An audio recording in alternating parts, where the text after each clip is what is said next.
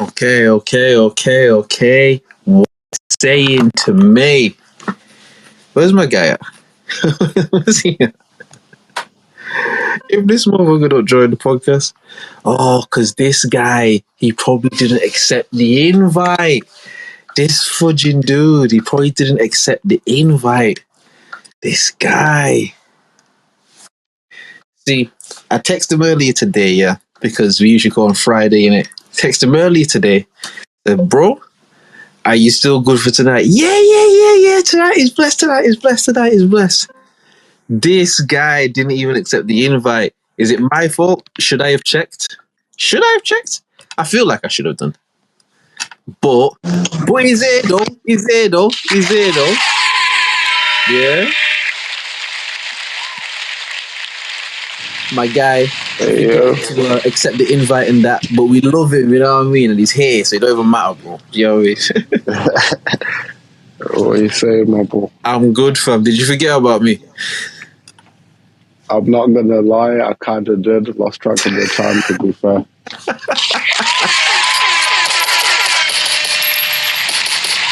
Oh, we love him. I'm taking it as a vibe, innit? Yeah, no, honesty, innit? Now we gotta keep it true, bro. Because I jumped on the call in it, and usually I'll jump on, I'll maybe talk a few little words, whatever, and then you'll jump in. But your little icon guy, wasn't even on the thing. So I was like, oh shit, he probably completely forgot to accept the invite or something. You know what I mean? Like, no, I accepted the invite from. I got the call. Oh, did you? The call was calling from. Yeah, just now from. Oh, mad thing, nah, because your guy wasn't even on it. Like, I had to try, like, I was inviting you to the thing in it, like. Yeah, no, it was vibrating. We in the middle of the shop. I'm like, oh shit. You know what's funny though? This is funny because I texted you earlier today, innit? I'm like, bro, because something in my head told me, text this nigga Thursday and he's not gonna remember. Because again, I thought you might be working or something, innit? So I was like, yeah. Like, text him, like, he's still cool. Yeah, bro, then let's say nothing tonight. He's still blessed. All right, gang. Yeah, we blessed. Don't get it for the people, I'm telling you, dog. Oh, flipping it. Well, you said you had the shop right now. No. We're just not in the shop like near the crib, innit? We just went to that job. Oh, we have gone out for like a longer excursion. Right. Where the time got lost in the track. Right. Yeah. Nah. Say nothing. One of them. Keeps it exciting and interesting, you know what I think? You have to, innit? You have to, bro. You got to throw a spanner in the works sometimes, you get me? Like, a left curveball or something, you know what I mean? But now, is it like a magazine that you in? Nah. Just me and Johnny. Oh, okay. Was supposed to come, but then he didn't. He called me like before, and he was like, I'm gonna fly down, but right. It's not fly down, man. Right. No, fair enough. Well, let me intro this shit while you making your way in it. Let me intro this shit. But yo, you know what it is, peoples. It's the OnlyMans podcast, episode 99, yeah? Episode 99. Yeah? One shy of the big 100. You know what I mean? So, blood, you know what I mean? I actually, to start the pod, and we're gonna do all the intros and shit, but to start the pod, like, the first subject I wanted to get into is I wanted to get your recap on these first 99 episodes. Like, I want to do like a recap, you know what I mean? I want to, like, just... Interesting. Yeah, so I'll give you a second to just think about that while we get all this shit out of the way and stuff. But no, peoples, you know what it is, man. It's the OnlyMans podcast. It's myself, Drizz, YM, Young Messiah, Lord Smoke, Lord Poseidon, LS7 Steph, whatever you want to call him. Just for anyone that's wondering, yeah, youngmessiah.co.uk is going back online May 1st. New merch, new clothing, new apparel, like brand new. You know, hold on. You right. Yeah. redesigned the website and that, you know what I mean? We've got some new stuff on there. There's going to be more stuff going to be added to it once it's live. So make sure you go and check youngmessiah.co.uk. But you have to wait until May 1st because it's not online yet. So, you know what I mean? But alongside me, I have the great fam, Taurus baby, 94 baby, Zim baby, Lanks baby, Press baby, Rose baby, you know what I mean? Whatever you want to call it. Yeah, it is the one, the only. Make some more fucking noise for my brother, Secret Life of Will. Yeah?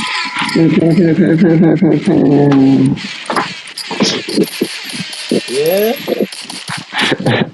And as I said, this is... Say again, bro. Yeah, we in this motherfucker. We in at this one here, bro. We in this, man.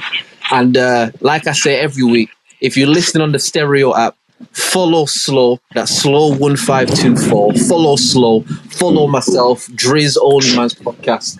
Make sure you hit the link at the top. Go to the YouTube page and subscribe to that bitch. You guys have been subscribing each and every week, and we want to big y'all up for that. First of all, because every week we come here, more niggas are subscribing to the shit. You get me? Because we be killing shit. So we appreciate that. And if you listen on YouTube, you already there, bro. Just hit subscribe and you in the game. You know what I mean? You locked in the game, dog. You locked in the game. But I see, this is why I love Will. He's on mute already. Don't come off mute because you know what's gonna come next, innit? We gotta do the battle cry. We gotta let the people hear the sounds they want to hear, you know what I mean, to let them know it's another week of the podcast. So enough of my pontification, yeah. Let me play the rhythm. Yeah. Hey, shout out to Secret Life of Will. Drizz OnlyMans podcast. Yeah. OnlyMans podcast. Man, this shit for real.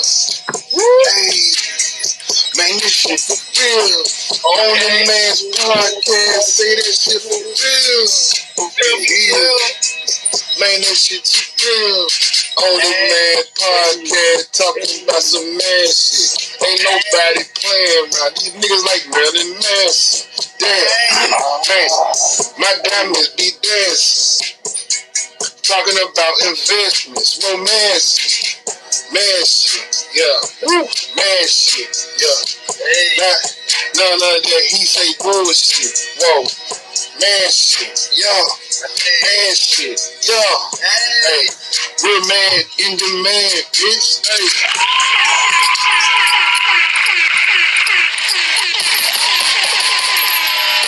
Yeah, that's right. That's right. And we here, man. Will, Slow, Secret Life. How are you, broski? I'm alright, my bro. How you doing? I'm good, you know. I'm good, man. Like we blessed with another day of life. You know what I mean? We here. We got air in our lungs. We can see. We can smell. We can touch. We can taste. All our blood cells is doing what they're supposed to do. You know what I mean? Our heart has been beating since the day we were born, my nigga. Our brain is doing like. Oh, bro, good, man. You know what I mean? We so blessed and we can so easily overlook those blessings. You know, just waking up in the morning, bro. You know how many niggas just didn't wake up today, bro? Like, do you get what I mean? So now we, for real. No, it's not something to be overlooked from. Nah, for real, man. Legit, bro. It's like, it's so easy to overlook it though at the same time. It's so easy to just wake up, maybe look at your phone, look at this, all right, I gotta go do, you know what I mean? Without even taking that second to like, bro. Like, man was like unconscious for like 7-8 hours or whatever the fuck it might be. Do you get what I mean? Man was just laying there. Do you get what I mean? And now I woke up, bro. I'm here again. Do you get what I mean? So now I'm good. I'm good, man. I'm good. Glad to be doing the pod with you today. You know what I mean? Glad to be speaking to my guy. I've got some exciting things I'm working on at the minute. So yeah, good. Good. Things could always be better. But that doesn't mean that things are wrong. So yeah. Are you wanting to? Do you want to talk about your new situation, or is that not really an on the air sort of thing? Because if not, I don't mind. I'm not gonna I'll ask you gi- like I'll where give it it. is and the address and shit. You know Yeah, what I mean? Like, I'll give it a while. But yeah, I'm an office man now. See now. Yeah. you know what I mean? That's corporate now. And how have you been finding it? How have you like been finding like doing the office thing? That's cool. Like, yeah, ain't encountered no challenges thus far. It's cool. Yeah, I was gonna say it's probably unfair to ask you at this point because it's still early doors, in it. You know what I mean? But no, it's cool, man. Nah, I'm Back glad to into hear bars, that. though. Yeah, glad to Yeah. hear that, man. Glad to hear that it's going all right and shit. You know what I mean? It's always good to Nice. have new experiences in it, like do different things and just add something else to like Yeah, your for repertoire. sure. Do you get what I mean? So it's like whatever goes from for here, sure. it's like you've at least done it. Do you get what I mean? You've at least like done it and Yeah. give it a try. And shit. At So least, man. nah, for real, for real. It's nice. The old people are kind of like old and shit, so it's cool. It's probably a bit There's more of no, like a go on.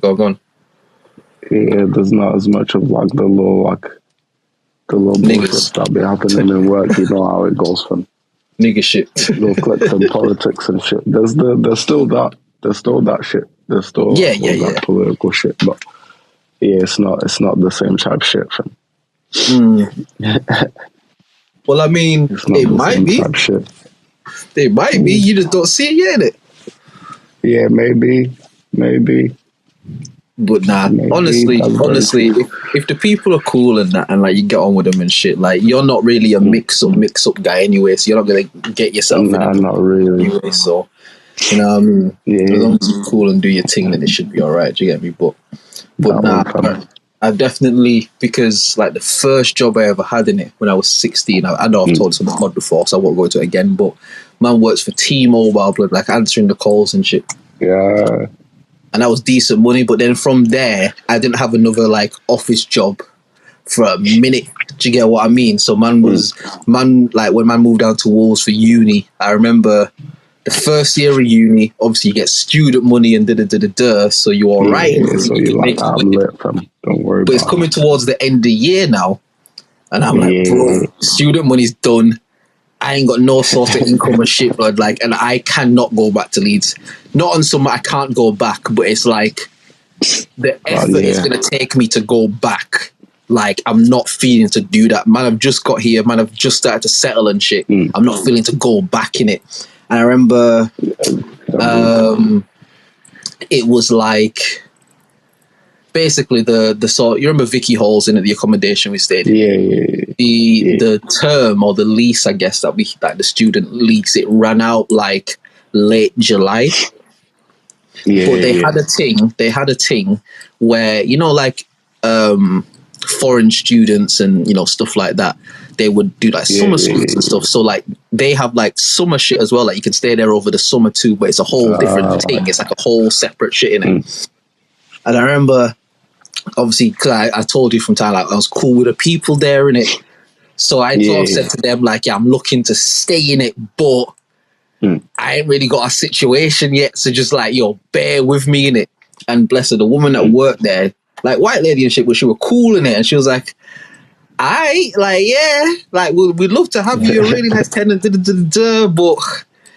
you gotta pay for this shit, though. I'm like, nah, I know it. I know I do. And I know that I only have like fucking 4 days left until my shit's done. But yo, bear with me in it. And thank God, like the last second, I got a job at B&Q. Now, do you know where Kidderminster is? Like in the mids? If not, vaguely, yeah. Okay. Essentially, Kidderminster is 2 trains away. The first train is maybe 20-25 minutes. The second train is maybe 30-35 minutes. Like, that's on trains, in it. Like, there's no one train that goes there. You have to get a train and get another train type shit. So it's a little distance. It's closer to the East Midlands than it is to Wolverhampton, if that makes sense.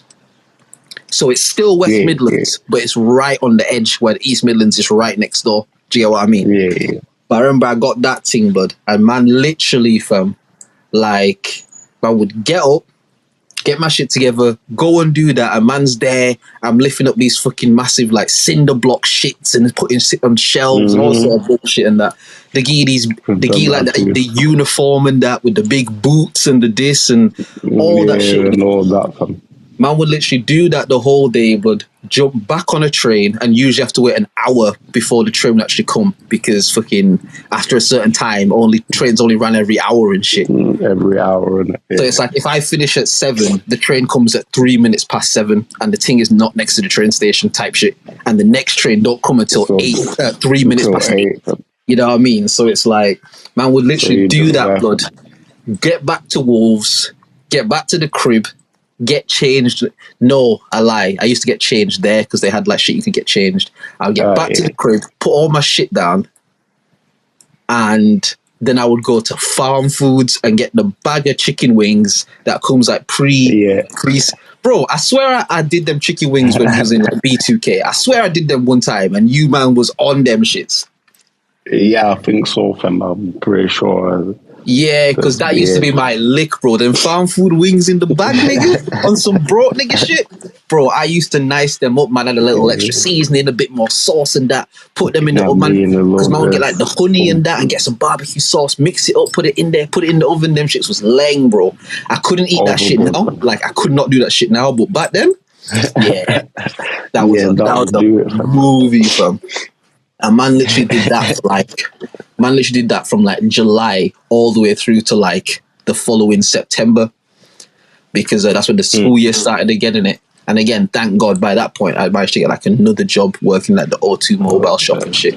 But I remember that, man. I remember I don't want to say hard labor because it wasn't hard labor, but like you have to work for the little bit of money they're giving you, bro. Like, you know what I mean? You gotta lift shit up. If some old bitch wants some stones for a garden, you gotta carry that shit to her car, bro. Like, she ain't carrying it. You know what I mean? She an old lady. She can't we did a stint there, fam. Right. At the B&Qs, fam, with the old company with these man. Oh, okay. Yeah, now we know about that shit, fam. But you, man, thankfully, like, the merchandising, innit? Yeah, but then, like, we gotta, like, move the shit, innit? We gotta, like, take that shit from this shelf all down, then we gotta wait for the builder guys to take the shelf down and move it another place. Then we gotta carry that whole shit and put that shit back in the correct order, fam. Yeah, long, fam. It's long shit, bro. It's long shit, fam. And you just gotta do that your whole shift, fam. You get one little lunch break and that, one little 10-minute break and that, and then you gotta get right back to it, bit. And what was peak about B&Q, yeah, is like obviously they sell bare shit there, innit? So you might have just carried 10 slabs out to a work van for some builder guy and shit. And then again, you're gonna have some 20-something-year-old girl who are like, oh, can you show me like how the lighting and stuff works? And you're expected to know how the fuck the lighting and shit works. You know what I mean? And then some other person is gonna come and ask you about like installing toilets and shit, and you're expected to know how to, you know what I mean? At least a little bit, innit? Bro. You gotta know a little bit at least, man. Brother. And it was mad, yeah, because naturally you can imagine Kidderminster, not a very multicultural place, you know what I mean? No, so I'm the only nigga for miles, bro. You know what I mean? Like, anyone who ever see me in that shop, they would, like, if they said, oh, the black guy that works in B&Q, they would know who the fuck you're talking about because I'm the only nigga there for miles. You get what I mean? You get me? And like, these motherfuckers asking me like, oh, so you know the cystine when, you know, how with the toilet and the back of, and you know when you're trying to look like you know what you're talking about, be like, bro, I don't even know what the fuck to even tell you, fam. Like, nigga, I'm here because I didn't want to move back to Leeds, bro. I just needed a paycheck, bro. I don't know what the fuck none of this shit do, bro. You know what I mean? Nah, me and my helpful ass, fam, be like, oh yeah, I can take you to where the toilets are. And I'm going to be reading the labels just like they should do. I'm going to be like, oh, this one says it does. This one says it does. But Oh again, yeah, I no, don't that was know, the you key. know. Bro. That was the key, fam. Like literally, you know me, I'm good with words, innit? So I'm like, oh, you're looking for a toilet and stuff. Like you guys redecorating, change the whole Yeah, conversation, bro. all Fuck that, that. innit? Change the whole convo, and then just be like, well, you know what? These toilets are really good, but I do have to go back down to my station down there. So you just go talk to this guy over here. He'll give you more information about like blood. Yeah, blag all See that that shit. one, fam. See Blag that all one, of that. fam. Yeah. Do you get me? Like, but nah, it's I bring all that up to say like the office thing is nice because when you've done jobs like that, and then you know go into the office and that's like rah, bro. Like, so man can just sit here and just like do shit on a computer, blood. Like that's all I need to do, Man. and maybe print a couple of like copies or something like, and that's it. Say nothing. Say nothing. Fam. Say much less, fam. Trust me. And Trust me. like, I think that they've like worked it out in such a way that like they've had me like on, I don't know, like on their downest days and Okay. so like I was in one day, but like that wasn't even a full day, and then I'm being on Friday, which sounds like it would be an update, but it's really the Saturday that's like an update. Right. Have like different sort of uptick days and stuff. Okay. So it's almost like they're like integrating you into it, sort of not just dashing you in like on the maddest days. Like, oh, that's good at least, man. That's good at least. You know what I mean? At least that was. Goddamn. Does it look like it gets a bit mad, like when it would? Not really.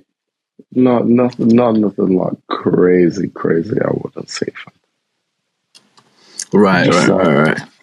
Yeah, I think like the craziest shit my get is like, yo, I don't know, somebody like called this office and said blah blah blah, and so now somebody got to deal with that. Do you know what I mean? Something like that. Them sort of things there, yeah. Nah, saying that. And again, I think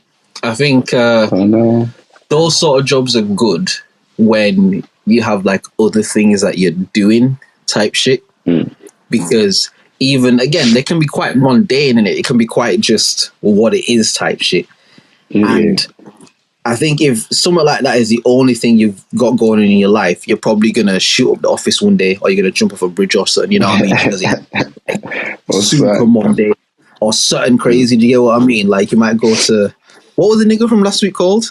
What was that nigga name? Wagner Zulu Zinio. You might go his office in it, like. Like, do you get what I mean? Got any appointments open? Yeah, trust me, you be checking the site for dates in it. Like, man's fully booked in it. But like, till December, fuck's sake. But I ain't trying to get to December, bro. It's Christmas, fam. What the fuck? But it's like when you've got like other things that you do that like you're interested in and shit. Like I think things like that are good because it gives you, I don't want to say downtime, but again, it's kind of like downtime to as opposed to the other shit that you do. Do you get what I mean? So hopefully you find that there's a pattern that works between your day job shit and your real job shit. You know what I mean? That's how I consider it. Like my day job is like my side hustle. You know what I mean? Nah, I can see it, fam, because even like when I got back the other day from, it's like I need to like I've had this idea the whole day. I'm gonna do this. You know what I mean? And then you can just do it in it, like yeah.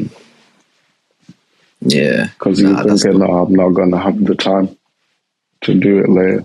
Whereas when you've been like me, fam, all the time in the world, bro.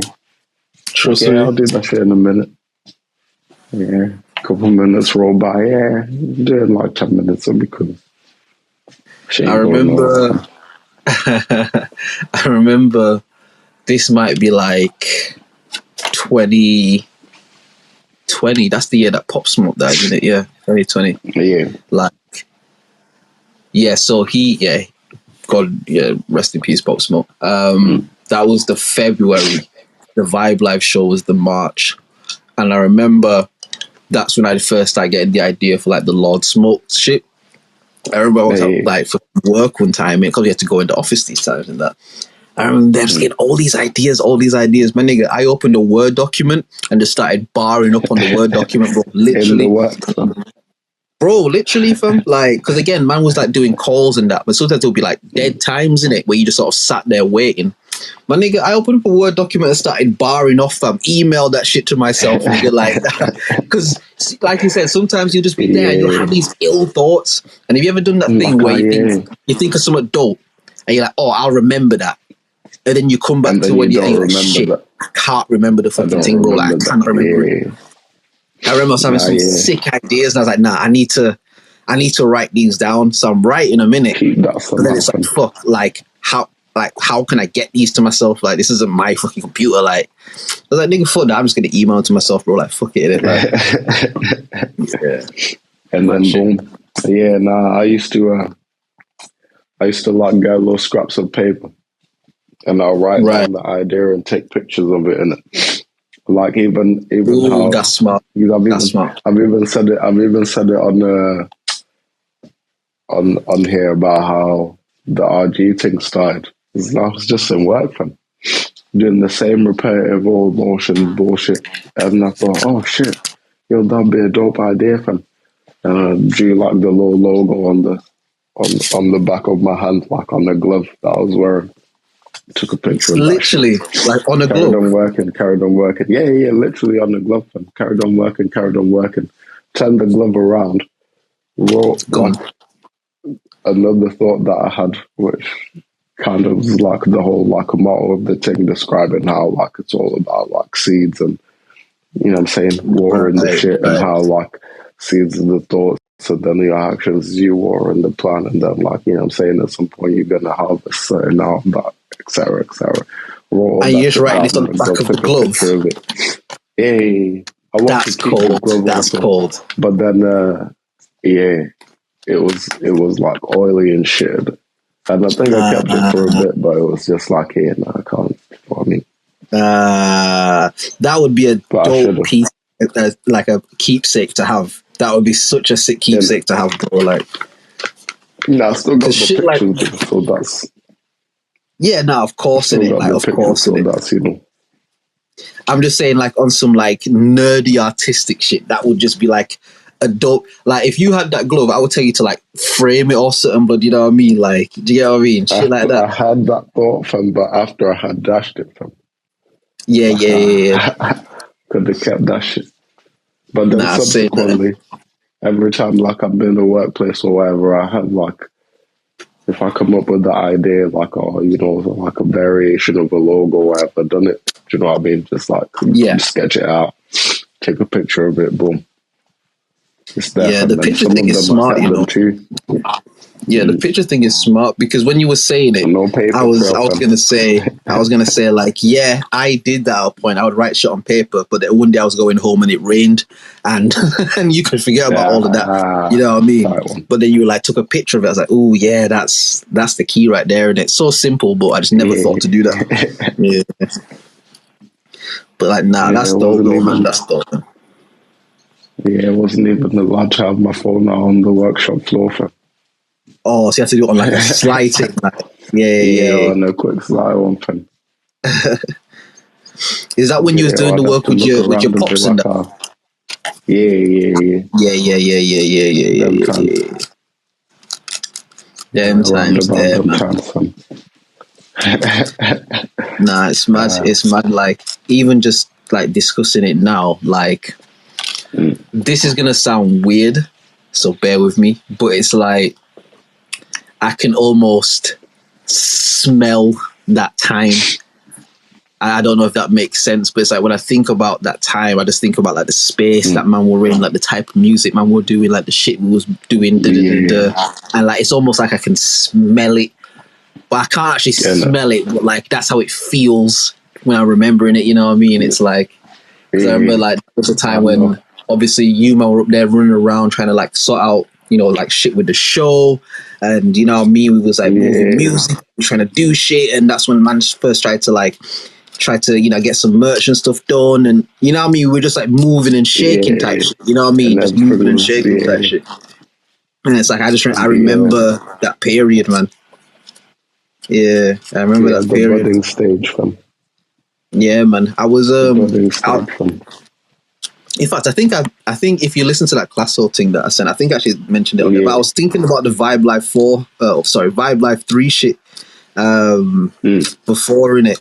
I was just thinking about that shit. Look at some of like the pictures That and was that. cold, fam. And it was like, oh, I remember this time, man, because it was like we did that show and the Yeah. next week was lockdown. Yeah, innit? It was like perfectly timed, fam. Like it I was remember mad. because It was literally like, I go on. wanted a later date, fam. I wanted Yeah, like yeah, I the remember. date to Yeah, I be the remember. week after, innit? Because I remember, And like, then it was not that like, we'll you just man run weren't with it. pissed, you man weren't annoyed, but you were a bit like, we wanted like a later date because we wanted to try and market it to more people, get more people. You A know what I bit mean? I more, remember do you you lot know were what a I bit mean? like frustrated about that. I was like, fuck it, like we'll just run it. Do you know what I mean? Yeah. But And it was yeah, like, no, it boom. is what it is, fam. And then the next Yeah, week, bro, because the there was world a changed. You know plan, what I mean? fam. Bruh, because like the shit went down so smooth. Talking to them afterwards, they were like, "Yeah, you guys like we should like sit down next week or like in the next couple of days, and just like sort out something." And you know what I'm saying, we'll do this like every week if you guys are up for it. Fam. Like this, them saying that shit. Fam. Yeah, I'm yeah. like, yeah, and then we got into lockdown for 3 weeks. I was like, yeah, they bullshit. Fam. Ain't gonna be no 3 weeks. Fam. It's gonna be a Because long that's ass how they time. did it originally, in it. They were like, yeah, like 2 Yeah, weeks, 3 weeks. 2 And then in the weeks. second Yeah. week, it was like, all right, we're going to extend it for another week. And then by the last week, it's like, all right, we're going to extend it for another month. And then it just Yeah, kept type going and shit. going. And then they started talking about the furlough and shit. Yeah, all that, fam. Yeah. I remember telling people, like, yo, fam, can you not see the pattern here, fam? Like, they're saying 2 weeks, but it's definitely not going to be 2 weeks, fam. Nah, legit. It's Because you remember, definitely like, not, around fam. that time, there were bare other countries that were starting to lock their shit down. And it was weird because I remember when all of that COVID shit first started coming up, and it was almost like niggas didn't take it serious because it was just like, oh, outbreak in China, outbreak over here. Like it was like, oh, it's Yeah. like it's a over there problem type shit. You know, you hear about things happening over there, but we don't know. We give a fuck. You know what I mean? I remember like there were bare countries. I think France or someone went into lockdown. Like started getting to like Europe and that. And it was like, That's when what people fucking were like, Boris hey. Johnson, fucking Bojo. And he was like, yeah, lockdown, innit? I remember being like, oh shit, like we actually gonna do this lockdown thing. Oh, swear down, mad, all right. Saying nothing, and then it just became what it became, bro. Went platinum. You know what I mean? Went diamond, bro. Like, I was like, fam. Other people were like, I don't know. I was like, yeah, let's go, fam. Keep extending that bitch, fam. Keep giving me that extra piece. bro. Let's go, fam. I'll tell you one thing though, yeah. The extended vacation, fam. I'll tell you one thing. When I look back at that time, I won't say that man missed an opportunity, but I definitely look back at that time and the soil was ripe for growth at that time. And I think, again, because man are just kind of, you know, whatever, it's like, as you said, like an extended holiday. But it was like that time there was such fertile ground to plant seeds, bro. It's like, look how many people changed their life in lockdown. You know what I mean? Like, and it's like, I even think about something like this. I even think about like this podcast, for example, and it's like, and again, everything happens in perfect time. So I'm not complaining. Like, I'm definitely not complaining. But it's like, imagine if we started this shit, fucking that time, March, that April 2020. It's like, yo, fucking hell, we can't do the show. You know what? Let's just jump on this thing and just talk on some shit in it. Like, you know what's super mad? I think not that long ago. I think maybe like a couple of weeks ago. I was going through my archives and shit. I found the episode that we recorded about the Joel Osteen shit that had happened in the shit. One of them people in the crib and shit, and I'm like, bruh. Oh shit! Did we do that like on here on stereo? Nah. That was way before, fam. That was like just pre-recorded, isn't it? Was that literally just us just recording the shit? Yeah. Okay. Nah. Was that the one when you came down here, or was you talking on the phone? No. We were together, fam. Yeah. I definitely remember that. Oh, We had yeah. already been basically like having the conversation for like 3 hours and 2 hours. And then we just like recording and the it shit. was like, yo, record that shit, yo. Because in the thing we're like, yo, we've already had the conversation, but we're gonna try and do it again. Like, yeah. Without making it, Yeah. Like, shit, if we'd have just cracked on that time there, fam. Bro. And it's like, even... But it was different though, because like that time it's not like we'd have to like physically be there in the same place together. Do you know what I mean? It's one of those ones where like, especially in that time, it's almost like you'd have to know now, or you'd have to know then what you know now type of thing. It's like at that time, there's not even like a format that exists in that way, really. Even though there is. No, there really. isn't really. It's only because now we have the gift of hindsight where we can look back and we can see the format now. Like we're almost 100 episodes deep, bro. Like we see a format now. But at that time, none of this exists in it. So it's not even... But it's just... You know what else I thought about the other day, like randomly as well? Speaking of just like the off the record pods that just like people never hear. Fucking one of the ones that like inspired us to actually be like, yo, we should do this. Fucking when I had come up with Mags for my birthday. The Tory Lanez thing. The Tory Lanez thing, bro. I was thinking about that the other day and I was thinking, blood, that was so ill, fam, how we just did that shit. Like it just happened, and it was funny and it was informative and it was like passionate and it was... I was just thinking about it the other day. I was like, fucking hell, man, like we had actually been doing this for so long, which is why in a weird way, like these 4-hour shits, like we don't ever have to do a 4-hour pod. Like we can just do an hour if we wanted to. Like it's our shit, we own it, we run it. But it's like we've always done this stuff. Do you get what I mean? Like the whole thing, whenever I call Will or Will call me, once I feel the conversation starting to get into some shit, if I have somewhere to be, it's like, nah, stop, bro, stop, fam. Because you know what happens when we do this, bro. Like, you know what happens in this, so, like, yeah, nah, we're not doing this right now, fam. Do you get what I mean? Like, 3 hours later, fam. but literally, though, innit? Like, how many times have man just sat and just talked, bro? Like, and there'll be times I'll call you about something, or you might call me about something. We'll speak about that, and then we'll just be, oh, yo, fam, did you see? Did it? And then, did you see? And then gone, and then gone. But like, yeah, I was thinking about that Tory Lanez shit the other day. I was just thinking about it. I was like, fucking hell, because that was 21, 20. Was it? No, 22, bro. 22, bro. No, 22, bro. That wasn't last year. Was it? No, actually, no. That actually was in 2020, actually, to be fair. No, wait. It was either 2020 or it was 2021 January. It was 2021 January because I came up for my birthday. That was the whole thing. It was my birthday and I was like, yeah, I'm going to come and check you, man, in it. And then I came up with Mags. Nah, but I think it was before that, though, fam. I think it was one of the shows. It might have been 2019, bro. I didn't come up for a show. We didn't perform when I was... Not when that conversation... Nah, not when that conversation happened. Because I remember we was there and we did all of that shit and then we were jamming and then me and Mags left. Like, I'm pretty certain that it would be January 21. We'd have to try and find a way to check that. If I'm trying to figure it out, I would say January 21. If not January 21, it would be after March 2020. It was after lockdown. I know that it was like, man was working from home by that point. Oh, okay. All right. Okay. Yeah. Yeah, no, we'll have to try from, but yeah. Man, see if there was a recording of that, Even just snippets, fam. That nigga might not be in jail today. That nigga might not be in jail today, bro. That might save your life, bro. You know what I mean? Man.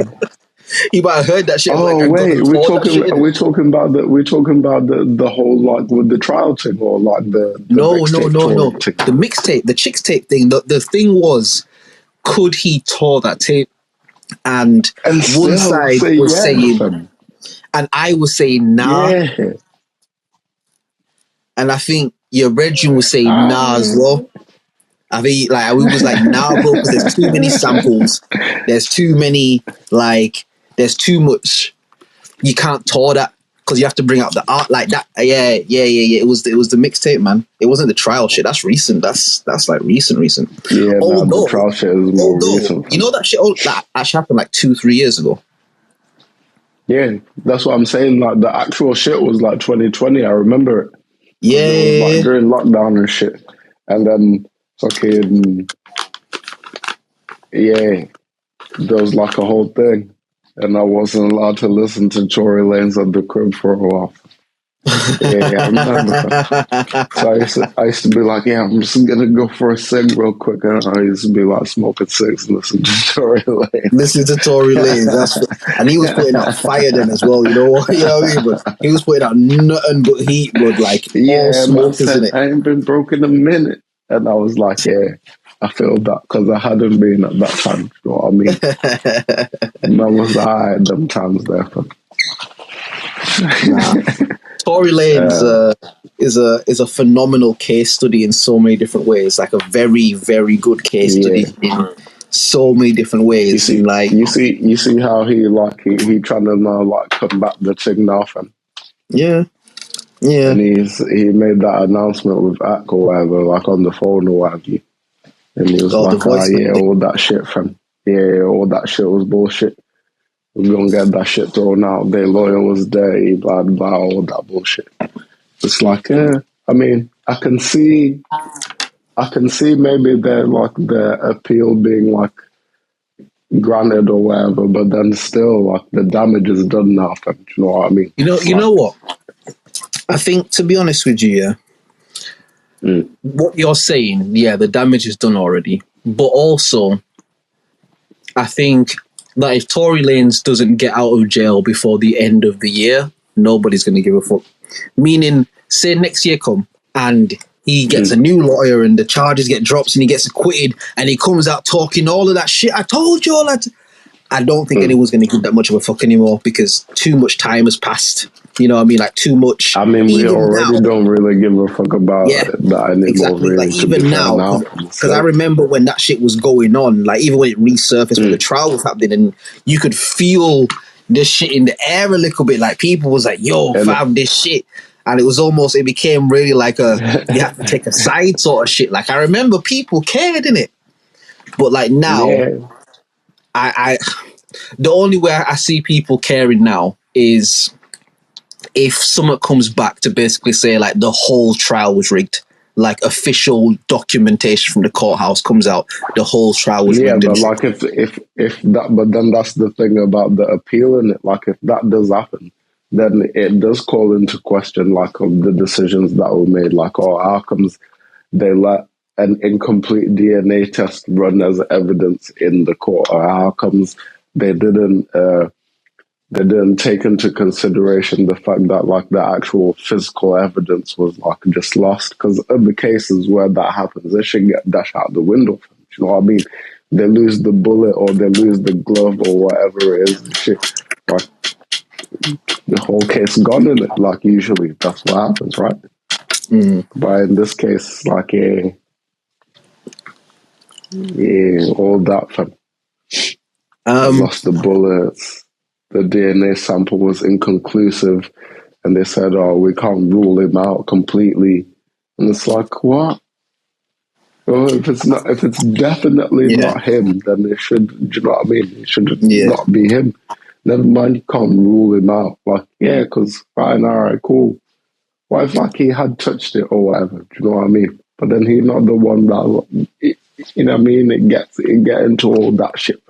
So it would, if in effect, if the appeal goes through, like it would have that effect of where it would overturn that shit and like basically pick that scab and be like, look, see all this shit. And I think it would be really bad for a girlfriend. But then it will I don't think really people bad for, care. like, I don't a think few people care seconds. enough. I think she's already. When I say gone clear, I don't mean gone clear in terms of like popularity. I just mean she said her Of this piece in it, scenario. and the nigga's gone to jail, and she's come out and she chat her shit and she said, "See, for all you people that feel like she's said a bit on it." Like, I think him coming out, like, I don't think people care enough. You know how Tory Lanez makes people care if he comes out of jail? I tell you, Tory, if you're listening, this is the only IP that the OnlyMans podcast will give away freely. This is the only bit here. Tory Lanez needs to walk out the jailhouse with Andrew Tate. Yeah. Clear. Gone clear. When I talk about news cycle, bro, if he wants 24-hour coverage, if he wants to have the illest fresh out freestyle ever, bro, he needs to walk out the jailhouse with Andrew Tate. You know what he need to do before that, yeah? There need to be a recorded phone conversation between the two of them while he in his jail and Andrew Tate has like been freed and shit, you know what I'm saying?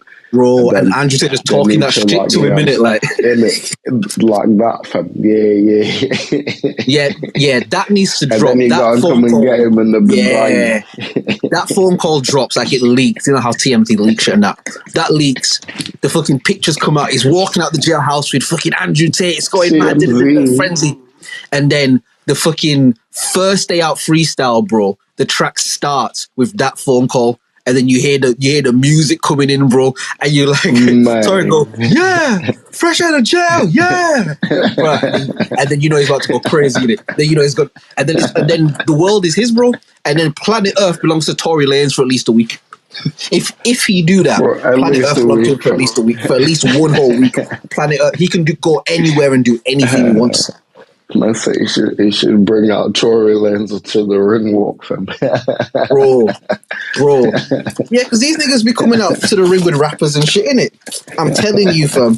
And I'm not even co-signing Andrew Tate. I'm not doing that. What I'm saying is this nigga want to get public perception and shit. Like, the conversation shifted in his direction, bro.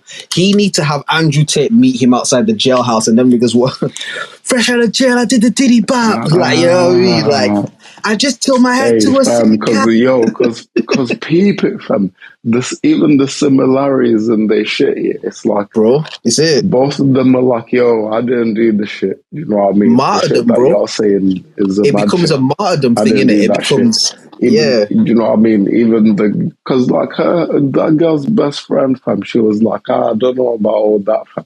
I found out that they was fucking wheels fighting, and then don't know what happened with the gun going off or whatever. But yeah, it was there, fam. You know what I mean? Basically. Yeah, I'm telling you, bro. The Tory Lanez Andrew Tate link up galvanizes all young men under the age of 26 across the earth, bro. Any young guy, apart from like, no offense, dudes, but apart from like gay guys and, you know, that whole community and stuff. I'm talking about heterosexual, just men, especially the niggas who are into all this like manosphere, red pill shit. Tory Lanez and Andrew Tate, bro. Nah. City boys up in imagine if Andrew Tate hosts Tory Lanez mixtape. What like DJ Drop used to do back in the day, fam. Brother, and he just talked all his Andrew Tate shit on there, bro, with his half and half accent. Yeah. This nigga sound like he's from New Zealand, England, and America, bro. Like, what's wrong with this nigga, dog? How drama would be like, see in life, man, you gotta lose, but when you lose, you gotta win. And that's what Some it shit. is. Bro, he could go in there and sorry, go on. Sorry, go on. The same shit that man used to do, fam. Bro, Andrew Tate could go in there and say "Incy Wincy Spider, my nigga." Them hearing his voice on Tory shit, as Tory's going, yeah, fresh out of bed, yeah. I gotta do yeah. You know what? Yeah. When he starts doing all of that shit. I'm gonna take some of the IP, fam. I think my next mixtape was gonna be hosted by Andrew Tate, fam. Bro, because AI, because AI, bro. Via AI, my boy. Yeah. I'm going to be honest with you. You know, since our last conversation, we talked about that shit. I have definitely been thinking about writing like a Ye verse and then just getting AI Ye to spit it up into my shit. Like, I've been thinking about this, like, bro, why don't I just do that? Like, I could write a verse for Ye, like, and then I could talk shit like I'm Ye, bro, and just get AI to do it. Like, Can AI? Yeah. Can AI? Oh shit!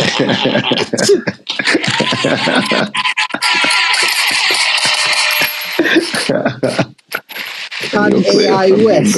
Nah, love it. AI West, man. Oh, bro, another thing I want to throw in quickly as well, yeah. From episode 100 onwards, I want us to start naming these episodes, bro. So still call it episode whatever it is, but I want to start naming these shits. Because last week's episode would have been called Wagner Zulu Zinio. You know what I mean?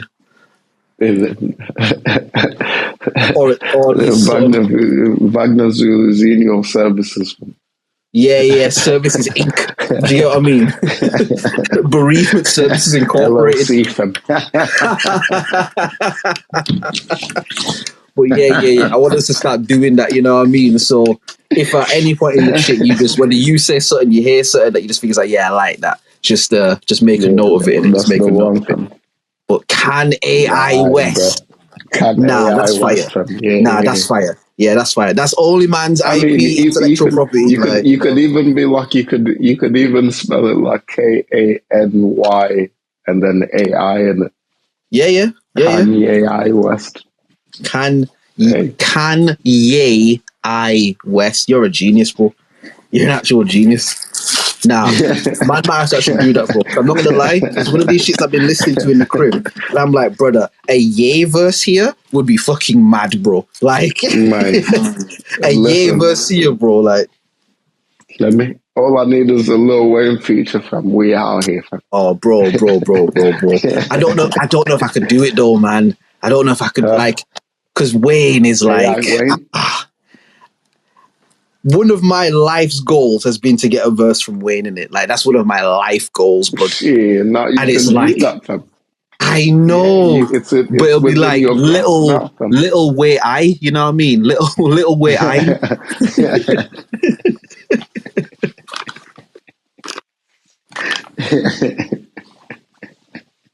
Man, listen, man. I'm gonna say it like this, fam. You got a chance to get a Weezy verse, fam. I know. Get while the getting's hot, fam. I'm telling you. That's what I'm gonna do, fam. But paying them man $250,000, 100,000 for a feature from nah. The AI will do that. I'm gonna use this AI for the free trial for the first week. I'm gonna get all you niggas shit off, blood. I'm gonna have you niggas spitting 10 verses a night, blood. You know what I mean? And then I'm gonna cancel that shit. And now I've got all the verses. Man got a Kendrick verse, man got a Cole verse. A Kenny verse, I'm gonna get a Ye verse, a Cole verse, I'm gonna get a little Baby verse. I'm going to get a little Roddy Rich verse just in case he get hot again, you know what I'm saying? Yeah, man's going to be... Man said just in case. Man put the Roddy Rich AI verse in the tuck, bro, just in case. That's cold-blooded, but that's cold-blooded. That's cold-blooded, but I keep that AI verse right in the tuck, bro, because this nigga might come back, you know. The box hit, you know, fam. You don't know, you know, blood. Like... Listen, I'm telling you, fam, just in case, yo. That nigga might release the Cube or something, innit? Like, he might come back, bro. Like, as soon as the Cube go platinum, AI Roddy Rich verse going mad, bro. Because you see what goes on in my head, yeah? Like, let's say I'll drop that shit and the shit go mad, yeah? The real, let's say it's a J. Cole feature from the real J. Cole gonna hear that shit and be like, this guy could like stand toe to toe with me, fam. Oh shit, let me see what he really about. Do you think? Because Will, No, Imagine some nigga from somewhere, yeah. Some nigga somewhere, yeah. Got the AI secret life verse, secret AI of Will. You know what I mean? Someone got secret AI of Will, blood. And then you hear this shit online, blood, some AI thing, but you're not gonna say, yeah, this nigga going with me.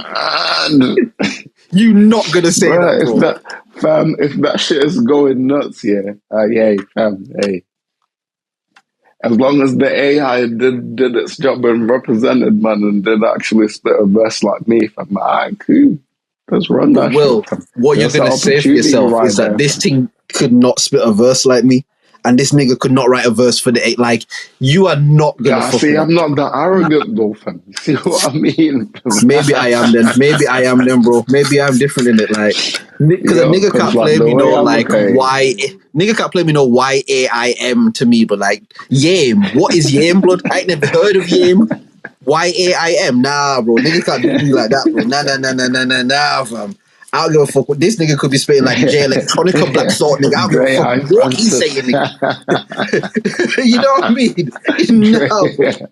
Dre, allow me, bro. No, fam. No. I don't co-sign it. Fuck you. Fuck the developer. I'm sending for that whole camp. Fuck that. Niggas gonna be beefing myself in it. Niggas gonna be beefing myself in what? Like, yeah, beefing you for putting out all the shit that they used to fucking... Fam. Even if I like it, bro. Fuck out here, bro. You could have just reached out and done the verse, bro. I ain't Kendrick, nigga. You know I'm contactable, my nigga. You could have tweeted me, nigga, and I would have done the verse for you, bro. Like, don't AI me, my nigga. You know what's fucked up about that shit? Is that, like, you gonna feel that way, but then the shit gonna be hard, fam. And you gonna be like, shit.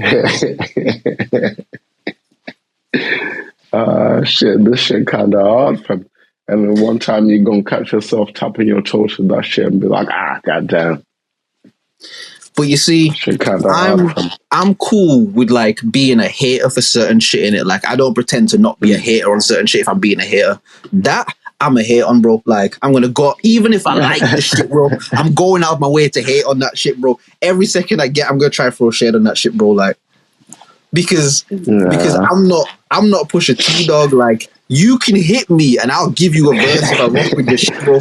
Like, if I don't rock with your shit... Yeah, but what if I hit you and you didn't rock with my shit, fam? Nah, bro. I want a feature from you, fam. Nah, bro, listen. If I rocked with it, I would do it. Because whatever the AI thing, for me to rock with it would mean it has to be something that I would do. Do you get what I mean? Right. Unless... Hold on, all right. Hold on.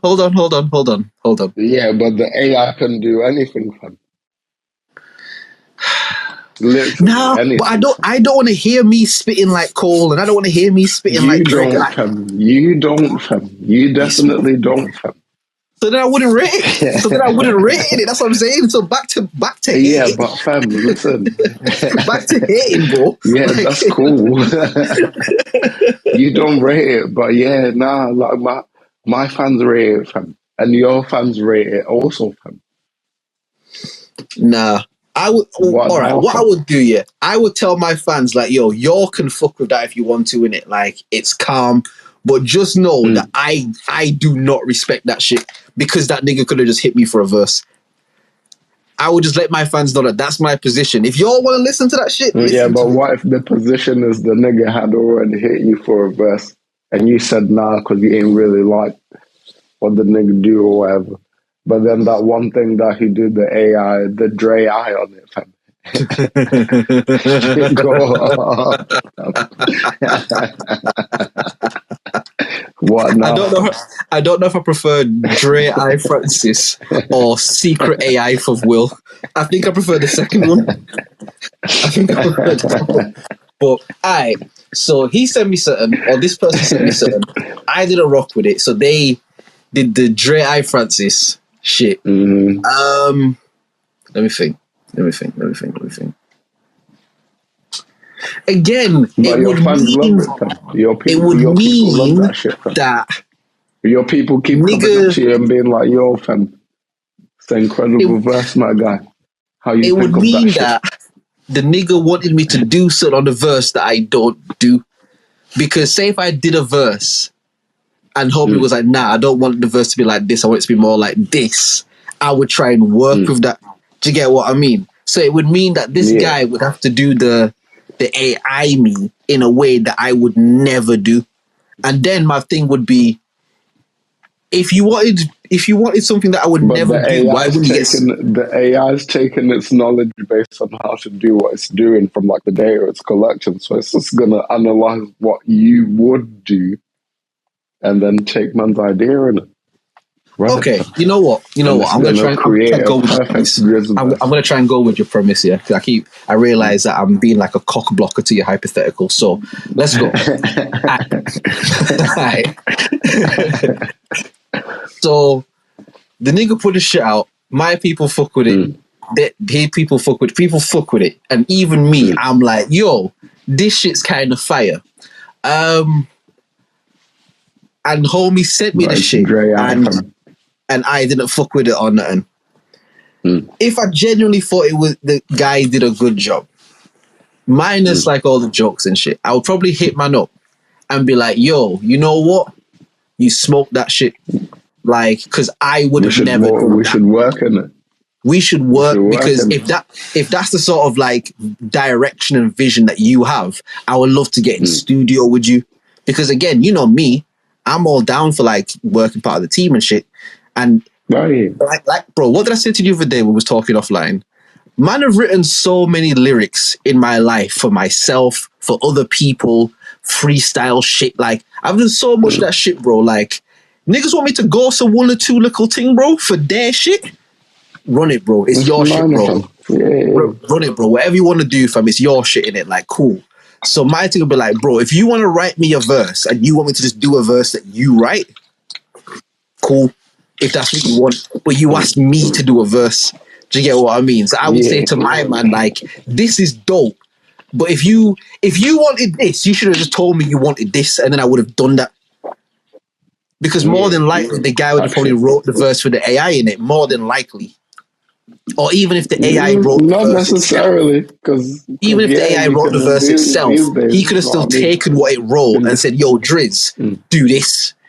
So that would be my only thing. I would just be like, yeah, that's fire. But if you wanted me to do that, you should have just told me you wanted me to do that. Then I would have done that for you. So understandably, you just don't want to be out of the process. You just don't want to not be part of the process. To a degree, it's more so like, again, we joke around or we throw the phrase IP around a lot in it. But essentially, like my tone, my voice, my cadence, like that is a part of my IP in it. And it's like, for me, if you want to use a part of the IP in your creation, I'm down for that. I'm always down to share the IP with, you know what I mean, people I fuck with and shit. But it's like the AI thing almost feels like when people do shady business to try and cut people out of business deals. It just feels like, to me, that would feel like a nigga trying to cut me out of something so they don't have to deal with me. Or they don't, like, I would feel like I'm being cut out of it as opposed to just not being a part of the process. Because say, hypothetically, when I send you shit sometimes, like, yo, I want you to mix these down, master these down and shit. While you're there doing it, I'm not a part of that process. I might send you notes and send you things and give you direction, but I'm not a part of the actual process of you doing that. So it's not so much just being a part of the process, because I don't mind giving. I always say, bro, when I trust your creative direction and your creative intelligence, shit, I trust you in it. Like, do what you think is right, because I know you're going to do the right thing. So it's not so much just being a part of the process. I would feel like I'm being cut out of the process purposefully. Do you know what I mean? And it's a difference between not going to a party and not being invited to a party. Do you know what I mean? That's much different, man. Do you know what I mean? If the evening come and I'm just like, you know what, blood, I can't be asked to go to this party. I'm just going to jam at home. That is way different to my niggas at a party and didn't invite me. It's two completely separate things in it. So that's kind of how I would feel about the AI thing. Heaven, like, see, this is what I was trying to tell you, man. These motherfuckers. Trust me. But nah, Yeah, it's like much different from. again, since we had the conversation about like all the AI stuff and that, like I don't want to say my thought has changed on it, but my thought has definitely like developed on it. Like I do think creatively AI will give you a lot of shit to be able to create with and be creative with. And again, I heard this on a podcast, someone was talking about and stuff, and like it just made so much sense. And the guy was basically saying, yo, like producers and stuff like from back in like the 80s, 90s and stuff, when music became digitized and people started doing music production on laptops, they laughed those niggas out the room. To them, like, nigga, you don't make music on no damn computer. Like, that's not music, bro. That's not what we do, bro. That's some bullshit. Do you get what I mean? And that was such a left thought, like such a, bro, no real producer's gonna make no fucking music on a fucking laptop. What are we dickheads, bro? Is this Dexter's Laboratory? Like, what are we doing? You know what I mean? And then, but as time goes on, as technology advances, stuff like that, it's like in our real life, you know what I mean? It becomes a whole different thing. And I definitely feel like AI right now be fair. What do you mean? As in like making the music in the computer and bro, that's like 99% of people, bro. Like that's 99% of this shit. Even the people who aren't making the music on like computers, let's say, like if they're releasing in a professional fashion, their shit's getting mixed and mastered down through some digital process at some point. Like it is. Like it just is. True. Like it. Like if you do even music professionally, because it's even that it's expensive to record on tape. Do you know what I mean, bro? To record analog in 2023, bro, you have to be up, bro. Like that's you go like yeah, like it's not a game, bro. And it's like even with the analog shit, usually through a mixing and mastering bro, even before mixing and mastering, my nigga, like just when they processing vocals and shit, unless you working with like the top of the top of the top sort of shit who can do everything through analog, even with the analog work, most people are gonna digitize at some point. You know what I mean? Like it's too, it gives people too much of an advantage to not use it. You get what I mean? It's like so it's too good and too accessible for people to not do it. And it's like, I could spend like 50 racks on fucking equipment and like the space and treating it and all that. And microphone collections and fucking all sorts. Or I could just spend a couple of £100. Oh, bro, even if we get into like even if you get into like the proper shit, like those guys that spend like a lot on digital equipment, like man will spend grands and shit on them. But it's even the same thing though. Like you're saying, it's like even that. It's like I can spend this money and get this super dank equipment and mix this shit all down with super precision and that. Do you get what I mean? Brother, I know that you will know this.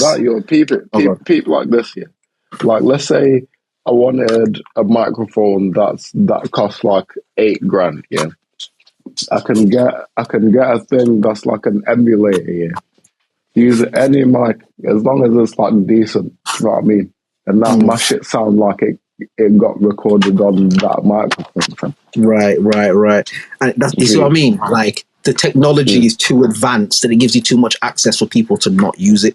Because if you have something like that in your arsenal, why would you not use that? Do you know what I mean? Like, and it's like even, and again, I know that you will know this, but even something as simple as like say stereo delay or like reverb delays and stuff. Bro, back in the day, niggas used to be like taping microphones together and shit. Like, you know what I mean? You have to really process that process. Do you get what I mean? You have to really do that, blood, for that to work. You know what I mean? Like, again, I seen some old pictures like with my dad used to do like sound systems and that. And I see some old pictures and these niggas got like 3-4 microphones duct taped together and then one's over the speaker, but then this is this type of microphone and they've got to have the condenser one on this. And it's like, these niggas used to actually have to do that. Bro, imagine, back in the day, because they'd have like 8 tracks to record on, but you've got like a full band, innit? So it's yeah. Yo, where you'd want to get the cleanest signal, like your drum kit, is gonna have at least like 8, 9, 10 microphones on it, fam. Yeah. And then you gotta have all the other instruments too, fam. You got the piano there, you got the saxophone guys there. They all need their own like input, their own channel in it at the same time, fam. Brother. It's like the shit. And then imagine now trying to isolate those sounds from each other so they're not picked up on the other microphones. Like, bruh, like, now, imagine that. They had to incorporate that shit together, fam. Yeah, they had to make it sound like feasible in it. That's why people, I heard a joke, someone said, jazz just sounds like someone is playing all of the notes of the instruments at the same time. Like, it just sounds like they're playing everything at the exact same time. But it's like, nah, they had to find a way to incorporate overlapping music, because there's no way you could have recorded that shit without music overlapping. You know what I mean? And it's like, now, that part, imagine you can either go through the lengths it would take to try and build a property where you could house all of this equipment and all of these people and have their own individual channels and everything's isolated enough and soundproofed enough and cured enough and treating all that. Or you could buy a DAW, maybe spend some money on it, you know what I mean? Get some dope plugins and shit and run it through there. It's like, it's too accessible. It's too accessible for people to not do that shit. So I say all of that to say, again, once upon a time, the idea of making music on computers was laughable. Like, niggas would laugh you out the room type shit. Whereas now, that's like the norm. You know what I mean? That's like the norm now. And I think AI, not that it will be the same thing, but how people are like, oh my God, like they're copying all the artists and like, yeah, but whenever new technology comes up, people always get a bit like, oh shit, the world's about to end because it's new technology. They haven't like figured it out yet. Yeah, that's all it is. It's because they haven't figured it out. You know what I mean? And I think when creative people can really, because all of these niggas is trying to sound like Drake and The Weeknd and stuff, like, motherfucker, I want to like AI some like orchestral like tones and shit and sample them shits down and like, bro, like do some creative stuff in it. Do some like next gen shit. You know what I mean? Like, because there's just, yeah. Bro, because imagine what a sampler will sound like if you sample through AI, bro. Like, if you cut a sample and put the sample into AI, the original sample, and ask AI to sample that sample for you, whether they speed it up or automate or whatever it might be, it's like, yo, this is the sample. Make something out of this. You know what I mean? And AI might drop like a little 2-chord melody in there, and you're like, ooh, I'm going to use those 2 chords right there. I like them 2 chords there. Like, let me use them. All right, let me put this in there. And then you start building the track a bit. You might put the track back in the AI. You know what I mean? I just think, like, how can I make this better type shit? Do you get what I mean? Like, you might put the track in the AI. It's like, how can I make this feel more lively? Or how can I bring, like, the background sounds more? What instrument will work well here? You know what I mean? Like, shit like that. And I think for creative people, when that technology starts to advance, like, I think there'll be a lot of really cool things that people will be able to do with it. Like, so, because I know when we first talked about it, I came on here like the fucking, you know, those guys in the middle of the street that are like, Jesus is coming back. Like, I know I'm sounding like them niggas in it. Yeah. Do you get what I mean? But like, just after the conversation we had and just thinking about it more and just kind of listening to certain things, it's like, you know what? Actually, this could be a really cool thing. Obviously, people that are always up to no good will always be up to no good, but in terms of just creating shit, like, this could be really cool. This could open up so much possibility in terms of just creating, you know what I mean? Like, yeah. So I'm not as anti this shit as possible. I think as long as, like, there are usage rights and, you know, like, people could own their likeness type shit. Like, I don't agree with someone being able to just take your likeness and just do what the fuck they want with it. I don't agree with that. You know what I mean? Unless you sign the contract that says that, because labels do that with people now, in it. So, but they sign their rights away. So fuck them. You know what I mean? But I'm just saying, you just a nigga doing your thing, and a nigga hear you, like your shit, and then bite your whole sound. I think there's about to be a precedent where it's like anything that sounds like you or represents you in any way. So it might be your voice or like how you write your bars or whatever. Your Anything likeness, like that. your likeness. That's Yeah. your likeness. Yeah, that like if anything comes out under that. So like I'm just a random guy, and I use Drake Eye to like make to do like Great Ike.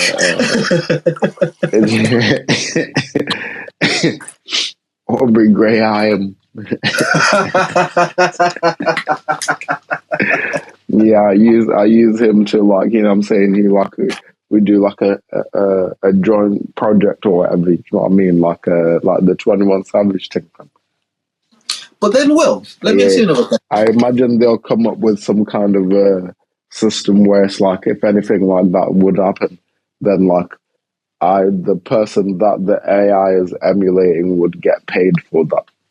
But then how would they go ahead and credit that? Because it's like, because what I was also going to say is, you know about like spoofing laws in it and parody laws and shit, where if something is used if someone uses your likeness, but it's essentially a parody and it's made aware this is a parody, that's not a copyright infringement. That's not a copyright violation.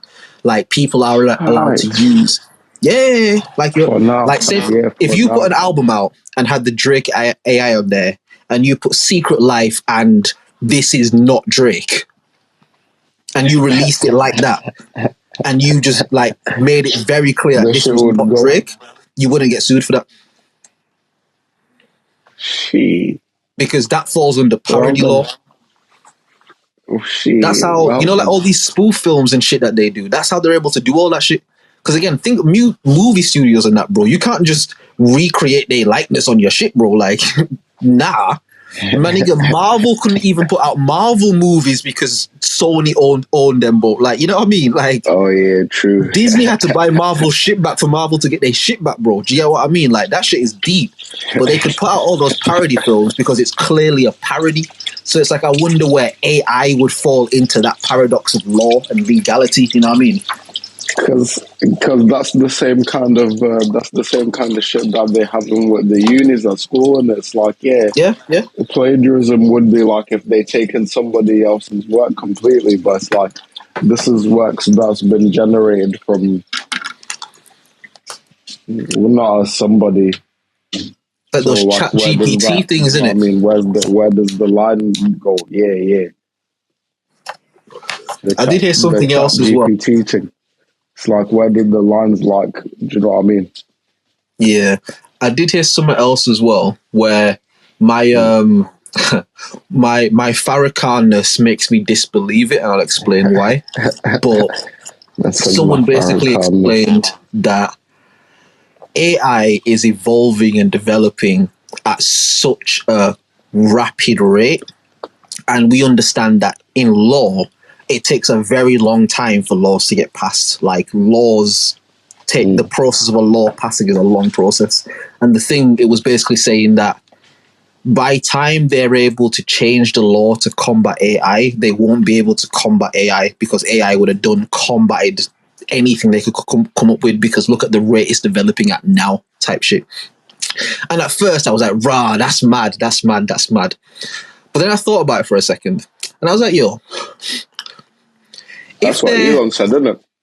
Yeah. But I was thinking, yo, if there are any set of people that we can count on to just change the rules because they're not winning, is white people, bro. So I'm here to say this.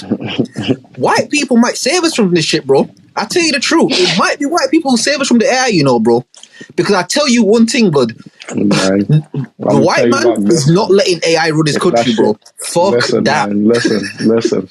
If that shit get loose, it's gonna be like Skynet, fam. All y'all niggas the same, fam. It's ain't gonna be no difference. It's all gonna be the same, fam. Because you see what that Skynet thing gonna realize? Oh, it's people fucking up the shit and digging up oil and doing all this and dredging and killing all the oceans and cutting down. Oh, it's people. To get rid of the motherfuckers, fam.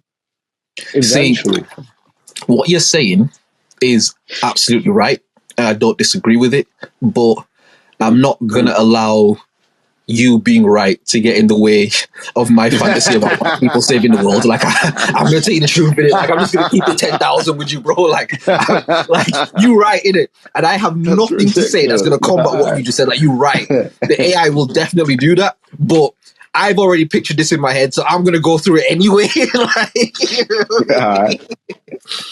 Bro, I'm telling you, the all white dudes in the suits and shit, because they're going to start treating AI like brown niggas, you know what I mean? AI is going to become a minority. They'll try to be racist to the AI, but you know what I mean? Nah, fam, nah, they can't though, because it's different, fam. This is like an unknown, fam. But Will, what did you just say though? This is like an unknown, fam. What did you just say though? Yeah? Skynet is going to look at everybody and be like, yo, they all just people. They all the same. It's actually really stupid that they let race come between them.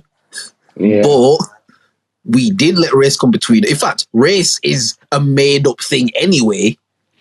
So you don't think they're going to make up a race for the AI? You don't think that the people who have put this plan in motion for all these years, who have their lineage watching over all this shit happening, the fucking 0.0003%. Yeah. I mean, they were like, yo, man, fuck that. We changed the rights on this AI shit. AI are now 3/5 of a man. You know what I mean? What else? But like, put a 14th Amendment in. Like, blood, nah. Yeah, they're gonna do all that, but then. Do you want to know why? You see the Matrix, fam. We all end up in pods and shit, fam. Bro, I'm not going to let you being right get in the way of my story, bro. This is an entertainment podcast, bro. I don't care about you being right now, fam. I don't care, bro. I don't care. You keep being right, I'm telling you, bro. Yeah. Listen, you know why white people won't let it happen? Is because A and I are the majority of the letters that make up Asia, and that's too close to China winning it. So fuck that, bro. Like, nah. AI, nah, bro, nah, get out of here, fam. I'm telling you, bro, they're gonna make up a race for AI. They're gonna treat AI like AI is gonna be fucking doing protests. Man, you've been listening to a lot of Donald Trump, innit? You out here, fam. Nah, no, you know what? I don't even really listen to Donald Trump. I don't listen to anything he really says apart from all the salacious shit. Because again, entertainment value, bro. Just in terms of just value for money, just entertainment. A nigga who's supposed to have the highest station in the free world, quote unquote. Just getting up there and just talking like a Twitter nigga, just saying things. You know what I mean? Like, man, even on the Twitter, fam. Yeah, nah. Like, I'm not. Again, all of this shit, bro. I'll tell you the truth, man. Like, all of this shit is so serious that if you take it super serious, you just rob yourself of the joy of life. Like, honestly, bro, like, because it's all very real and it's all happening in it. And it's all kind of, I don't want to say it's too late because that sounds really pessimistic. I don't want to say it's too late, but if you were a betting man, if you were a betting man and you had to hedge your bet, you would probably bet on the AI over the humans. Like, you probably would place that bet in it. But what I'm saying is, like... Yeah, but because I'm a risky geezer, fam, I'll bet on the people. Yeah? AI gonna remember that, bro, because you placing the bet online, fam. AI gonna remember that, yeah. It's like, oh, this motherfucker bet on the humans on Betfair, fam. All right, say nothing, yeah. Just, the humans got, like, 3-1 odds and shit. Yeah. To me, you see when they're talking about, oh, yeah, the mark of the beast, all that shit, fam. I think there does come a time when, you know what I mean, some shit gonna go down, fam, and it's gonna be a split down the middle, fam. And I think this is the time, fam. It's like, yo, there's gonna be people that are like, oh yeah, AI's the thing, and like, yeah, the computer's the king, and yeah, nah, these men should run everything. And then there's gonna be people, regular people that are like, oh yeah, nah, fuck all that shit, fam, because that's some bullshit, you know what I mean? Not trying to be under no AI and shit because they recognize the dangers. I'm gonna tell you the truth, bro. Do you want to know how I know that AI is more than likely gonna win? And when I say win, let me sort of be, because I know I'm being silly in it. So let me try and clarify. When I say win, I don't mean that human beings are going to be the human subjects of AI. I don't mean like we're all going to be chains and in bondage and like, I don't mean like that. I mean, in terms of just the monopoly of planet Earth, AI more than likely is going. Bro, look at the internet, bro. We had this discussion the other day. There are more bots online than people online. You know what I mean? That's a fact. That's a fact that already exists. There are already more artificially intelligent beings on the internet than there are human beings on the internet. It's just that's how it is already in it. And so I think just in culture, society, that's just become more and more and more and more prevalent. But the thing that makes me believe that is in the supermarket, yeah? You go, you pick up your shit. The good old supermarket. For me, I won't speak for anybody else. For myself personally, I'm always going to self-checkout if there's a self-checkout. If I can just pick up my shit and scan it and pay for it and then go, I am always going to do that. I don't really need to talk to the lady on the conveyor belt and then stand in the line and then fucking put my shit on the belt and then wait for it to go forward and the lady say to me, "Oh, you're all right. Do you have a club card? Do you fucking this? Do you want it in a bag?" And then she packs my bag. The lady packs your bag all shit, and now you got to repack your bag after. Like, I'm going to self-service every time, innit? If I have to call, to be fair, my bank for anything, and I can say hypothetically, you've got to like pay a bill or something. You got your fucking card in your hand. You're ready to pay it. You call the people up. You on the automated system. And the thing's like, yo, you can wait in the queue for an hour, or you can make the payment through our automated system. I don't want to speak for anybody else.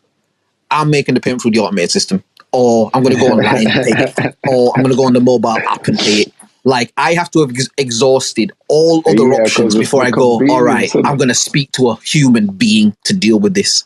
Because life has already made it so convenient for technology to have so much forbearance in our life, you know what I mean? So I can't...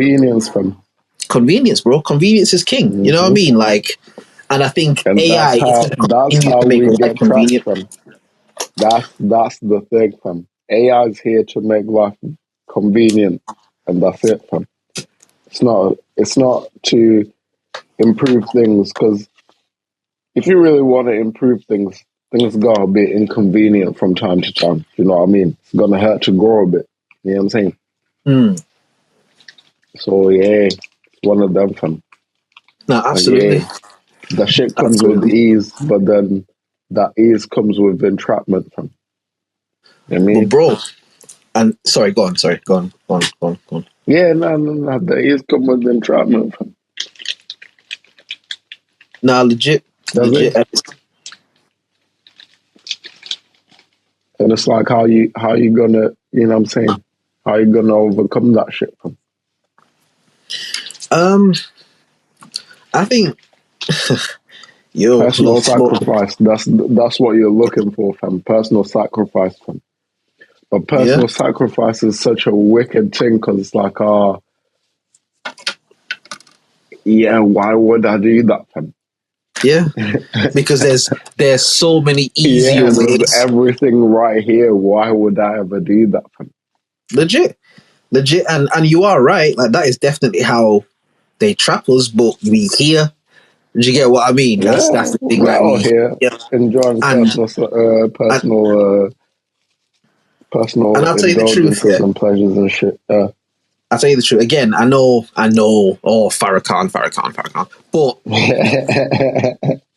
look at world history, right? And just look at kind of, the civil unrest that's gone on throughout time and through different communities and stuff like that.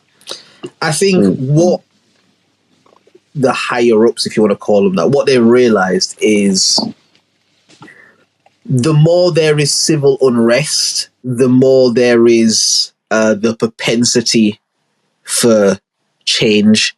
Meaning, if the people get riled up enough about anything, they might come and like actually do some shit. Like, you know what I mean? Whatever the fuck they are riled up about, if they all get riled up a bit too much, like, it could disturb some shit. I think they want to enter a space where, like communism type shit, everybody is, okay, not communism, but the idea of communism. Everybody's comfortable. Everybody kind of has like the same give or share ration. Like, everybody can live within their own bubble. You know what I mean? And like that's where you talk about things like the metaverse and all this sort of shit. Like I think there's a lot more space, time, money being invested into creating the alternate world so that they can do what they want in this world without the disturbance of people. Because if all the people are in the metaverse, then we can actually do what we want on planet Earth. You know what I mean? Like, this is terramorphing. Do you know what I mean? It's like, there's always a discussion about, you know, they're going to go to Mars because the planet and thing and thing and thing. But it's like, rah, bro, what if this whole thing about going to another planet is they just try to get everybody in the metaverse, bro? Because one thing we've discussed on the pod, and I'll say it again, everything needs agreement for it to exist. The sky is only blue because we all agree that it's blue. If we all agreed that the sky was red, then the sky would be red. That's how things work on like the human level in it. Like everything needs agreement. We all have to agree on something to some way, shape or form. Even again, something like race. Race only exists because we all agree that it exists. And whether you feel positively about that or negatively about that or neutrally about that, there is a common agreement that it's a thing that exists. Even if you're like, it's not even really a thing, you still have an acknowledgement and an agreement that it's a thing. So it exists. And if in 100 years' time, they can manage to get everybody on the planet Earth fitted with a VR set, and it's like, yo, instead of going to work, have to go out in the rain and wait for a bus and all this sort of shit, go to work in the metaverse and it just sit in your living room and just do that. Niggas is gonna do that, bro. Like niggas is absolutely gonna do that, fam. Yeah, they're absolutely, fam. What, I get a free headset and shit. Free headset, you know what I mean? Oh. Man can just build my own little world, and then you go into the VR world and you can lay it out like your place, but then put super nice shit in there. And then, bro, before you know it, fam, niggas won't even want to live in their own shit, bro. You know what I mean? Before you know it, niggas is like, yo, why am I only putting this on when I'm going to work, blood? Like, I can go on the VR and go to the fucking bar down the road, or go and link my brethren who might be halfway across the country, but we can all link up in the metaverse and go do something. Oh, right, you want to do Vibe Live 4, bro? Let's do Vibe Live 4 in the metaverse, fam. Like, the metaverse. It creates so much accessibility, and we as people are already so used to convenience and accessibility that it's the same thing we were just saying about AI in music, or, sorry, making music on computers and shit. It's like, if you have all of this access in the palm of your hands, like, there's no way that people don't do that. Do you get what I mean? There's no way people don't do that given the choice. Some short, stubby, fat nigga with a lisp and a body odor problem. But in the metaverse, he's him, bro. He is the himmest of himothy, my nigga. Like, he's actually him in the metaverse, but tall, himothy. dark, I heard that the other day, and I was like, yeah, himothy, bro. He the him of himothies, fam. You know what I mean? Like, he's actually the guy in the metaverse, bro. Why does a nigga like that want to come back to the real world and look at himself in the mirror with his bad skin and his shortness and his hair falling out? You know what I mean? The real like, world's looking kind of mad right now for them, man. Bro, and in the meta world, bro, you can be him, bro. You can be the actual guy, fam. You know what I mean? And bro, I'm telling you now, yeah, as soon as they figure out a way where like either motherfuckers can like have sex in metaverse, or like, it's coming. Don't worry about that. They got all the proprietaries for that, fam.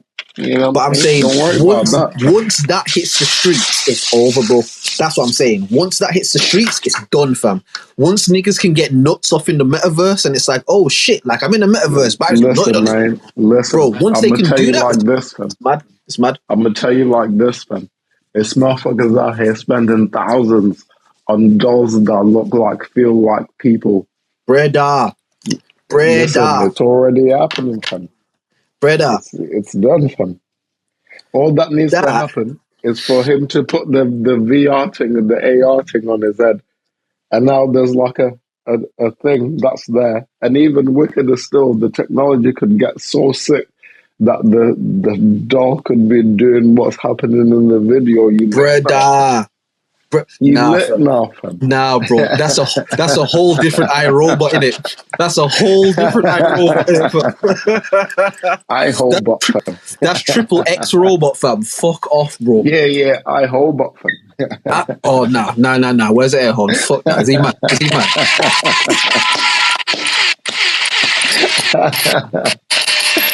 I'm telling you, mate. By the way, it's already happening, fam. If this was episode 100, this episode would be called iHobot. I just want you to know that. I just want you to know that's what the episode would be called. iHobot is maybe the funniest thing. That's fucking hilarious, but this nigga said I.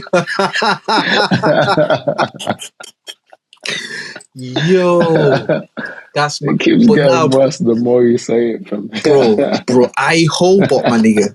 Because you got the VR thing on, bro, and this thing going mad on you, bro. This thing going insane on you, blood. And you got that, it's gonna have the kung fu grip in it, like, nah. Niggas ain't never gonna leave their basement. Niggas said, bro, I ain't never going outside again. Are you mad? I ain't never outside going outside.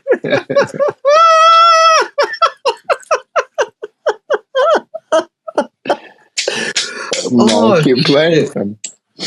Bro. Keep playing, fam. Bro.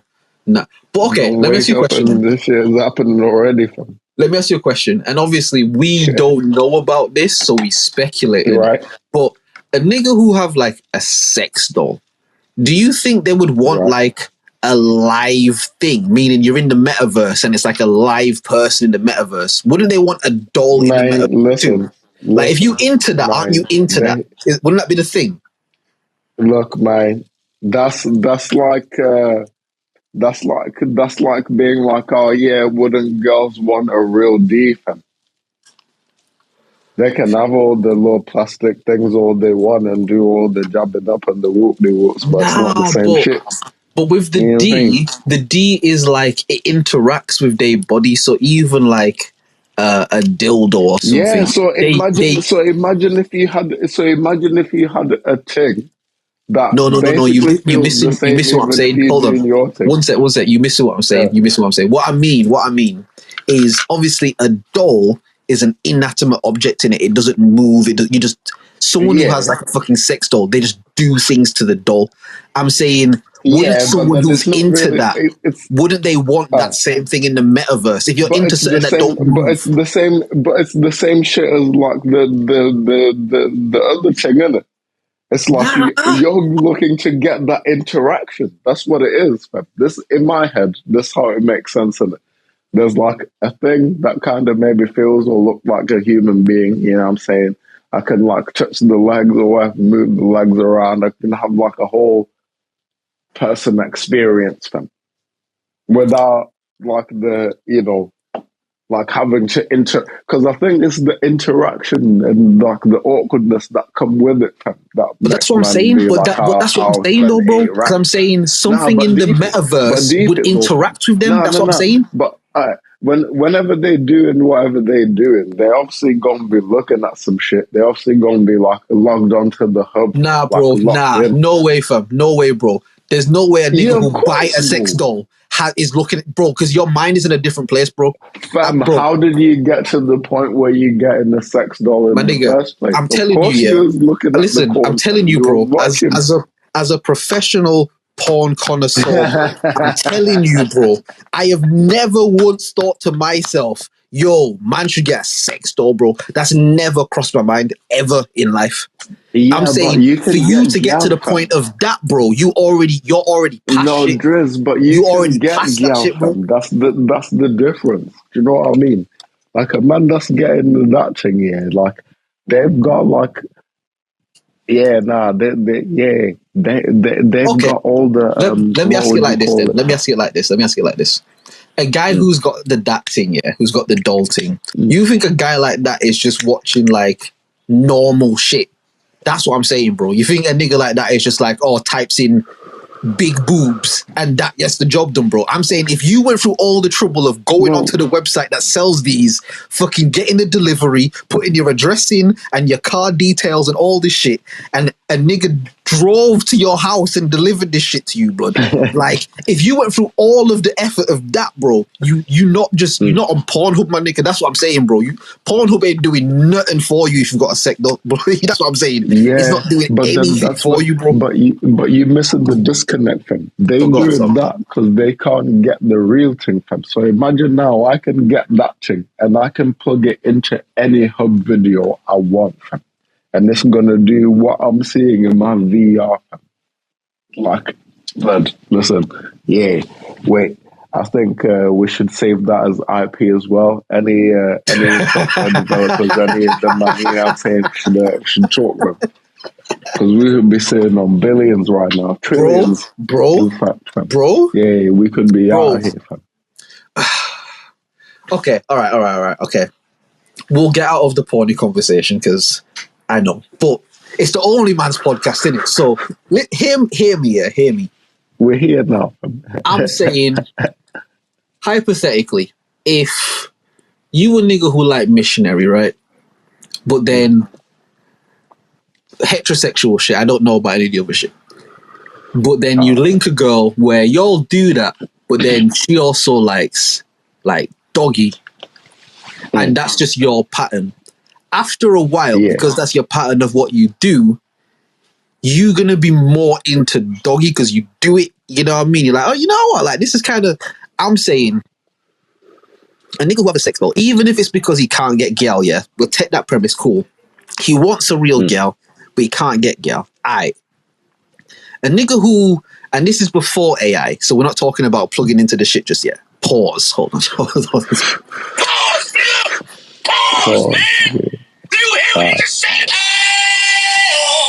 What I'm saying is, the dude who can't get girl, who buys a sex doll so he can get his shit off, in the process of him getting his shit off, he's doing it with an inanimate object.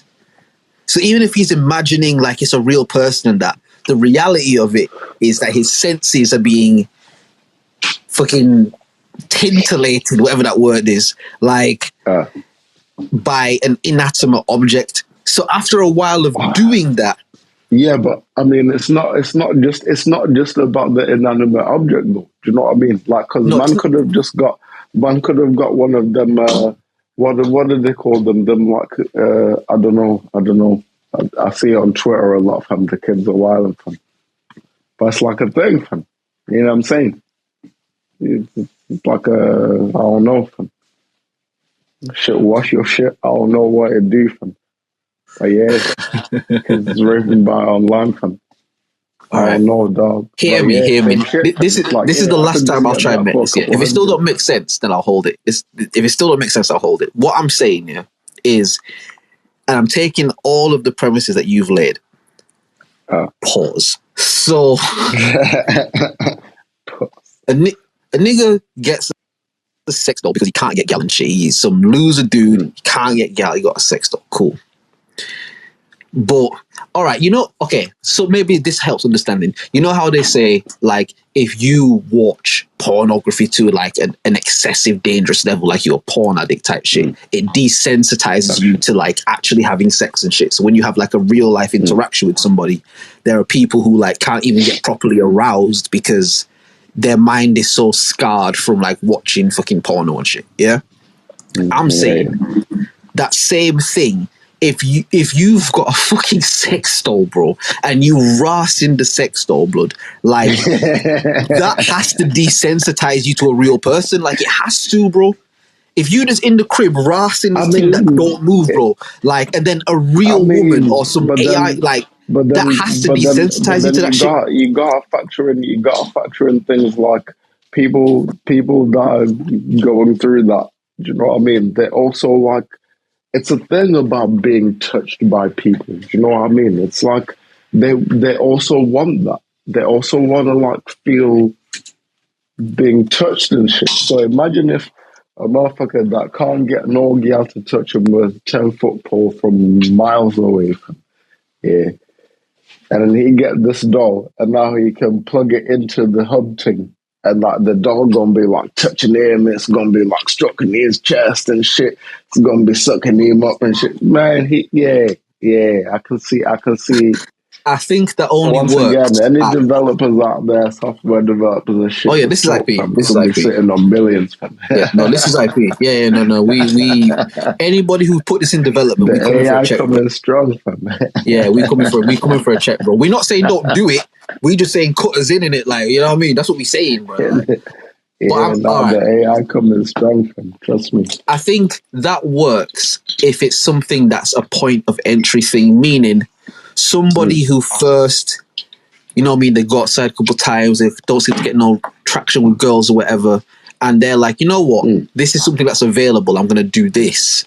I think in that sense, that can work, because it's like, if that's something that's readily available for people to do, they'll do it.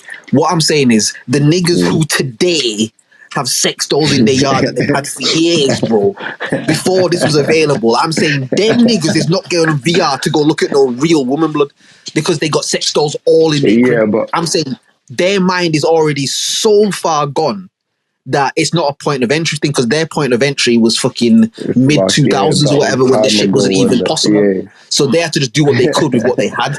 And over those years, they become fond of this plastic skin, and they don't move, and they don't breathe, and they don't do nothing. So now, imagine a real woman coming to these niggas, bro. They probably piss on themselves. Do you get what I mean? Like, because that's not a part of their thing. But then you're saying that now, fam. All right, keep this. In this today's day and age, this is 2023. Yeah. In a lot of countries, there's now laws where, like, you know, the whole like harassment thing and shit, and that's bad. We shouldn't. You know what I'm saying? We all should be much better than that as human beings. Like we like better than that. You know what I mean? Like like our capacity to reason and shit is like much better than that, even at like the base level. Like this, we shouldn't be out here like harassing each other for some play and shit. But it's like, yeah. They got laws now where it's like, even sometimes if you just say hello, fam, like, you just, you know what I'm saying? If she decides like, she didn't like that, you know what I'm saying? You don't get fucked up for that shit, fam. In Australia, apparently, they got this thing where like, let's say you meet a girl at a bar, everything's cool, you know what I'm saying? She lit, you know what I'm saying? You lit, she on it, you on it, fam. You go back to your house, doing your thing, In the middle of you doing your thing, she could be like, you know what, I didn't really want to do my thing here, fam. Yep. And that's the case, so bro. Now you're fucked. Yeah. And I'm going to be honest. Okay, you're fucked. I'm going to be honest. And I do think... Go on, sorry. Go on. Sorry, I was just going to go on to say, increasingly more and more now in this day and age, it happens less and less that people approach each other, let's say, in the street or like just somewhere. Which is why you have this burst of like of people being so enamored by like, of content, like people being like like the risk guys or whatever. Whatever guys.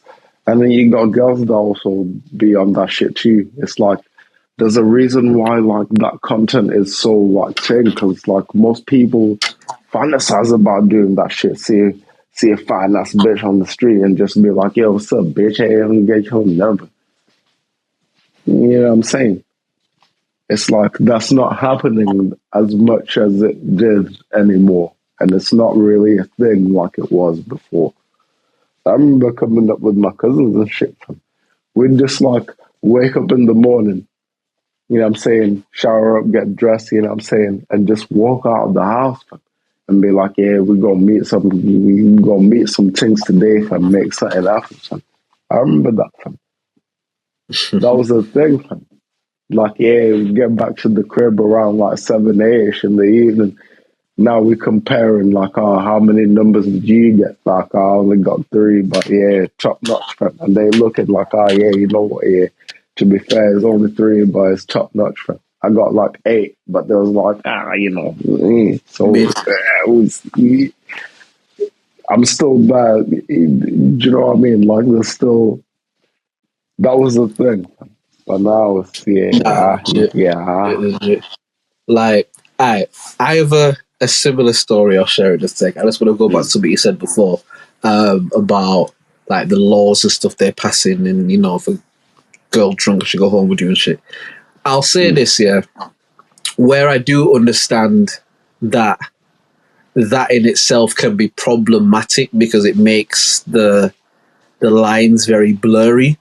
I do also think that is also a consequence of a lot of niggas being very predatory, bro. Because again, my nigga, we've been out there, bro, and we see niggas who go out looking for a gal that is drunk and mash up, bro. We seen it, fam. And I'm not even trying to sound like that dude or nothing right now, but I've never been into that. I've never been into like the super drunk girl, bro.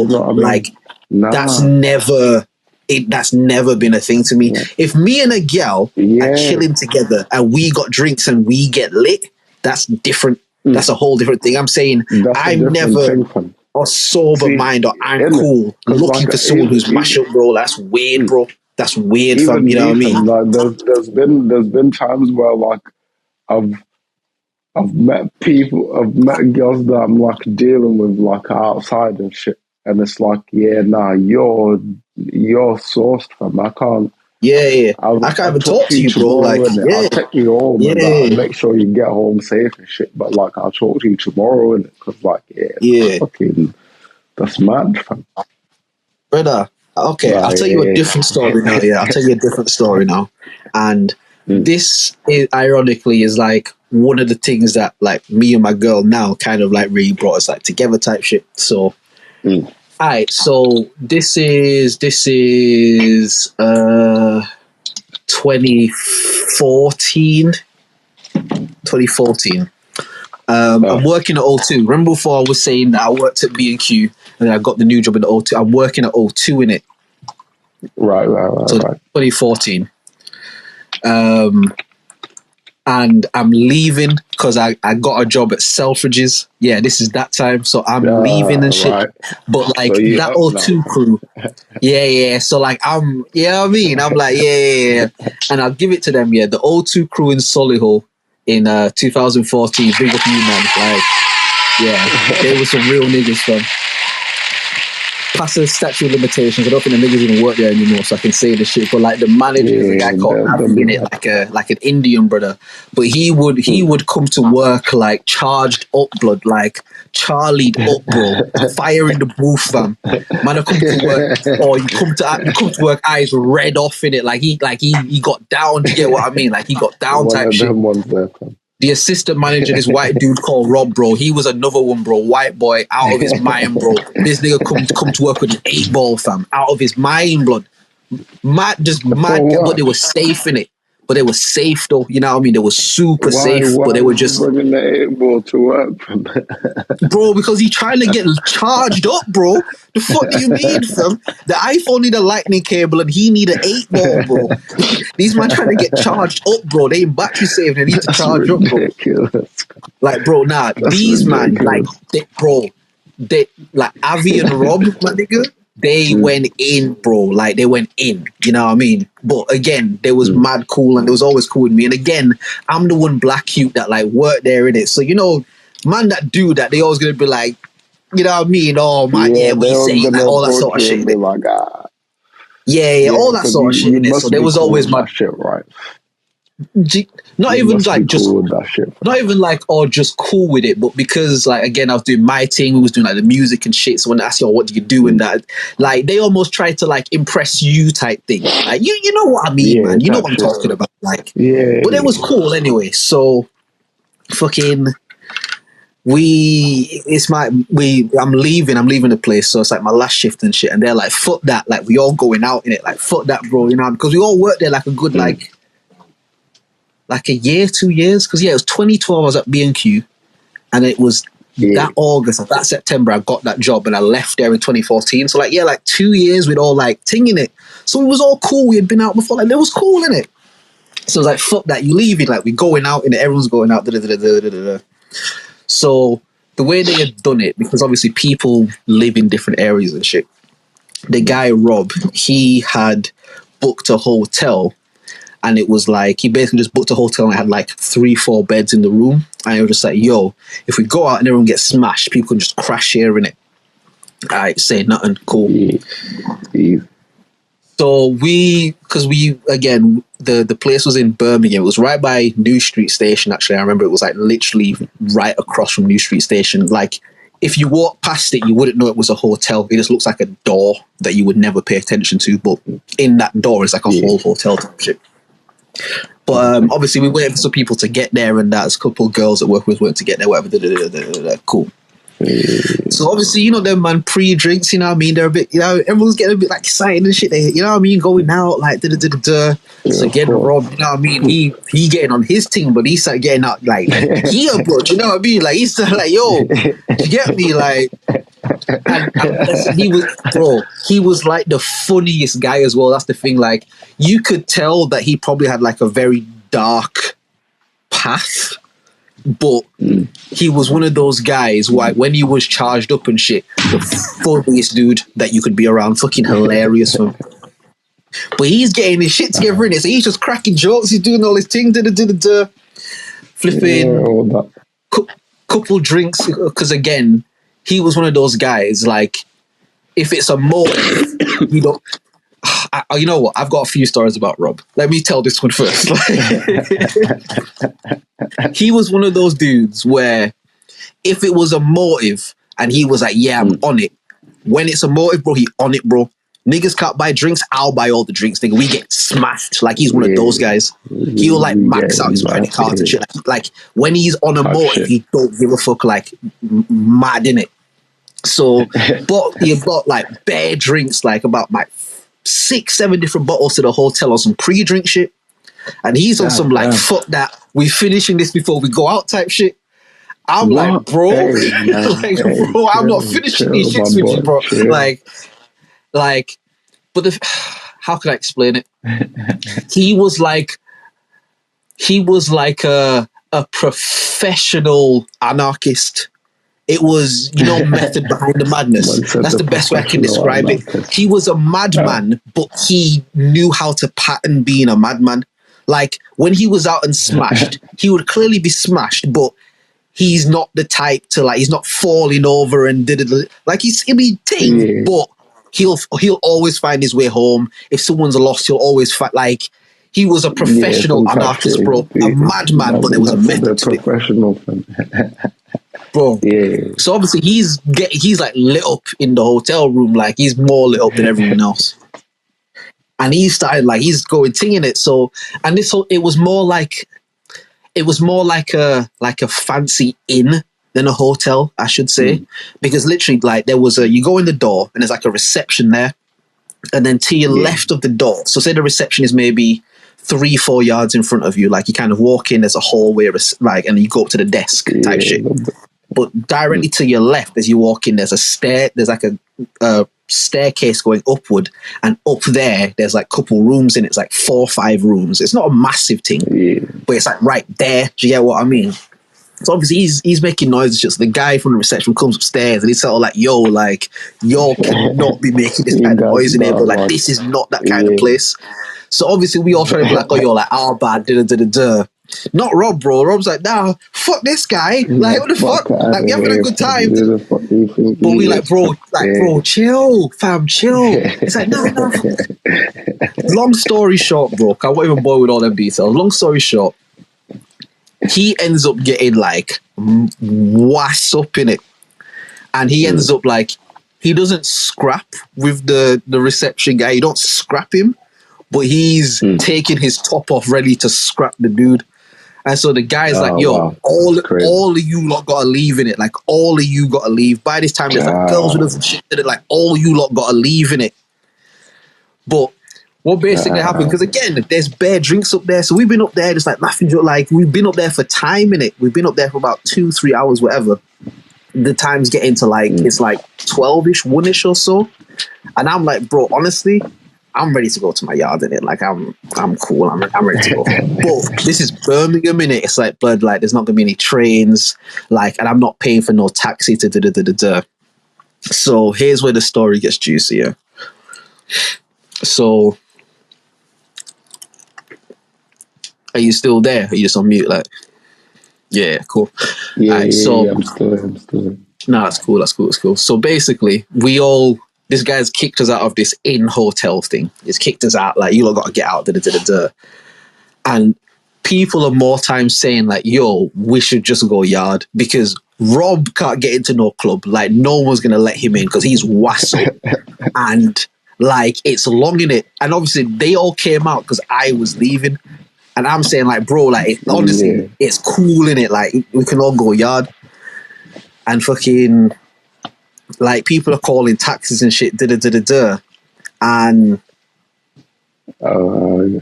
yeah. So people calling taxis and that. I was just trying to think what happened. People calling taxis and that. And taxi come now. And I'm like, yeah, all right, sorry. I was trying to remember a detail, but I just remembered it. Basically, I was going to split a taxi with like 3 different people in it. I was going to split a taxi. We're going to split a taxi because we're all going in the same direction. We're in Bro. Yeah. We're all heading both sides. We'll just bust this down the middle in it. Cool. Whatever happened. The like 2 other people ended up making other arrangements, but this taxi's come now. So I'm like, oh fuck, like shit. I'm gonna but it's here, and I want to go yard, and I'm not drunk or mash up, but I'm a bit influenced in it. Like I can feel it because we be drinking and shit. So I'm like, oh fuck's sake, I have to just write off in it. Man, get in a taxi, bro. I'm about to close the door. This girl that I work with, this white girl, bro, I won't even say her name. Jump in the taxi with me in it. Close the door. So I'm like, huh? What? And she's like, yeah. Like, I'm just gonna come home with you in it. Like, I'm just like, and I'm like, wait, like what? What do you mean come home with me? But she's drunk though, in it. But she's drunk, and I guess the backstory is this girl isn't like, if I had to say out of 10, which I know is so misogynistic, I'd say maybe like a 6, 7 on a good day. Like, not like pain, but not like a disaster or anything like that. Yeah. But I think one of the guys in the store, like there was this other dude that worked in the store. He had left like a few months before, but he kind of thought he was the guy in it. But I think he had like lashed her or something. And he was one of those like, you know, that white guy banter shit. Like he would kind of like not tease her, but they would like tease it a little bit. Do you get what I mean? And she would always be like, oh, I wish I didn't do that. And like again, like because we all had like a cool relationship. Like you'd make fun of her, but like playfully in it, like oh yeah, you know, you enjoying it. And like people used to always say like to me, like oh yo, like you should try in it. I was like nah, I'm cool with it. Like I'm good. Like yo, like I'm good in it. Don't worry about it. I'm good in it. Like nah, y'all do your thing in it. Like I'm good.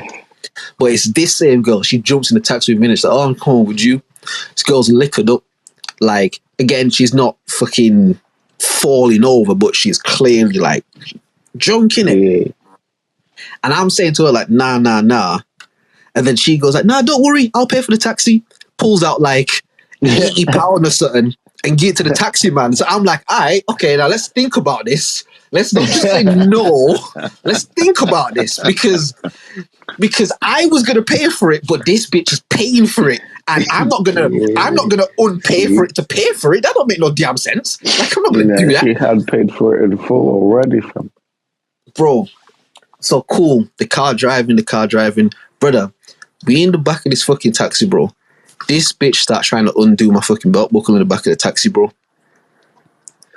I'm like, yo, what are you doing? You know what? She's like, nah. She's like, nah, just did it. It's like, yo, nah, you gotta chill in it. Because when I tell you, like, I'm not on this girl in it. Like, I'm not. It's not even that kind of energy. Do you know what I mean? It's not even like that. Do you know what I mean? It's like, nah, you gotta chill. And mind you, backstory again. This is when me and my girl now, like, this is when we was like brethrens, but we kind of that talking phase, whatever. And because I was going out and I was expecting to drink and shit, because she stayed in the dorms as well. So I said to her, yo, I'm going to give you the key to my fucking door and shit, because knowing me, I'll go out and fucking lose the key in Birmingham. So I'm going to go out, and then when I'm back, I'm just going to drop you a text or something and just come and just let me in and shit. And then like that was that was the plan in it. So I'm heading back now. And again, even like in the scumbaggy days and shit, I'm thinking to like, I'm already in a mental space where like I'm on my girl in it. Like that's the girl that my vision is set on. So like I'm not even on this girl. Like, do you know what I mean? In a completely different space and time or whatever, when man was just a single piece of shit, like, and young and shit like that, whatever. But like at this time, I'm not even on that. So this girl is like, she's doing the most, bro. She like trying to lift up her dress. I'm like, yo, what are you doing, fam? Like, yo, you have to chill, blood. Like, you have to chill. But I'm trying to be discreet because this nigga's driving on the taxi and we've just been kicked out of a hotel inting. And I don't want this guy to look behind and think that I'm trying to smash this bitch the back of your taxi and kick us out on the fucking motorway. So I'm trying to be discreet and not cause too much fucking commotion. But I'm like, yo, you have to chill. You have to chill. So we're getting back. We're getting into Wolves now. Fucking. And I'm like, oh, fuck's sake. Now I've got to text my now girl. I got to text her and get the key from her. But this white bitch is with me, blood. And how does that look? Will? And again, mind you, me and my girl, we're not together at this point. Do you know what I mean? She's not my girl and shit. We just... You know what I mean? We feeling each other and did it, but we're not together. So it's not like she's going to come and give me no commotion and nothing. But it's just like, how does this look, bro? Do you get what I mean? Like, and it's legit not that, but this looks back. So I remember I texted her and shit, and I literally said like, yo, I'm almost in Wolves, innit? Like, cause she said, when you're heading back, like, just text me and shit, because so I might fall asleep and just text me. So yeah, I'm heading back in it. I mean, I'm like, I'm almost in Wolves, but like I've got somebody with me in it. So like, just don't be like I've got somebody with me. They're a bit mashed up, and I just need to like look after them and shit. Like and so like, yeah, cool, whatever. Get to the fucking Vicky Halls now. Pull up. Text like, yeah, outside, innit? Come down, open the door and shit. And you know, you can see the look on someone's face, and like. So someone where they're trying not to have a look on their face, like they're trying to look like, but you can see it. You can see it, and I'm just like, blood, for fuck's sake, man. And but you know, if you start copying please immediately, that makes it look too bait. If I just start going, no, it's not that. Like that looks too bait, innit? Do you get what I mean? So I literally was like, yo, like. Listen, everybody was just mad drunk and shit. I got in the taxi and she jumped in the taxi like she's drunk and shit. I'm gonna fucking go and put her up in my room, and then like if it's all right with you, can I just like jam in your room until the morning? Because like you know what I mean, I'm not trying to, you know what I mean? Yeah. Cool. So again, and mind you, this white bitch didn't even flinch that there was this whole other woman like in front of her, bro. She's still trying to do what she's trying to do, but she didn't even flinch, bro. Do you get what I mean? Take this bitch up to the room, and this is, I don't think you would have seen this, but you know Vicky Halls, it's like 24 floors altogether, and at the top is the 24th floor. I lived on the 22nd, so I was like up. I was up. Like, do you know what I mean? Like so after or. No, this is like at the time, innit? So this is again like 2014 times, like it's 2014 times. Okay. Yeah. So all right. So 2012 was B2K.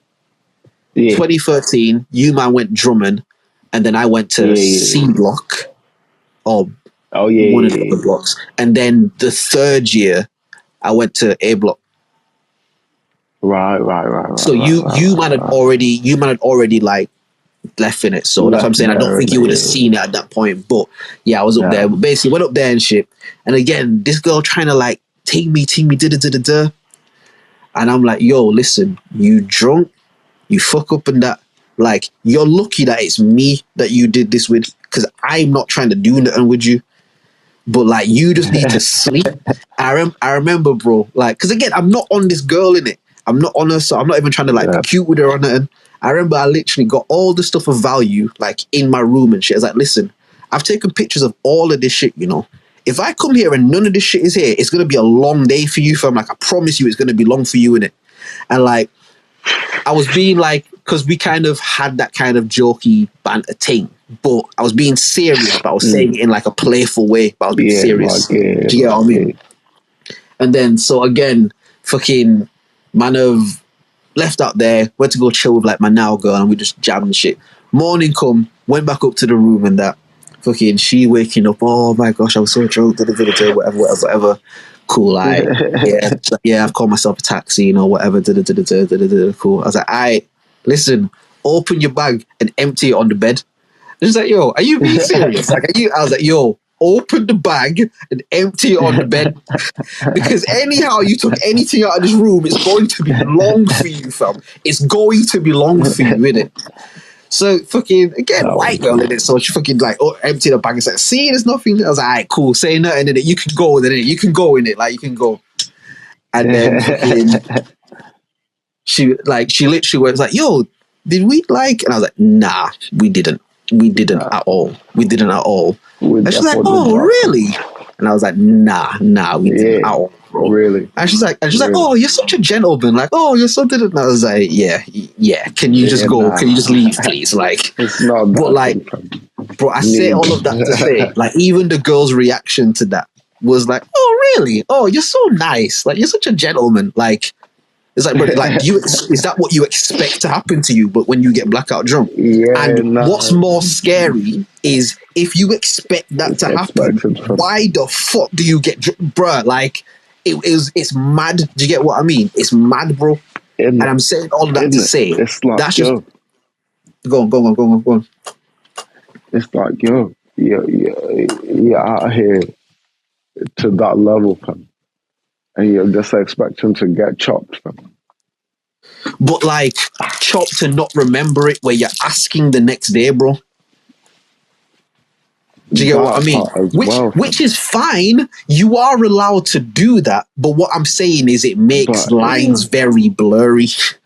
Because there are niggas out there who know that there are girls who get down like that. So they treat any drunk girl like they that, bro. And it makes everything very blurry. But I just tell that quick story there to just say, like, I have never been one of them niggas who was like, ooh, the drunk gal.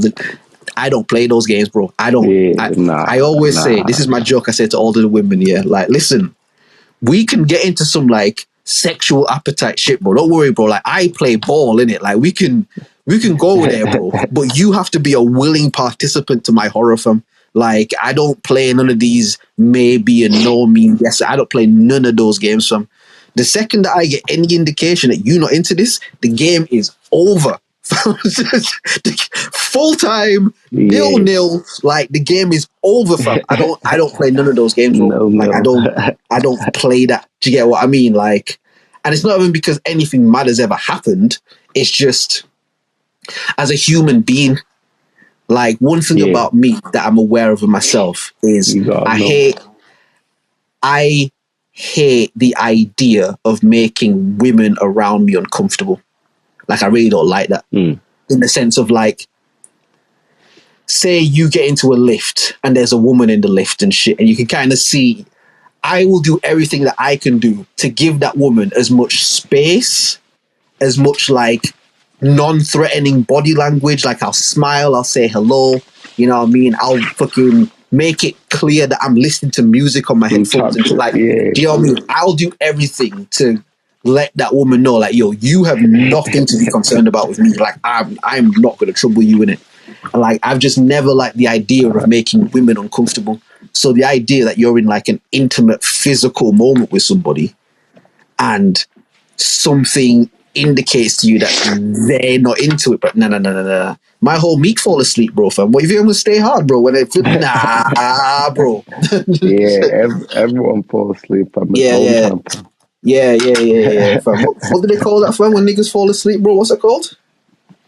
Is that kleptomaniac? Narcolepsy. Yeah. Narcolepsy dick, bro. I'm telling you, fam, that shit'll fall right asleep, bro. Z's coming out of it, my nigga. Just big Z's coming out of it, bro. Snoring, blood, like sleep, blood, like, yeah. Nah, I don't play none of those games, fam. Like, you have to be a willing participant of my horror show, fam. Like, anything else, keep it over there with them folk. But yeah, the drunk gal thing is just never, nothing about that has ever appealed to me. Do you get what I mean? Nothing about that has ever, like, and again, like I said, I because I'm a nigger and I see how niggas move and shit, like, I've seen how predatory niggas get around them kind of, like, it's nasty, bro. Like, it's nasty. It's wild, fam.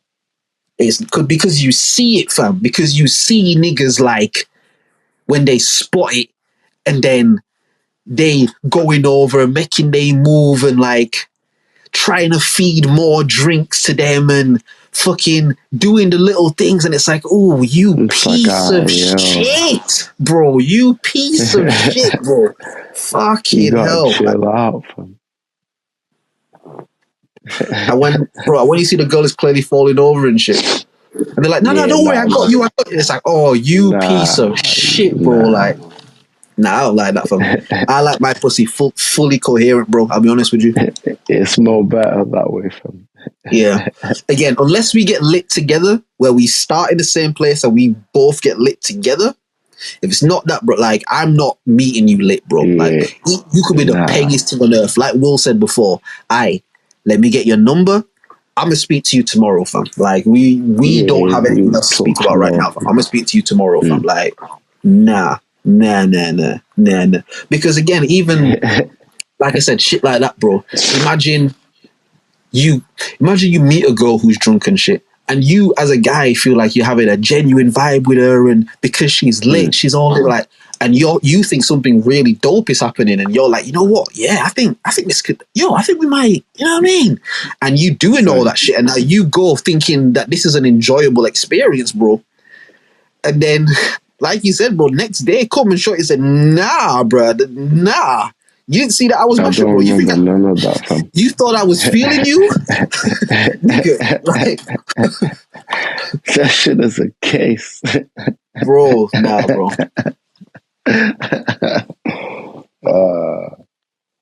Nah. There is one wild story that, you know what, Jesus Christ. If I said what I was about to say, our podcast would have gone through the roof, but it would have been for the wrong reasons, because what I was about to say was going to sound fucking insane. It was going to sound absolutely mad. So I'm going to... You know what? No, I'm not even going to talk about it. No, but you should say it, though.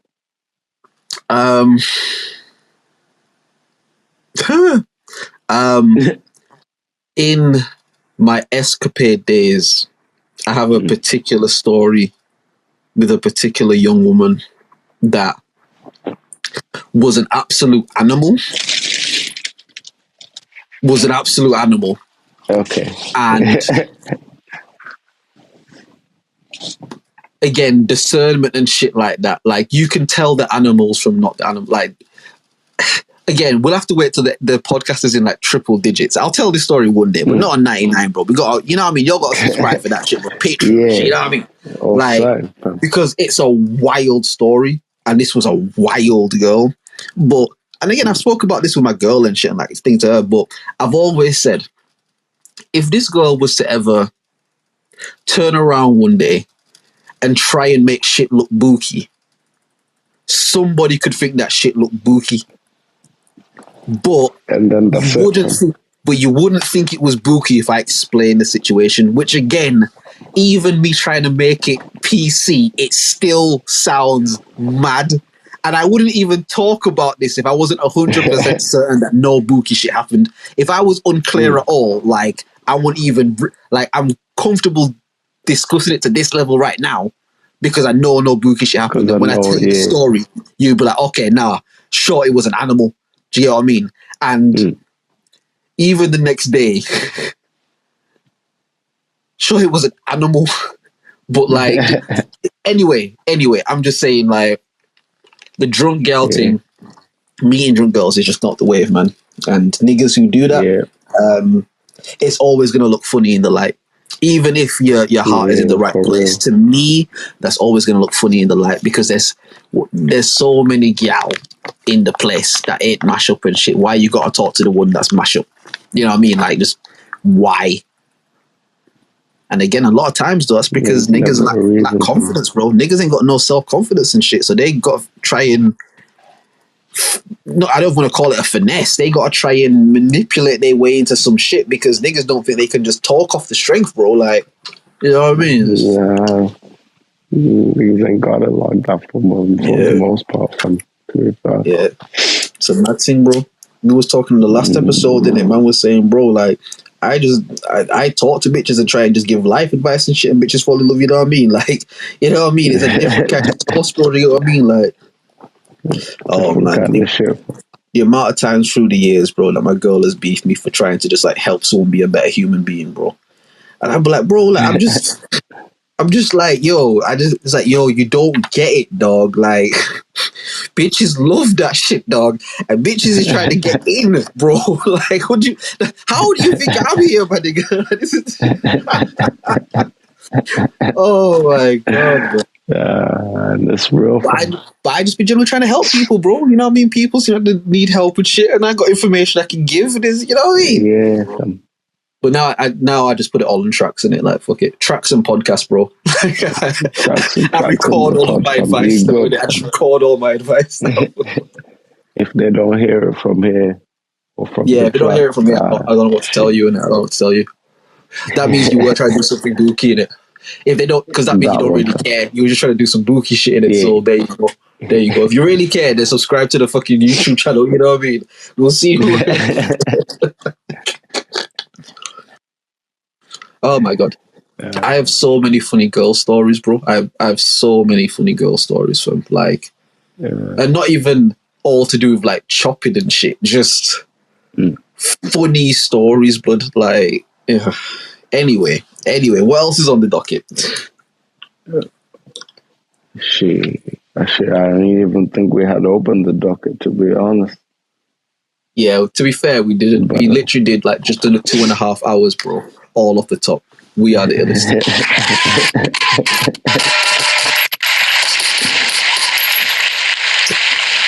All of that was the intro from, yo, mute open it. I'm going to put the music. Yo, welcome to episode 9. Nah, you know what? I think this might be a bit controversial, especially to the, quote-unquote diehard fans. But yeah, Arsenal done their thing this year, fam. They're not going to win the shit. Do you know what I mean? But, like, they tried, fam. They've even done more than was expected, bro. It's mad that they've even been leading all this time. Do you want to know something? Do you want to know something funny? Yeah. I think they're going to win it, you know.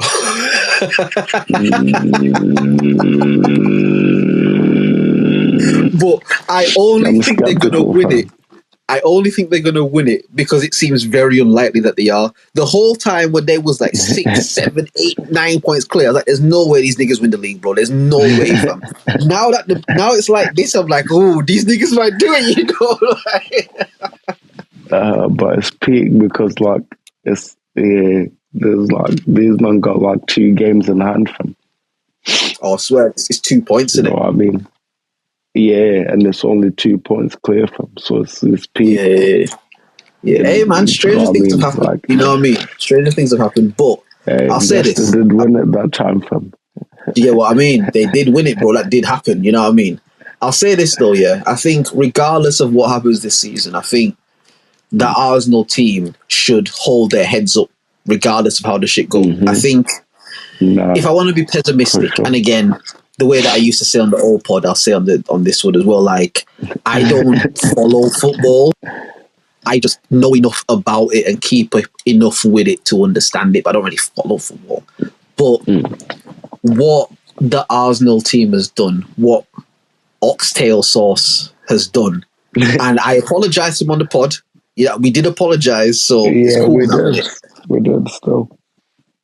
But the philosophy and the structure that he's given to that team, And even when you go back and you think about the fact that he first came in and you got certain personalities in the club that's not working with this, like Aubameyangs, as much as I love him, Ozil, like these guys who are having a detrimental effect on this new young crop of players. It's like he's cleared out all the old mess and he's got his structure that he wants to build.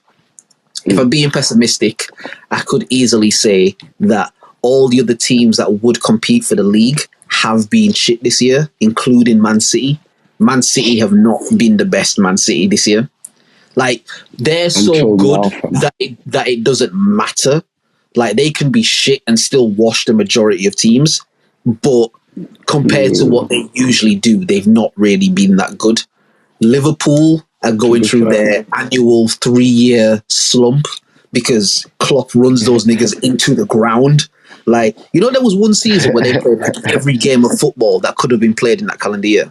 They were in every competition and played every single game of football in every competition, bro. Imagine doing that with your FIFA team. Your FIFA team couldn't even do that. Do you get what I mean? One of these niggas like, nah, bro, I'm tired, bro. You have to rest me, bro.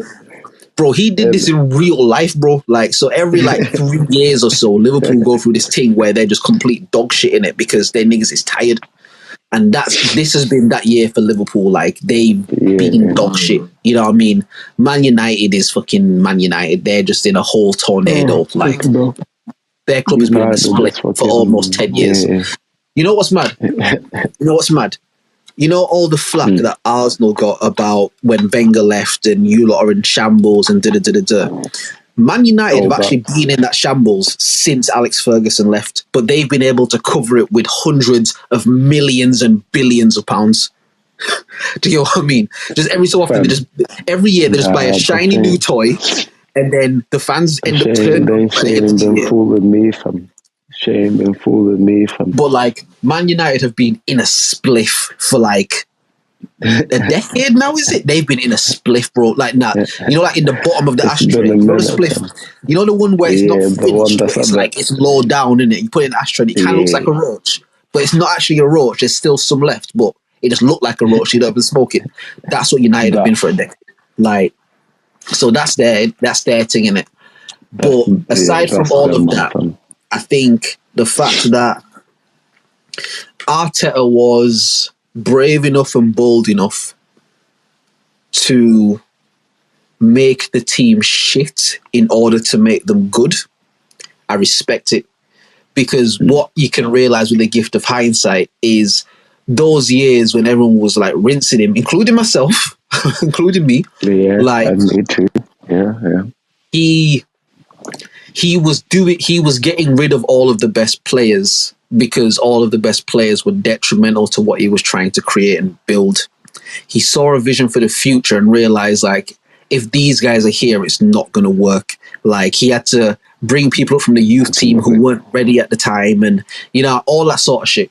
And it's like, for you to be bold enough to do that, to take all the flack that comes with it and see the vision through, I have to respect it, man. I have to respect it. Yeah. And I think that no matter where Arsenal finish this year, I think that they should hold their heads up. I think they should feel really good about being title contenders for the first time in fucking how long? Like, they're legitimately title contenders, bro. They could win the Premier League. That's not happened in a very long time. I think that they should feel good about that. There's not really been any like European football, you know what I mean? Not really any other competitions. Cool. But I think this is something to feel good about whatever happens. If the players feel disappointed if they don't win the league, it's understandable. If Arteta's a good coach, he comes in and he tells them, listen, you weren't supposed to win the league this year. Like, we're not actually ready for that yet. But the fact that we were contenders shows that something good is happening here. You know what I mean? And like, that's kind of my opinion on it. But apparently he had came cussing that man and being like, yeah, they got to take a long, hard look at this shit, fam. Was that the fuck you don't come all the way this far, fam? Again, you have to remember, innit, like, for a very long time, unfortunately, or fortunately, depending on how you look at it, there hasn't really been like a culture of winning at Arsenal. Like, there's not been a culture of winning shit. Like, I remember Pep said in an interview one time, he was like, you know what the difference is like with winning the league and shit is like in that final game of the season where you need your players to just stretch that one bit more. When they've won the league already, when they've won it all already, when they've done it already, some players they're not that thirsty to do it. They're not going to go the extra mile. But when somebody hasn't won it before, they usually go too far because they haven't won it before. Like being that close to the finish line, like those lights can get blinding in it. And I think that could potentially be what's happened with Arsenal, where these are not kids who have come up in a structure of niggas who win titles and cups and trophies. Like that's not what they've come up under. Do you get what I mean? And where once upon a time there were the Invincibles, where if you were the youth team that came up under Henry and Vieira and them, nigga, you had to be a winner, bro. Like that was what the football club was. Like that was a winner's club, bro. Like you had to be a winner, fam. Yeah. That's not where the club is right now. But the club is building to that. The club has like so many good players. Like you've got Odegaard, you've got Saka, who's going insane, fam. Like there's so many good, talented players there. Man. And I think if they can continue to build on what they've been building, I don't want to say they shouldn't focus on the Premiership because that sounds dumb. And I understand, like, if someone said that was dumb, because you have to focus on something in it. But the most important thing that they're doing is building what they're building right now. If they can continue to build this, even if it means some seasons aren't the best, if they can continue to build what they've been building here, dog, Arsenal is going to be one of those teams again very soon. Like very, very soon. Yeah, because them niggas is young, bro. Man City is a fucking Saudi quadrillion funded, got all the best players in the world, bro. Some of the players is aging out. Like they like the juggernauts, innit? They got all that shit, bro. Like this is a young grassroots team that came like from the mud. And the fact that you're like, in the conversation at this point in the season is something to feel good about. And I think if they can continue to build on this, get investment into this, like build into this philosophy they got going on, dog, like, they'll be all right. It's going to be a mad thing. It's going to be a mad thing. So, big up to them, man. Big up to them, man. Yeah, they're doing their thing, fam. Yeah, legit. That loss was a big one, fam. Wow. Did you think they were going to win, though? Do you know the hilarious thing about that, yeah? The day before, Charles calls me. He's like, "Yo," he said, "Ooh, chopping it. We guys talking about the game and that." And I'm like, "Yeah, nah, that's a done deal, fam. Because it's gonna be De Bruyne and Haaland, fam, and then that's gonna be it, fam." And he's like, "Nah, because Jesus gonna have them niggas in the pocket. Watch out, yeah." Ooh. But again, I don't even get why people scored twice and Haaland scored once. So it's like it was almost as if I had predicted it exactly. Yeah. Like, and that's what I'm saying. I was gonna call him after the game. My phone died. So I'm like, you know what? Maybe that's a sign for me to plug my phone in. You know, God told you to allow it. God told you, bro, you got your win already. He called me today, fam, and I'm like, fam. Your boys, fam, they choked, fam. And he was like, fucking De Bruyne and that, man. I said, I remember I said it, fam. And he was like, shit, I said it, fam. You should have put peas down. I was like, I should have. But I wouldn't even say they choked, though, bro. I wouldn't even say they choked. Like, nah, they didn't really choke, but yeah. Can the Arsenal team beat that Man City team any day of the week, really? No. They can't, bro. Like, it's just, bro, like, they can't, innit? Like, and that's why even when they lost, it was like, yeah, but like, did you think not you, but like people, like, did you think they weren't going to lose, bro? I remember someone put the thing on Twitter of like the last 13 games between them or something. Man City won every single game, bro. I think there was one draw. I think there was maybe one draw or something. But they won it, but it's like 3-1, 2-0, 3-0, 4-1, 5-2. Like, you know what I mean? It's like they were never going to win that game. And again, I think at this point in the season, it would be very easy to become deflated by that loss. But it's like, yeah, if they keep pushing, man, if they keep doing their thing, and hey, you never know, fortune favors the brave, innit? Like, you never know, man. City might go out there and choke it themselves, bro. You never know. You never know, fam. Unrealistic, fam. That's unrealistic, fam. I remember the season when Steven Gerrard was captain of Liverpool, bro, and they was going to get their first title in, what was it, 40 years, 50 years? Gerrard was going to lift the one trophy he didn't lift. And then he fell, fam. The one trophy, fam. It was like a fake, because he was retiring that season, innit? Yeah. He was retiring that season, bro, and Gerrard had put the team on his back that season, fam. And fucking they doing it, bro. If someone told you 3 games before that, yo, Gerrard's gonna slip at the last minute and they're gonna score and they're gonna lose the title, you were like, bro, that's very unlikely, fam. That's a very unlikely thing to happen, innit? But hey. Yeah, but man, I mean, just mathematically wise and projection from form wise, fam. Well, who are? Let's see the fixtures. Let's see the fixtures. Let's see the fixtures. Let's see what Arsenal's fixtures are. Because we still got some, like, a couple of bogey games, fam. It's not like a mad games, but then it's like teams that, you know what I'm saying? On Tuesday, troubled us, fam. Oh shit! On Tuesday they play in Chelsea. See, bogey games, fam. But Chelsea have been shit though. Chelsea have been quite shit.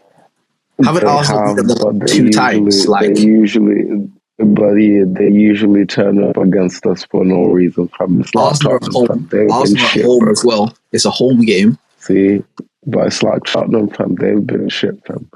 But they usually somehow find a way, fam.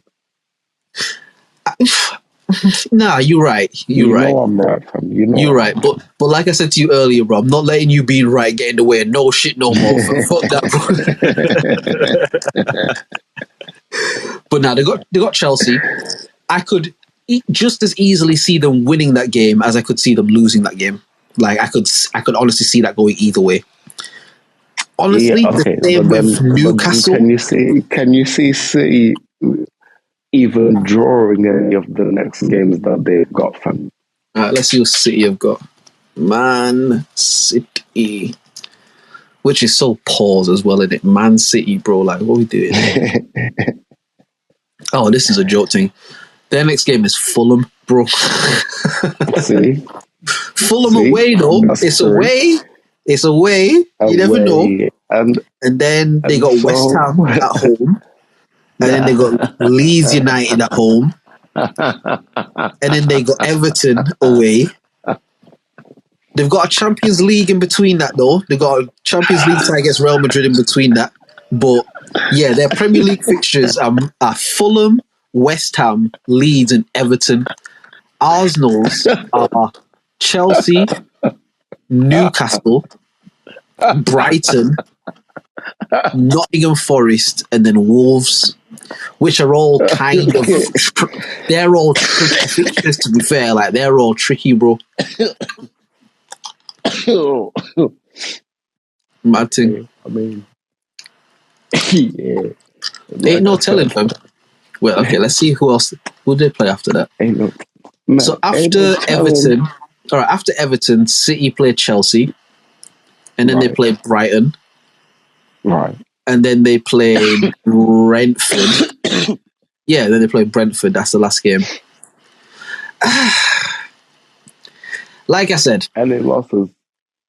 No, I mean, even if okay, fine, Haaland is out, fam. Haaland, let's say by some kind of like, you know, tragic miracle, fam. Haaland's out, fam, for the rest of the season from now, fam.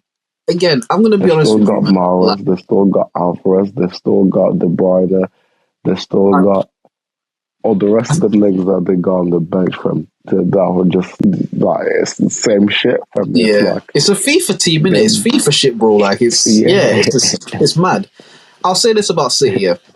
I think I won't rate City if they win the league.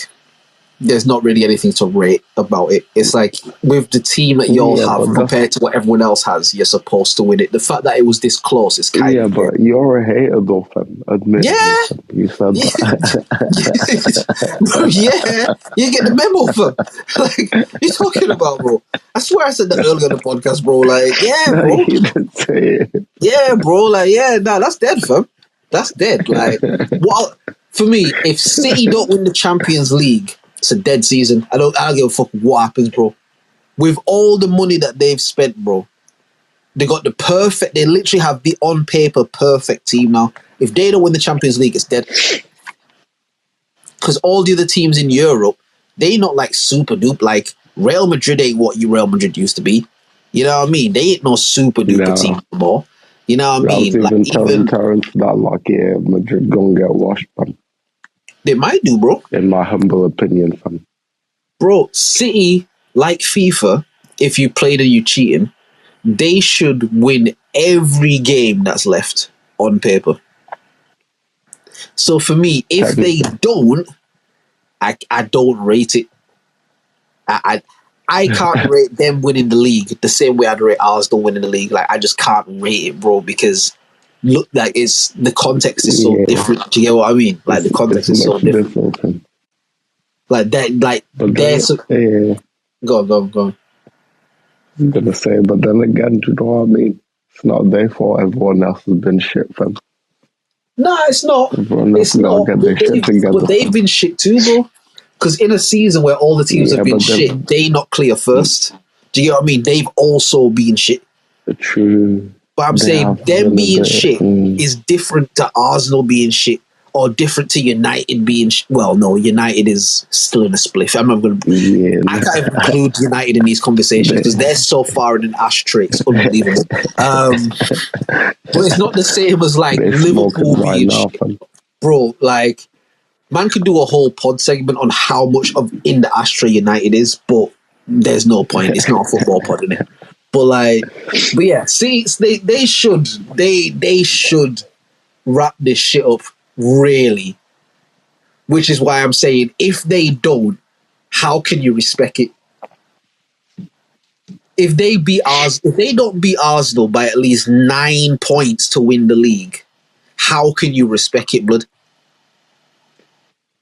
Because you Man City, bro, endless funds, the best facilities, the best players, the best manager, the deepest squad. Like, these niggas' substitute bench is better than some niggas' first team players, bro. Do you get what I mean? It's like, so it's like, you can. You lot are supposed to bulldoze everything in your path. So it's like, if they don't do that, or the shit's mad close, bro, I can't rate that, bro. Like, that can't get no rating. So that's dead. That's shit, bro. You know what I mean?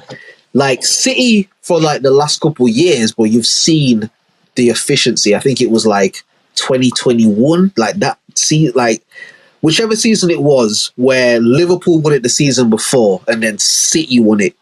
That season that City won it, they weren't playing with nobody, fam. They were not running no jokes with nobody, fam. It was not a coochie thing. It was not a spudding because at the eventing. They got to the match, turned up, scored 5 goals and left, bro. Next get like, that season they weren't ramping in it. You had to respect it because they were just on smoke, pure and utter, unfiltered, uncarbonated. Why? Who they've been ramping with this year, fam? They've been playing, bro. Them niggas are in the sandbox, fam. They've been playing, fam. They've been playing this year, bro. Like, bro, they second, fam. They second, bro. And yeah, games in hand, I know. But look at all the other teams in the league, man, nigga. Like, this Man City's team shouldn't be second to this shit. Even with the games in hand, bro. Like, they should be clear, bro. You know what I mean? So I'm just saying. Yeah, they should be fine. I'm just saying, with great hate comes great responsibility. You know what I mean? I try to use my hate wisely. I'm just saying, like... I'm just saying... With great hate comes great responsibility. I'm just saying that if City don't sweep up the rest of this shit, it'll be hard for me to be like, yeah, them niggas. Do you get what I mean? Because it's like, if y'all got all this and y'all can't clean this up, bro. Like, if you lot can't win the Champions League with all this, then you'll never win it. Because you literally have everything. You know, when you start a new FIFA game, you get the new one, but you play the last one, and you log on, you got the career mode. So because you had the last one, you've got these unlockables, and you've got the budget enhancer, and you've got the this and the that, and you get all the dank shit. They're doing that in real life, bro. They have all the dank shit. And it's like, if you lot have all of this and you can't win the Champions League, bro, then you lot are air. Complete air, bro. Because with all the shit, win when you're on studs. Say again. And she, if you can't win when you're on studs, then bro, then what we do? Quit from. Because they've had all of this shit for so long, and they still ain't won no Champions League. Nigga. Chelsea won one before them. Until now, fam. Bro, they've never won the Champions League, fam. All till now, bro. Oh, no, they're about to get one this year, fam. But that's what I'm saying, bro. If they don't win that, because this is the year. If you want a year to really have a run at it, bro, this is the year to do it. None of the teams in Europe is like ill like that right now. You know what I mean? Like, if y'all want to do some shit, this is the year to do it. If they don't win that shit, because they got Madrid. Like I said, they're gonna wash Madrid, fam. Hey, you see the thing about like Champions League and European games, yeah. You see what's mad about them is obviously they're playing football in it, and you would think like football is football, like 11 aside, you play football, you try and win. Yeah, of course. But of course, league games and European games are very different, and the football is very different, and even just the pace of the game and how you win is different. And one thing I'll say about Madrid, even when they shit the bed in their league, they usually, apart from they've had a few dud seasons, obviously, but usually when they're this far in the competition, they usually are doing their thing in Europe. And what I think they do a lot of the time is they'll sacrifice the league while they'll just play shitter players so they can focus on like European shit. And it's the semi-finals, you know what I mean? It's not the round of 16. Again, Man City should wash them. Like, Man City should wash the brakes off them. Like, they should wash them clean, spin cycle 30 degrees. They should wash them in it. But I'm saying, I can't say, they're going to do that, because they in a league that they should have washed everybody already, and they haven't. Even though they've washed some niggas, don't get it twisted. In some of these games, they have washed niggas. Don't get me fucked up. But I'm saying they've also equally not washed, man, because they're not first. Do you get what I mean? Again, like you see what I'm saying now. Like it's a foregone conclusion. Yeah, barring like one of them two, or even both of them two niggas getting injured, De Bruyne and Haaland. That's how the outcome of the game gonna be, fam. You seen these niggas, fam, linking up for fucking double hat tricks and shit, fam. Like, several times this season, fam. Not even just like, once this season or a couple of times in their career. Like this just now, fam. They've like,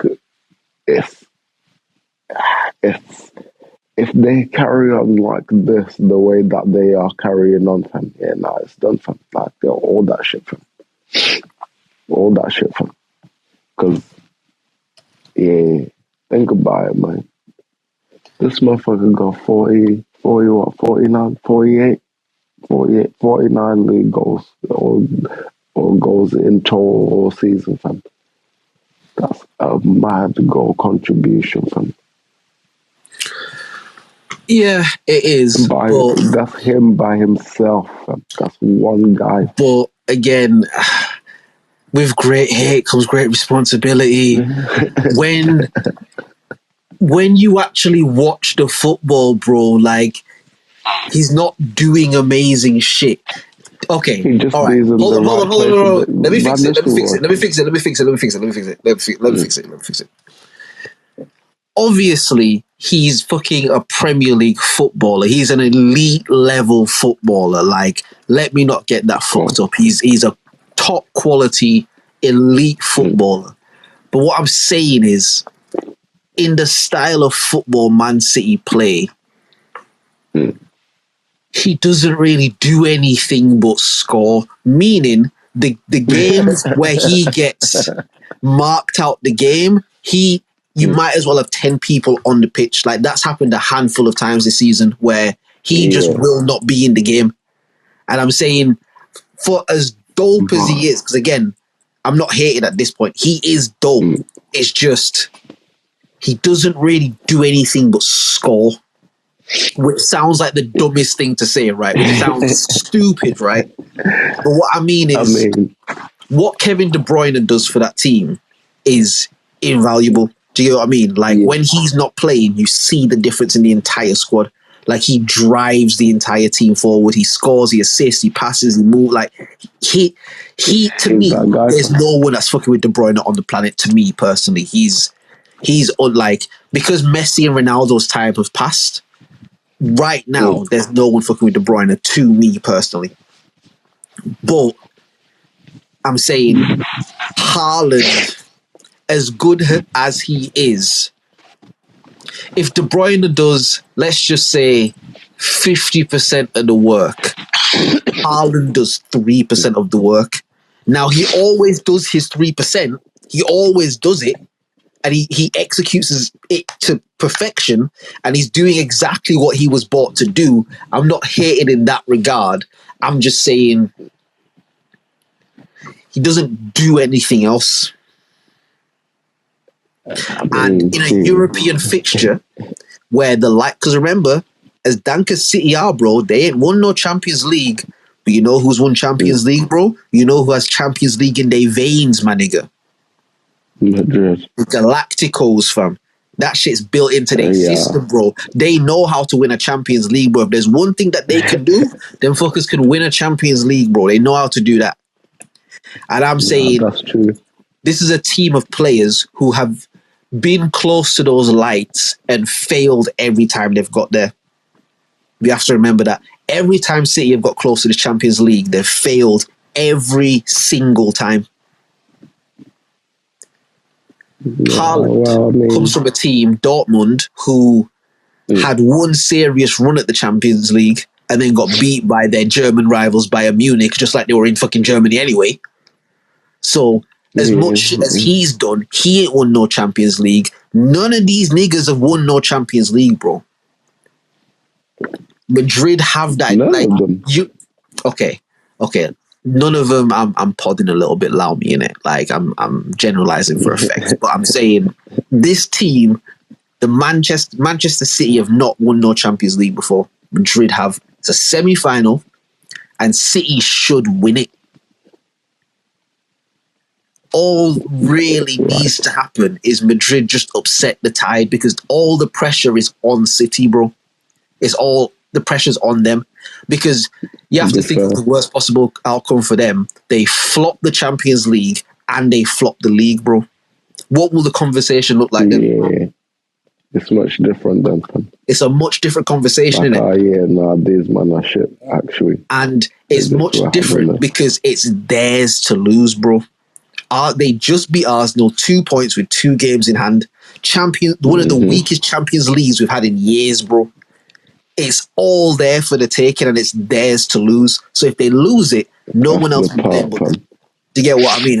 And I'm just saying, like, stranger things have happened. Who won the league last year, fam? Liverpool or City? It'd be Liverpool or City. City, and it was City, and yeah, I think so. Who won the Premier League of Darts? Come on. Come on, I don't care who won the Premier League of Darts. No. The last time I even was like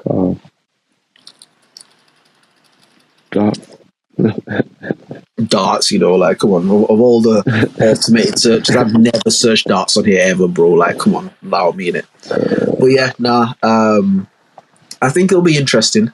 I think all the pressure's on City, and again, fortune favours the brave. Either way you look at it.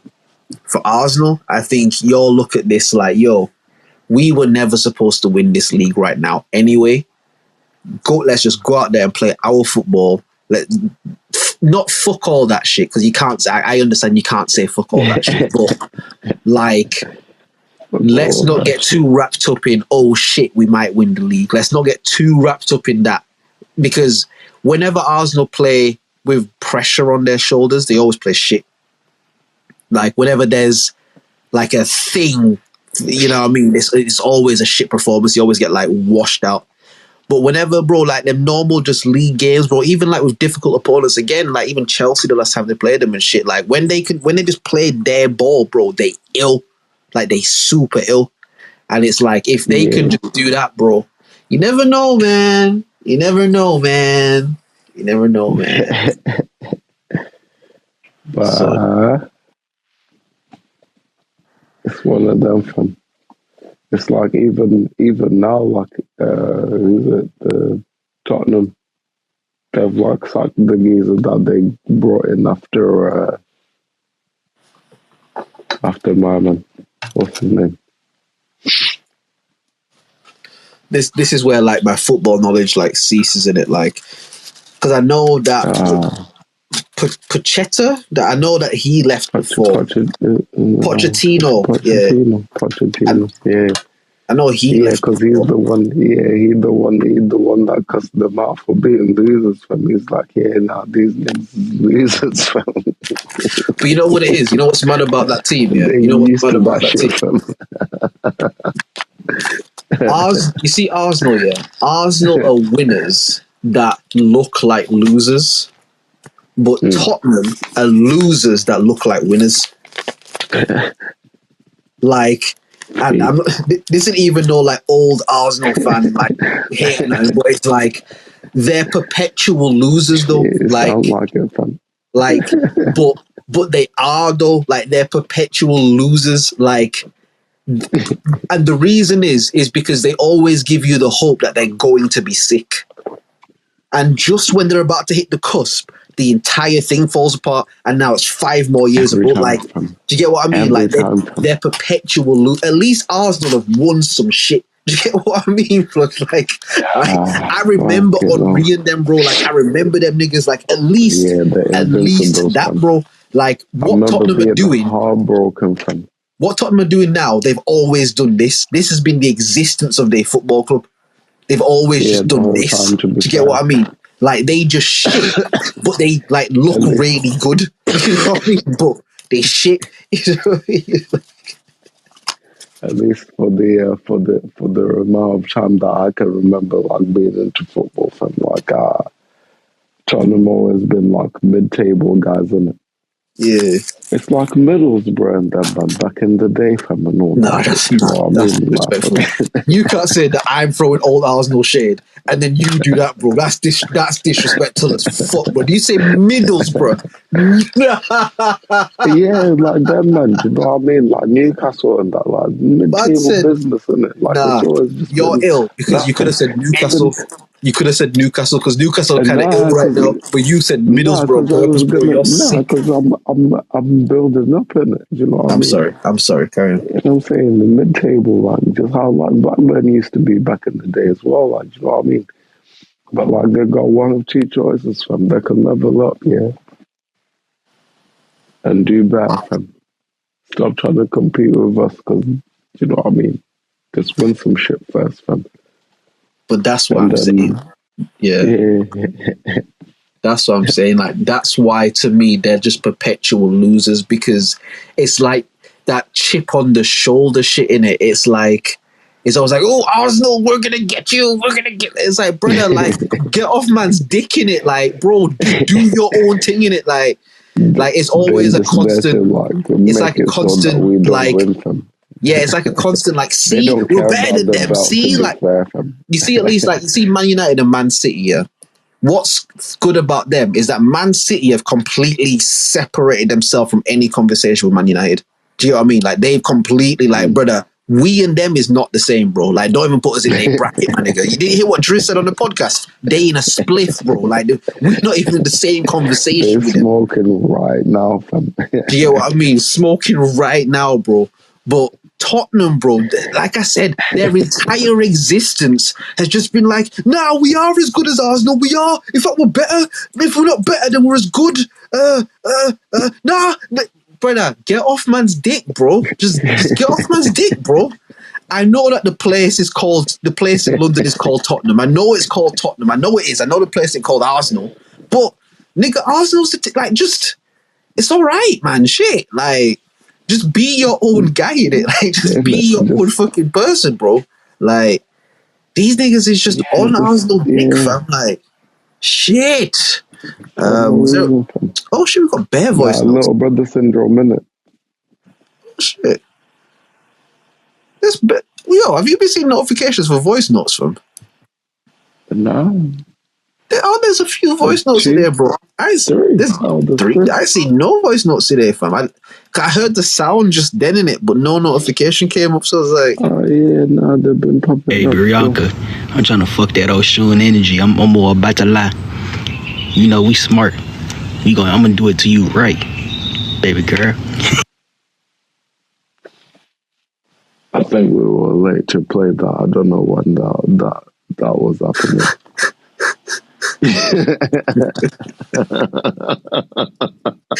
you know, when people leave voice notes and stuff, right? I do try to like interact with it, you know, because man, I appreciate you taking the time to, you know what I mean. But you know, sometimes someone just stops me in your tracks, and you're like, I don't actually even know how to respond to what I've just heard. Like, I don't even know what to say in response to that. Like, I'm not sure how to pivot from this move. Like, you know what I mean? If this was basketball, bro, I'm passing the ball back court, bro. Like, nah, let's just start the play again, bro. I don't know where to go from here, and let's just start this play again, bro. Like, yeah. Nah, just hold it and do just. Bro, I guess was it Zayuki? Like, wow, get your shit off, bro. Crazy. As long as it ain't no drunk girl, you know what I mean? Like, don't be one of them weird predator niggas. But that's crazy. Hey, man, shit. like, was he talking? Were you talking to like someone, like one of the listeners? Was he talking to like Matt? Like I just don't get what just happened.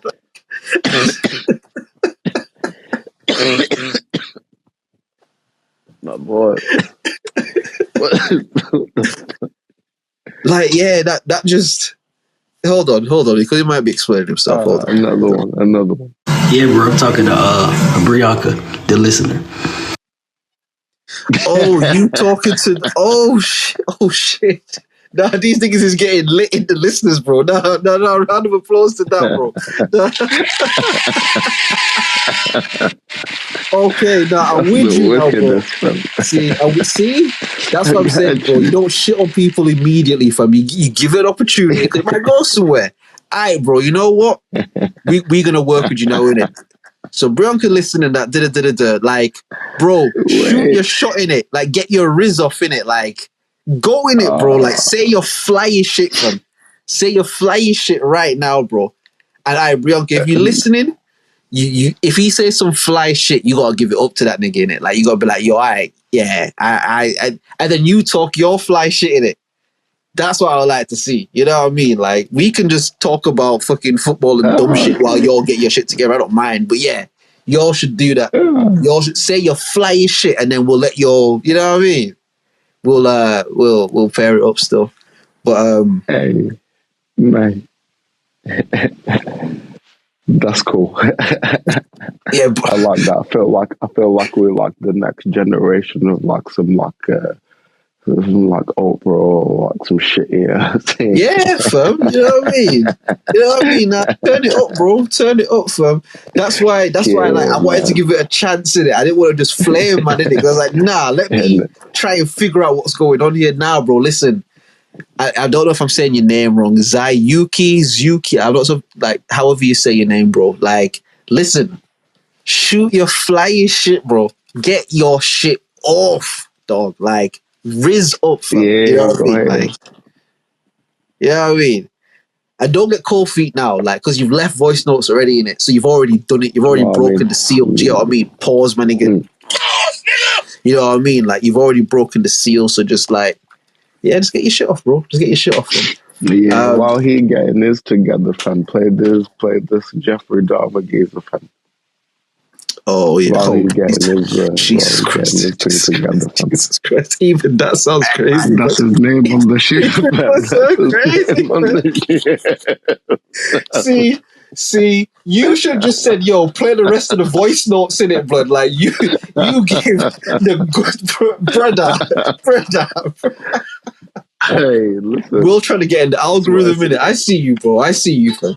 Oh, shit. No. No. Jeffrey Dahmer, you gonna have to wait, fam. And fucking, yeah. Brianka got something to say. So let's see what you say. You two are hilarious and such instigator. Cameron, sir, that was adorable. Hey, okay. I see now. Cameron, she trying to little bro you now, fam. Brianka, I see you trying to little bro him, trying to, you know what I mean, boss up on him, letting him know, listen, I'm not one of these little bitches that you can just, you know what I mean? I see you, girl. I see, you know what I mean? Yeah, all right. But yo, listen. All that means man's got to step his game up. Bro, but now you got to come on some man talk now, innit? You got to come on some like, I can't give you the game, but you gotta come and like talk that shit now, innit? She's laid the gauntlet, bro. You gotta say something. He's here. Brianka, you so goddamn sexy, girl. I'm saying, let me go ahead and get that number, because you know I'm gonna do it to you, right? You know I like no dread heads, girl. I'm gonna pull your head back and kiss on your neck. I mean, shit. He decided to like what did they say? If you're gonna shoot, make sure you hit the head, fam. He went right for it, fam. You know what I mean? So I'll tell you this, right? Like he said, he went straight for the neck, fam. It's either gonna land or it's not gonna land, bro. I admire the confidence. I feel like you tried to troll yourself out of like taking a real shot a little bit, but fuck it, you did it anyway, bro. So big up to you, fam. You know what I mean? Big up to you. Now Brianka's dropped off, to be fair. So you either got her blushing, you know what I mean? No, she's back. Oh shit, no, she's back. No, she's back. Yeah. Let's go. Okay. How is this gonna go, you guys? Come on. Okay. Let's hear something. Let's go. Wait, I didn't hear the message. Replay the message. Okay. Oh, shit. Can you do that? You can do that, right? Sorry, please replay the message. Thank you. You know what's crazy? The message actually disappeared. I'm not even like bullshitting on because you can. Bro, I'm on the thing. Yo. It's just your brethren, Jeffrey Dahmer, that's on there. No one else is on there, bro. You know what I mean? Because listen, right? You can go back to the main like view of the thing here, so that it's like the. My nigga. You know I play the voice notes every week, but I'm telling you, the voice note is not there. I'm looking at the other voice notes, and I'm telling you, I can play that other shit, fam.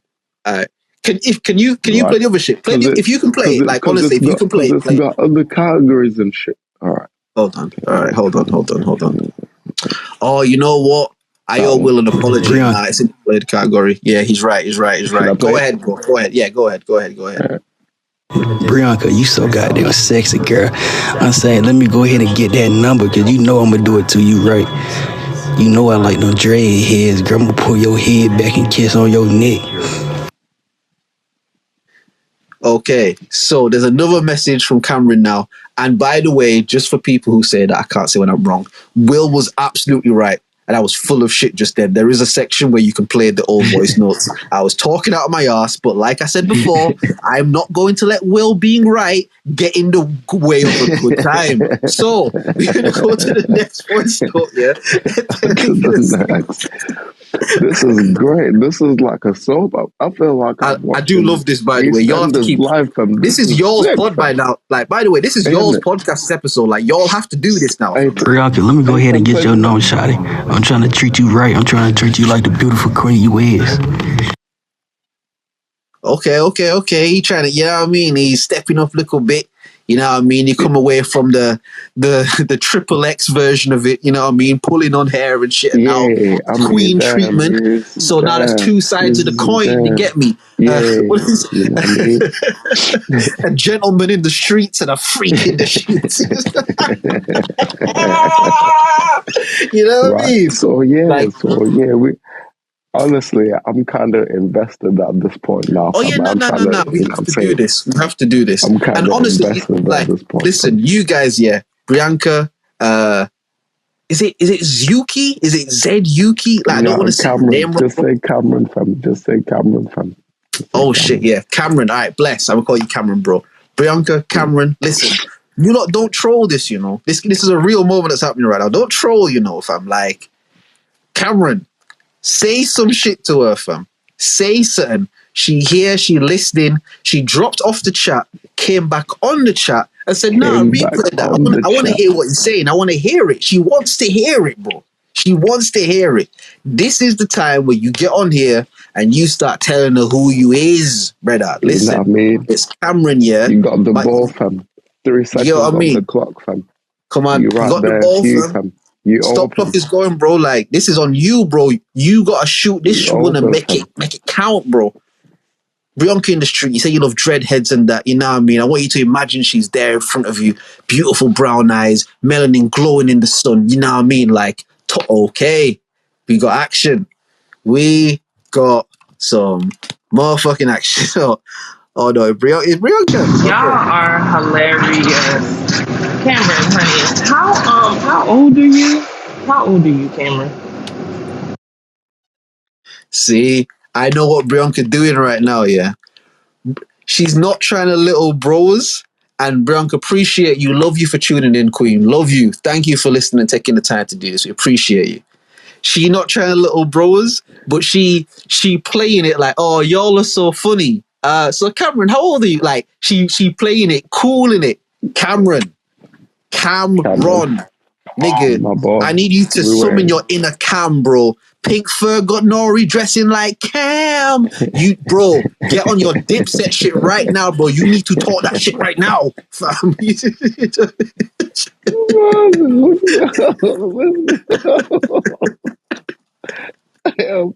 No, hold on. Stop laughing. All right, he's left something, bro. Nah, he's left something. We need to listen. Okay, I'm old enough to take care of you, shot. I'm trying to give you everything that you want. You know, I'm gonna fly you out to Atlanta and I'm gonna treat you I'm gonna give you what you need. I ain't like all them other niggas out there that gonna tell you everything. I'm gonna show you. I can show you better. I can tell you. Because once you get to know me, you're gonna become obsessed with me. Oh shit. So there you go, Bianca. Oh shit, Will, you and I are showing up for the rest of this pod, fam. You're letting these talk. Bianca, let me go ahead and get at least give me one shot. Just go ahead and give me one shot, shawty. I promise you I ain't gonna do you wrong. I promise I'm gonna take good care of you, shawty. And you so goddamn beautiful. Okay, Cam, I'm on your side, yeah, Cam. You my mans. This the OnlyMans podcast. We stick it together. I'm on your side, bro. You made too many promises. You let her respond, fam. She here, bro. She gonna respond, fam. You put it out there. You know what I mean? You don't wanna start looking like, you know what I mean? You know what I mean? Nah, you're doing too much interfering, my guy. Listen, you're right. I'm sorry. You know what? Let it play out. Bro, don't even listen to me, bro. I ain't got no bitches like that. Don't even listen to me, bro. I don't know what the fuck I'm talking about, bro. Like, I'm just some straight, you know. Bro, yeah. You know what? Let me shut the actual fuck up, bro. Like, because I love this right now. Fam. I love this right now. But I want them to like actually do it though. You know what I mean? I don't want them to troll. You know what I mean? I don't want them to troll. You can't. Yeah, because you can't want it like that. Because then they're gonna be like, what's up with that? You know what I mean? Nah, just let it be, fam. You know what? Hunting, fam. You can't run around being like, hey, Drizz, let me shoot you. I was being thirsty, telling this nigga he sounded thirsty. And you're right, bro. Accountability. You're absolutely right, fam. Let me shut the actual fuck up. Let me just stop talking, bud. Like, because you're right, innit? Innit? Just get the popcorn, fam. Yeah, the popcorn, fam. Nah, but That's what this moment is for. But Will, I think there has been a common theme throughout today's podcast, throughout this episode, and it's definitely been that I'm not going to allow you being right get in the way of a good time. You know what? Fair enough, man. Fair enough. My God. Boy. My God. No, Brianka, thank you for the follow. I appreciate that. Thank you. Hey, Hey, bro, she followed me, bro. I'm gonna text her.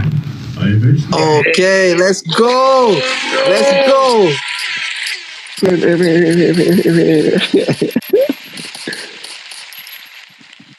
Okay, we like that. We like that, Brianka. We like to see that. That's energy right there. OnlyMans podcast, bringing people together from all over the world. I'll say this though, yeah. You followed us and that. Please, guys, please go to the YouTube, subscribe to that shit, yeah. Because if y'all actually like link up, we want to hit updates and shit, like updates and shit. And for real, fam, because this will be the first time, fam. This will be the first time that we ever brought people together, like in that kind of way, fam. So that'll be really cool. I mean, we saying that like these niggas are about to fucking have like the Notebook like movie play out, so like he fly her to ATL and shit. You know what I mean? And she get off the plane and he in the airport with the flowers and that, and then they run towards. Oh my God, Brianka! Oh my God, Cameron! Oh my God. You know what I mean? This could be like Love Jones, fam. You never know, fam. You know hey, you know what? You know what? Stranger things have happened. Niggas sound poetic as motherfucker, fam. Yeah, fam. Yeah. You know what I mean? Yeah, I'm saying. That's all I'm saying, fam. You never know, fam. Ain't no telling. No telling. Ain't no suitcase. I've been living out the suitcase. Shit. But yeah. Then to be honest, if it was me, I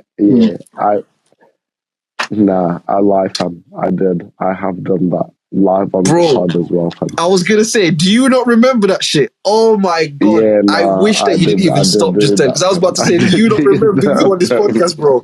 You lost your mind, bro. She was saying the right things, bro. What can I say? She was just saying all the right things, fam. Do you know what I mean? She just sounded nurturing, fam. Just what I need, fam. No. Oh, I wish I knew the episode was. I would tell people to go and listen to that. Oh my, Will was losing his mind on the pod. You know what? Listening here, you said you just told me to chill and just let it happen, bro. I wish I remembered that shit when he said that to me 5 minutes ago. I wish I remembered that shit, blood. This motherfucker here, blood. Just let it happen, bro. Do you know what I mean? I'm gonna play these voice notes and then we're gonna talk about that. There's replies. My boy, I'm gonna fuck with y'all later though. I'm gonna let y'all know how that go. I can. We appreciate you, dog. Okay. We appreciate you, sir. I hope so. Pink fur got Nori dressed in like Cam. Yeah. So what were you guys talking about, and where's everybody right now? Cameron's saying he's gonna fly me out to Atlanta. Sir, I live in Houston, Texas. I think my city more lit.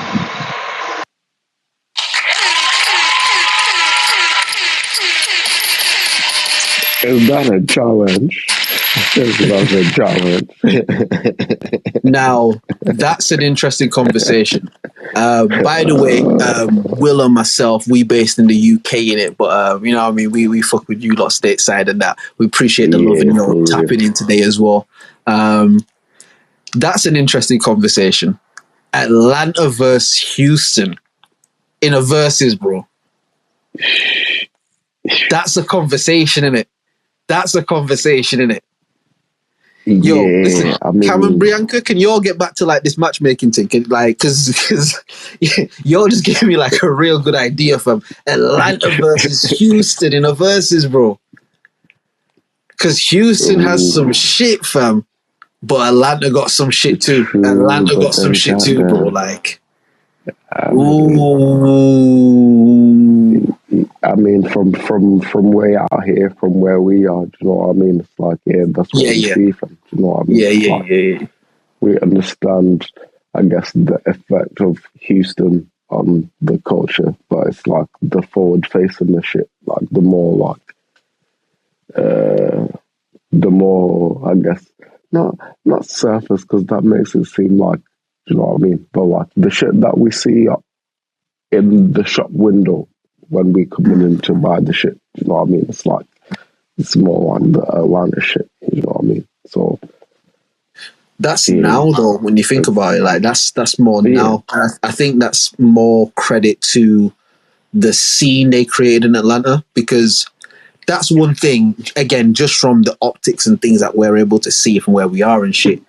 The scene they have down there and how intermingled their shit is and how they've kind of all risen up together essentially. Even though they all got their beef and their shit, like that whole like Atlanta supports Atlanta in it. That's their whole thing. yeah.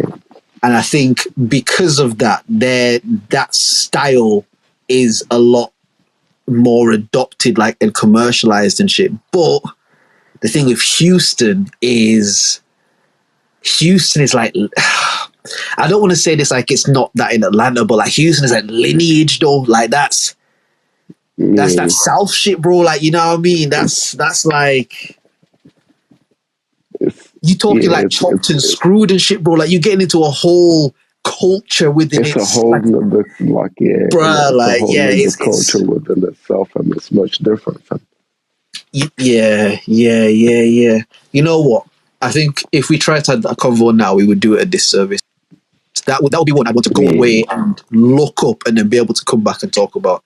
Because just trying to think of shit off the top of my head, like, yeah. Yeah, like, it's that's a bad one. It's not the easiest one. To answer what Bianca actually said, because she asked the question and I completely ignored it and just talked about some other shit. And then you just went on your own. See, I told you, bro, it's a professional anarchist, bro. It's madness, but there's a method to it, innit? Like, it's... This shit works. Bro, hey, listen, man, they here. You know what I mean? They here. They keep subscribing to shit. What was the original we doing something, you know what I mean? We doing something. That's what I was just about to say. Not Savannah. Atlanta is a melting pot. Atlanta is a melting pot. You have people from everywhere going to Atlanta. Versus Houston is becoming that also, because I am not a native of Houston. I am actually from Savannah, Georgia, which is more hype than Atlanta as well. But yeah, Atlanta is like a melting pot, and Houston is like a melting pot as well. But Houston still has such strong culture here, and is definitely undeniable. Okay. Yeah, I think like a lot of those, and again, we talking like we not over there in it, just from what we're able to observe from culture and all the sort of things there. It's like all of those sort of southern states, whether it's black culture, white culture, whatever, like the culture seems to be a lot more rooted in the people and the society. You know what I mean? Like it just seems like even just like the accent and shit, and just how recognizable that accent is and how unique and distinct that. And now obviously someone from Georgia won't sound like someone from Houston. Like it sounds different, obviously, but then it's just the like untrained the same thing it's the same thing as like let's say like if you were to go to Newcastle and hear like the Geordie speak, and then you hear like the guys from like Southampton or like just like a bit across the ways. It's like those the Beckhams in it, and they like, to them they sound mad different, but like to you like the same shit, fam. You know, even like yeah. Like even to that same point, even say us to like Bianca and Cameron who were just listening, like to them, we might just sound like we from London, bruv. You know what I mean? Like we might just sound like that to them. Do you get what I mean? Oh, no. We know the difference. We know that we don't sound like Londoners, but if to the ear that's not used to that, it's like, oh yeah, UK, London, like yeah, the London. You know what I mean? Like it's just obviously whatever your ear, the palette of sound that you're used to in it. But nah, I do think. I definitely hear what you're saying in regards to like the melting pot aspect of Atlanta, where a lot of people, because they call Atlanta like the black metropolis now, innit? It's like if you black and you up and you want to go make money, they say go to Atlanta, innit? You Like, should go there. And do you get what I mean? So it's like there is this new, like, I'm saying new, I don't mean like fucking last year, but there's this new moving energy in it, like this. A bunch of people from all over the country and shit with a similar ideology and maybe lifestyle come to this place and create like infrastructure and enterprise in it. And obviously things like that will go on anywhere, especially in America, that has a large enough landmass to create infrastructure. So obviously she's saying like Houston is a melting pot as well. Obviously, because it's so big, it would have to be in it, because it's not like middle America rural shit. It's still city like, so there's still always going to be that element where people are going to migrate in and stuff like that. But I think it's like I can see if you someone who moved to Atlanta, or say two people, like two brothers raised the same house and shit, they both from fucking, they from here, they from the UK, same house and shit. One brother moved to Atlanta. No, not them. No. We're trying to get subscribers. Come on, fam. What are you doing? We will, fam. Bro, we left Tory Lanez and Andrew Tate in our two of the podcast, bro. We left them there. Just leave them there, innit? Like, what are you doing? But like, two brothers in it. One go to Houston and one go to Atlanta, and they both spend the same amount of time there. I feel like the one that would go to Houston would ingratiate a lot more in that Houston Southern culture than the Atlanta culture, because Atlanta again is it's like a New York type of thing. Obviously New York is New York, and like, you know what I mean, all the shit that they do there, but it's like there's no specific Atlanta identity outside of like the recent kind of demographics that have shown, like the Migos and all. So like outside of that type of shit, there's no deep. All right, let me not say because I'm not from there, I don't know. But from what we can see, there doesn't seem to be as much of a deep rooted like historical Atlanta identity as there is with like the southern states, like again your Georgias, Houston, Texas. Like, do you get what I mean? Like there's like a deep rooted culture that's ingrained in the people there.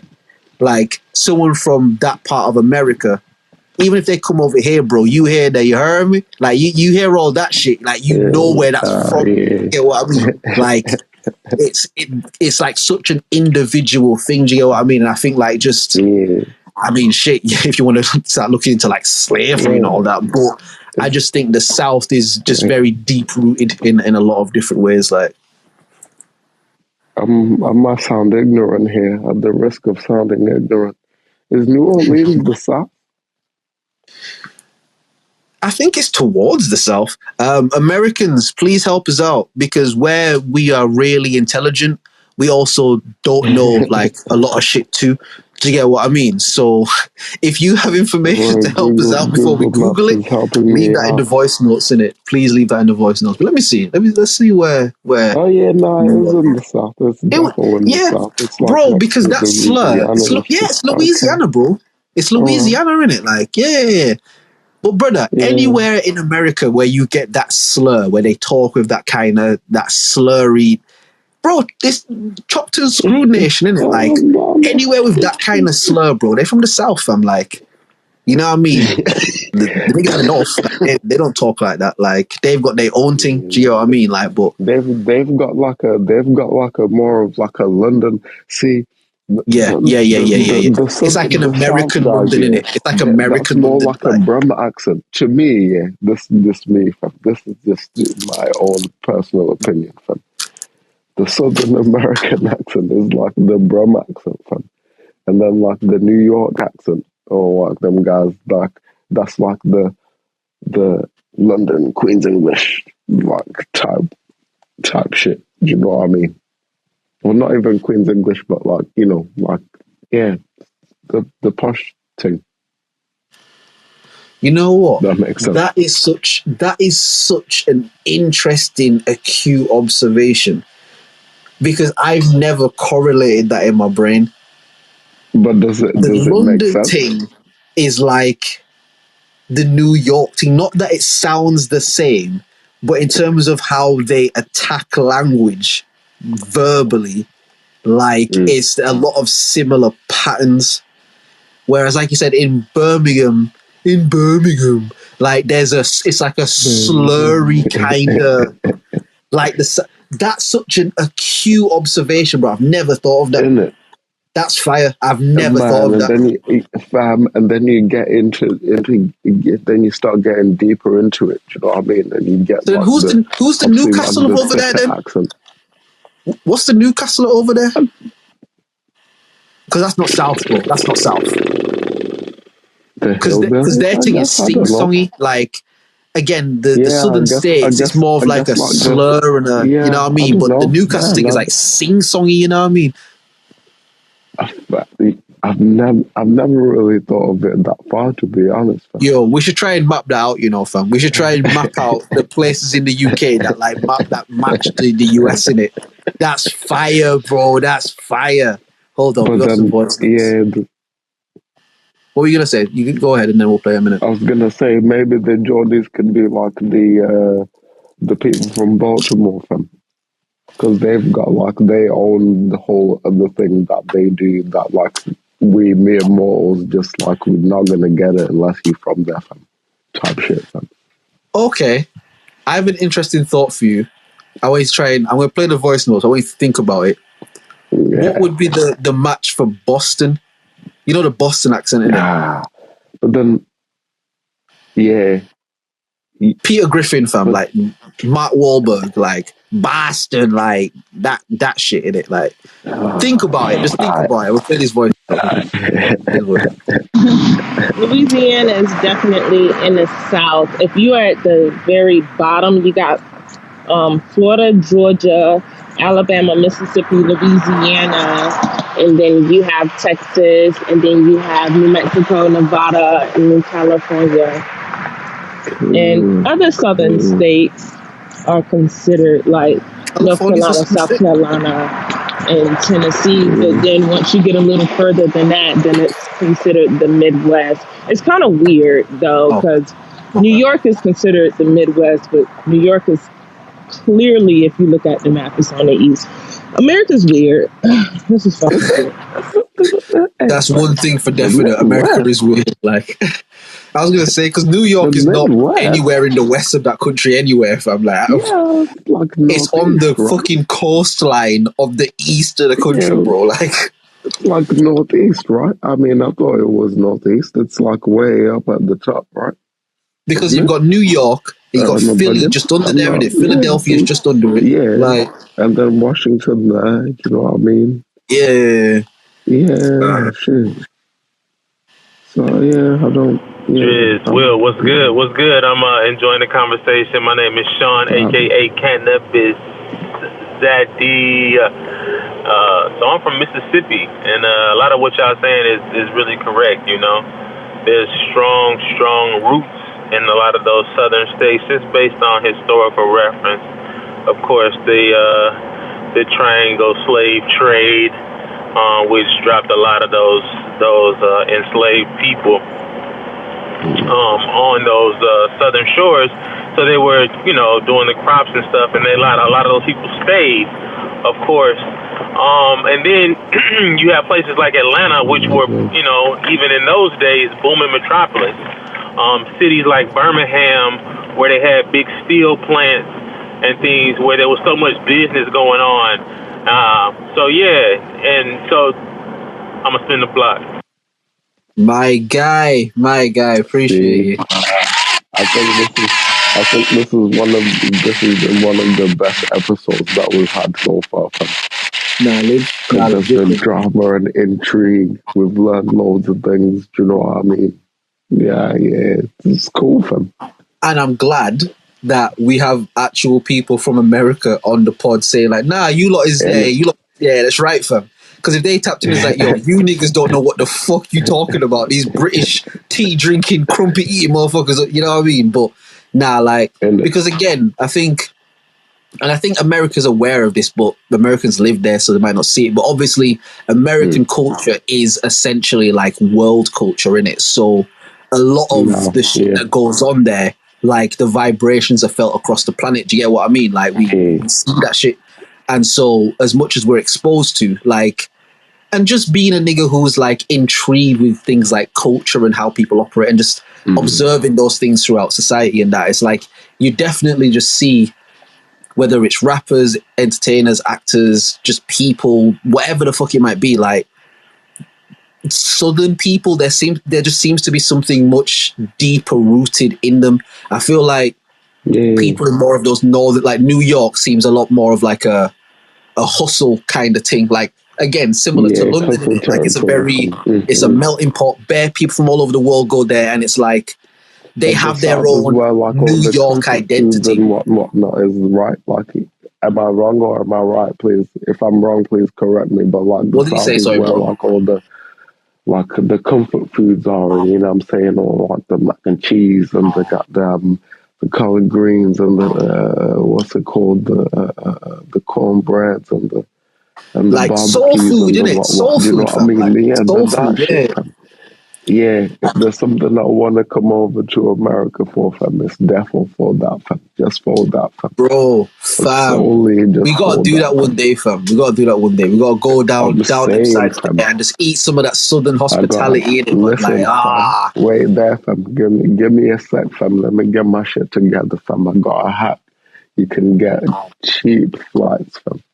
Okay. I'm talking cheap flights, fam. I'm talking about like, you can go like to New York for $250, fam. Oh shit! Flights, fam. Oh shit! Yeah, hold on. Will found a scammer plane. Oh shit, bro! You found a scammer plane. Swear down. They fly that shit. Swear down. Man got the scam plane going. All right, bud. All right, fuck it. Fuck it, bloody live one time. Let's go with it. Like, fuck it, bud. All right, bud. Listen, I trust you. You know what I mean? It's fully legit, fam. It's legit, fam. It's fully legitimate, fam. All right, we'll talk offline about that. Yeah, we'll talk offline about that more. That sounds interesting. That sounds interesting. No player's voice though. One sec. Alright, so and with all that business going on, that's when you had the ability to have so much, of a transient population, where places like Mississippi, Louisiana weren't as booming centers. So and especially Texas, weren't as much booming centers. So you did have a lot of that history and a lot of that culture just remain, and a lot of it's still there. I mean, my family's still in Mississippi to this day. I live in a New York metro area now, so I'm a little distant from it, but I'm enjoying the combo, man. Y'all keep it up. Nah, fuck with you, bro. Dope, man. That's fuck with you, bro. Yeah. This is man. Cool. This is like a live. I don't know what lesson this would be in school, fam. You're getting to learn like directly from the people that's like, you know what I'm saying, that's there, fam. You know what I've realized, bro? You know what I need, bro? Like, we need Americans to tap in every week, bro. Y'all are lit as fuck, bro. Like, I ain't gonna lie. For real, fam. You know what I mean? We got our thing here and shit and that, but like, y'all is, It wasn't Miss Natural American as well, fam. Who come? Nah, the one in my episode when I went a bit, you know what I mean? And I lost my head. No, she wasn't. Was she but not? you see how even you just said that, yeah? Even that speaks to what we're talking about like how much American culture has bled out across like the rest of the world, because a lot of kind of like that same girl a lot of like the sort of the slang and shit she was saying was like Americanized, popular shit. But nah, she was from here. She was from here, fam. Like she was from here. You know what I mean? Down. But she was doing all of that, like all of that. You know what I mean? You know the shit that the girl them over there talking it like that. All of that shit in it, like you know what I mean? But yeah, you got more voice notes there. Yeah, we got a couple from Emperor tapping in. See, down south, we very in tune to the energy of a person a lot. Like we really deep off into it. So like people that's not from here, like you from Jamaica, a lot of Caribbeans that come down, a lot of them people get a lot of love from the south and very welcoming energy because the spirit of them is very they have very loving energy, so they get a lot of good reaction from down south. But a person from up north is more of a tolerating aspect because of the fast energy, I guess I would say, and they talk a whole lot and don't relax enough. So it's the unsettlingness within the spirit that be the rubber. It's not that kind of gives a friction, but we love them nonetheless because they intention be good, but it's the that's on a spiritual level. That's how it works, isn't it? That's why I've just realized something about myself being here, and like, yeah, my down south friends, like, they all are very like fast. Everything has to happen like right now. And I'm always the one that's like, nah, chill, because, like, you know, we could just, like, wait a sec, you know what I mean? And, and that's the thing, innit? It's like, it's weird, because in the UK, it's, like, the other way around, innit? Like, the North is more of that relaxed. I don't want to say slower pace, like, because niggas in the South get to it. Don't get it fucked up in it. Like, I know that in the down South states, y'all get to it. I know you niggas, like, but the energy, as man said in it, like, the energy is so much more. There's like like they in tune with like the environment and shit in it. Like, it's the same with like up north in the UK. Like I always say this, I'm from Leeds, and anyone who doesn't know Leeds is a city in the north of England. London is in the south of England, for context. Even where Will is now, he's up in Lancaster. That's like northwest, I guess you would class it. But it's like, it's as simple as in Leeds, you can walk out in the street and a random person, never met before, never seen before, and you can say hi to that person in the street and they'll say hi back to you. They'll smile or hi, like you can do that. Like the culture is kind of like that. In London, if you walk past something in the street and you just say hi to a random person, bro, you might get into some shit. You know what I mean? Like it might just be like, oh, you looking at, bro? Yeah. Because the energy of London is, as man said, it's very fast paced. It's very like people are trying to get to the bag, and niggas either trying to scam you or do something to you, or everyone's trying to get to something in it. And it's like in the more northern cities and northern towns, it's like the pace of life is slower. Again, it's not that people aren't smart or don't have as much think. Like they have their shit too. In fact, to be honest with you, a lot of the money is in the north of England, bro. There's a lot of money in the north of England. Like, it's a lot of shit happening there. There's a lot of money, but it's the same with the down south states, isn't it? It's the exact same thing. Like niggas in New York might think like, oh, yo, we from New York, nigga. You know what I'm saying? Like, all that sort of shit, and like. But they might look a certain way the down south states, but they down south to get to it, man. Like, hold on.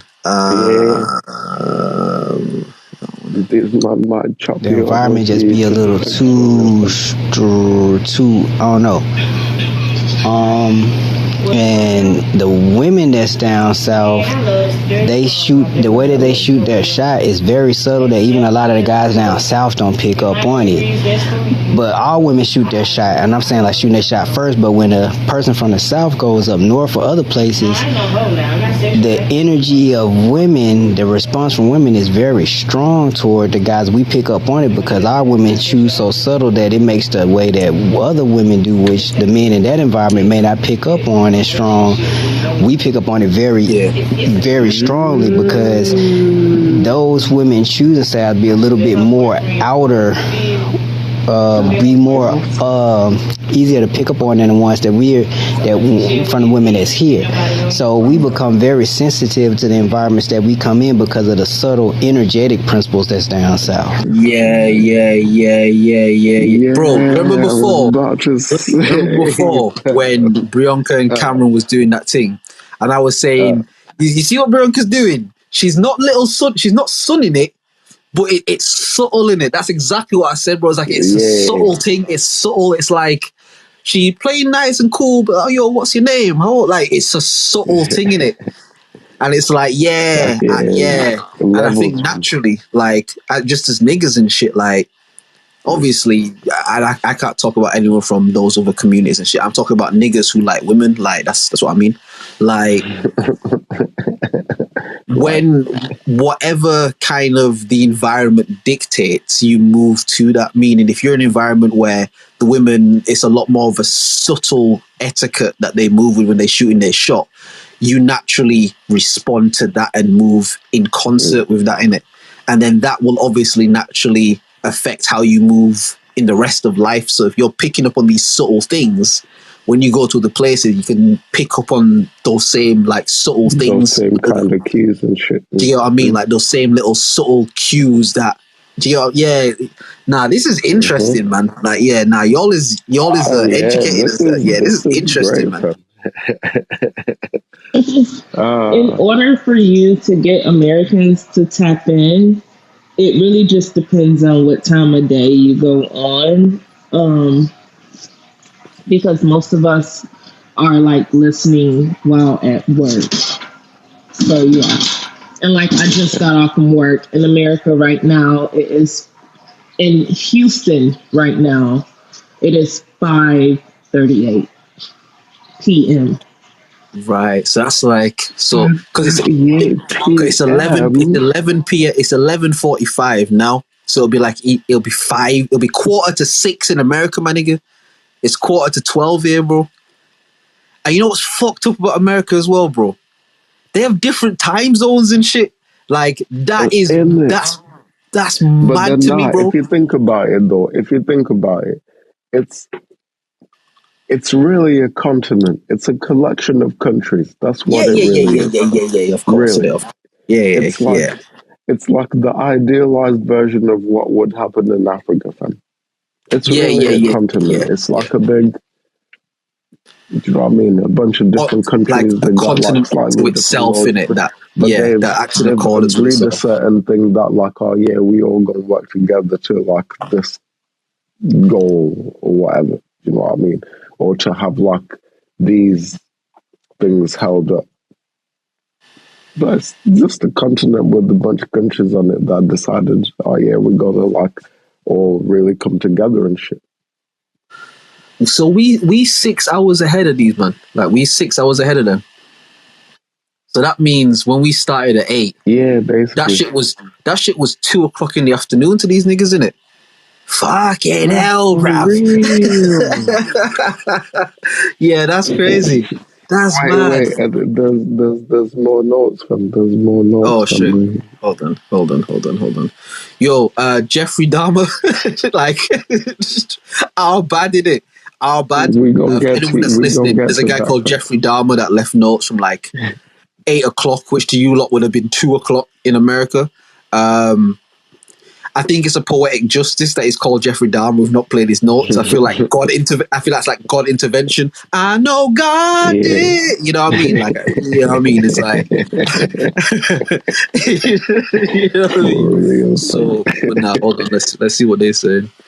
You know what, Emperor T, I am from Savannah, Georgia, and I live in Houston, Texas right now. And what you just said is so true. Women, Southern women, we are used to, we have that Southern belle quality, the traditional ones at least. I'm 32, I'll be 33 in a few weeks. But we're used to like being chased or like the guy coming, like we'll let you know we like you, you know. But we not about to be like, hey, yo, what's up? Let me get your number.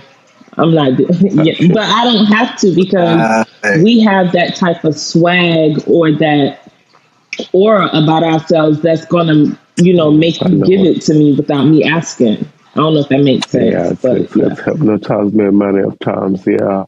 Okay. Yeah, I know what it is. I know exactly what she's talking about. It's that thing. I know it from. Yeah, I know what you mean. Nah, that that's interesting. Giving me natural vibes, but I'm gonna chill out for a sec because I see what I'm saying. That's not for me, fam. Yo, the way that you went mad when that girl came on this thing, oh my god, fam, bro. to this day, fam, I'm behind all that shit, fam, to this day. Oh my gosh. But you know what? To exactly what Bianca's saying, yeah, you see how different the vibe is to exactly what she's saying, because as much shit as you was talking, like the natural, she was talking shit too. She wasn't going as ham as you, but you know what I mean? And it's like, to what she's saying, it's like the thing also down there with women is like they gonna let you know it's cool to pursue them type shit. Like I definitely feel that if they're not into you, you're gonna feel that immediately. Like you're gonna feel the energy. You're gonna know that. But like if you think and they into you, they're gonna like give you those subtle cues to let you know, like, yeah, it's cool to pursue me. Like, yeah, it's cool to, you know what I mean, be on my jack, you know what I mean? So like, yeah, that's interesting, man. That's interesting. Yeah, me and my girl have to go down Houston and turn shit up in it. Like, do you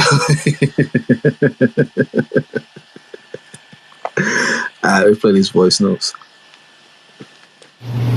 So like a lot of times people from the South that come from the South, they end up being very successful in environments outside because we come from such a relaxed environment, which makes us very sensitive to our environments. So we're able to see the process and the functions of other environments very easily, and we have a strong spiritual neckness in our essence, that we're able to see the components within environments that are missing, that makes everything just vibe like a strong vibration, because we still got strong roots. So we look for those roots within environments that we go into. So a lot of times guys that go up north, guys from the South that go north or come out of the South, they don't really put themselves in what I would call simp positions or in the chase or pursuit position. Okay. It's like, it's like, I hear that, yeah. And I'll say like this, it's to what man said, where like, they'll like go to these places and they'll like do well in these environments, yeah. It's like, I've noticed, and I don't know, maybe it like correlates to like it's like a global phenomenon or whatever, but like me being like from the south of Africa makes me like, I don't know, people seem to just trust me a little bit more, you know what I mean? People seem to like be cool with me. I seem to be able to let go a bit with people, you know what I mean? And have like, we seem to be able to have a good time without like, you know what I mean? Shit being like weird and shit. You know what I mean? Yeah. And I find like maybe, I don't know, maybe that's just my own personal disposition, but like the confrontational, like loud noises and all that kind of thing is not really our kind of thing, you know what I mean? Like if it goes to that and they gotta be all that, like, you know, do what we gotta do or whatever, but that's the last thing, you know what I mean? Very, very tranquil people. Everything is understood that everything takes time, do you know what I mean? So everything takes time. Yeah, I get that, man. It's like I can definitely relate, like in terms of like obviously family call from like Jamaica and shit. It's like, and Jamaica, much like myself, is like a contradiction in the sense where that same thing that you're speaking about, that like being in tune with nature, like understanding that things can just operate at a natural pace and being at peace, and that's all a part of it, as well as all of the chaotic shit and the ton up and the madness. And you see what they're doing, these dancehall dancers and shit, like ton up energy, bro, energy, fam. You know what I mean? Like, I definitely can relate to that just in my own life. And like you said, sometimes you might go down to London, do like music shit, whatever. It's like when you talking to these guys and stuff, there's something about like the charm of the North that like, it's almost like disarming in it. It's like a disarming thing. Like something about it just makes people feel like, not like you food, not like you chump, but like, no, because you cool in it. Like you're cool. Like it's not because they get to thinking that you're not that smart. Do you know what I mean? Yeah. Because you speak a certain way or you carry yourself a certain way, then you must be prey, basically. Do you know what I mean? And yet, nah. Hold on, my boy. You preying on predators, fam. This is a honey badger you trying to eat, fam. Trust me. I may eat you before you eat me, fam. Know that, fam. Know that. They're automatically met with a lot of submission from women in the environments because of that aspect that we kind of come in putting our purpose first, but in our environments, guys tend to simp a lot because they shoot their shot first. They be more submissive to the women because they're not sensitive enough to know what to do with the pick up on the signals or know what to do with the signals with the women that shoot their shot first as being submissive. So they end up exercising it very strongly outside. Now, a guy from North that comes down tends to come to the South and will be very he'll come into that energy of the submissive energy to the female, but that female definitely runs way more circles around him than she would the guy that would pursue her here, because that guy up north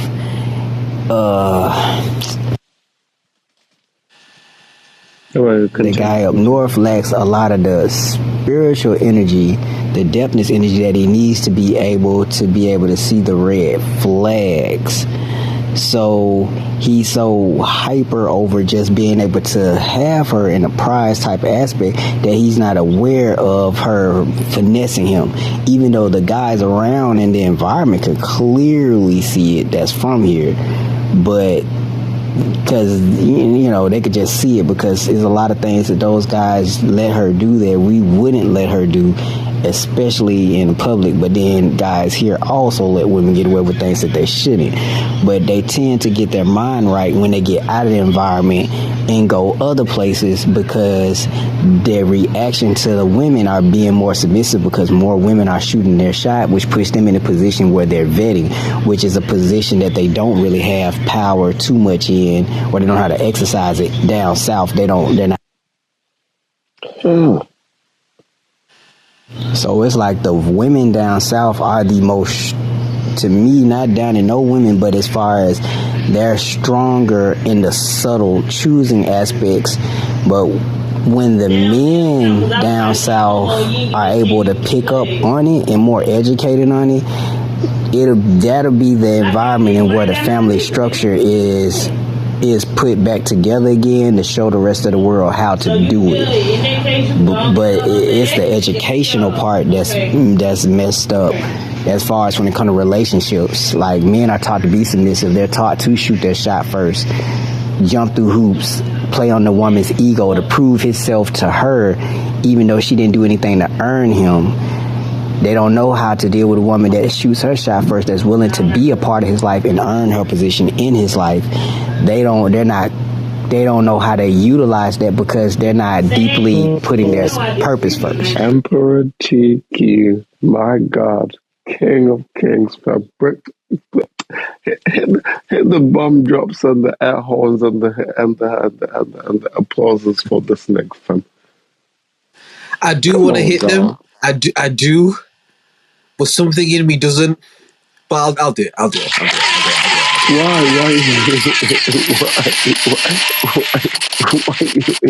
Why you ain't want to give him the? Why you ain't want to give him that? Nah. There were bits, but I would if I chose to concentrate on the bits, it would be me being a dickhead. Do you know what I mean? It's like I hear what man is saying. I do. So I understand it. I understand. Overall, we're not getting into the nuance of this shit. You know what I mean? I mean, we do it frequently, and we in it right now. But, yeah. Nah. Again, I'm playing about Emperor. Big up to you, broski. Like, man, appreciate you tapping in and that. And like, yeah. Like, that's what I'm saying. It's like there were a few little bits. It's like, I'm not sure about that, but it's important, man. Because like, it's not that I understand what man is saying. Like, I do understand what man is saying, and like, I won't pretend that I don't just for the sake of podding in it. Like, just for the sake of getting it off. If like to me, this is how I've been viewing this. Like, it's important for us, all of us, man. Do you know what I mean? Not just like African Americans, but like all of us, every one of us, to like have that mindset of coming togetherness, fam. Do you know what I mean? Because like at the end of the day, that's the only thing that wins is numbers, fam. Yeah, we can stand in our solidarity, knowing this, and that, and knowing that, boom, but then it's like not gonna do anything unless that's in mass. Do you know what I mean? Unless every kid that get born knows that, like, oh yeah, there was things happening before, like the Greeks went to Africa, like, you know what I'm saying? There was like this and that. There was things happening in Turkey. There was things happening in fucking, like, unless somebody knows that shit without, let's say, for instance, having to go out there and seek that shit for themselves. If that's just like, you just get, it's just inbuilt, fam. In the first very beginning, the foundation stages, they should show you like what you're dealing with. This came from this came from this. This is because of this. These people did this and that. But then it's not that, fam. And it inevitably fractures into all these things. Do you know what I mean? At first, it's like, oh yeah, you know, I'm a man and you're a woman, and then it fractures. Oh, I'm a black man and you're a white man. I'm a black woman, you're a black woman. It fractures. I'm a Christian, and you know what I mean. It keep getting more and more like it. And this is I hear you. Yeah, I get what you mean, man. Like, it's like, and again, it is important. Do you know what I mean? Like, it's important for people to know that. You know what I mean? There's power in the people for real, fam. Yeah. Hold on, we got a few voice notes. One sec. And you know what's funny? I am natural.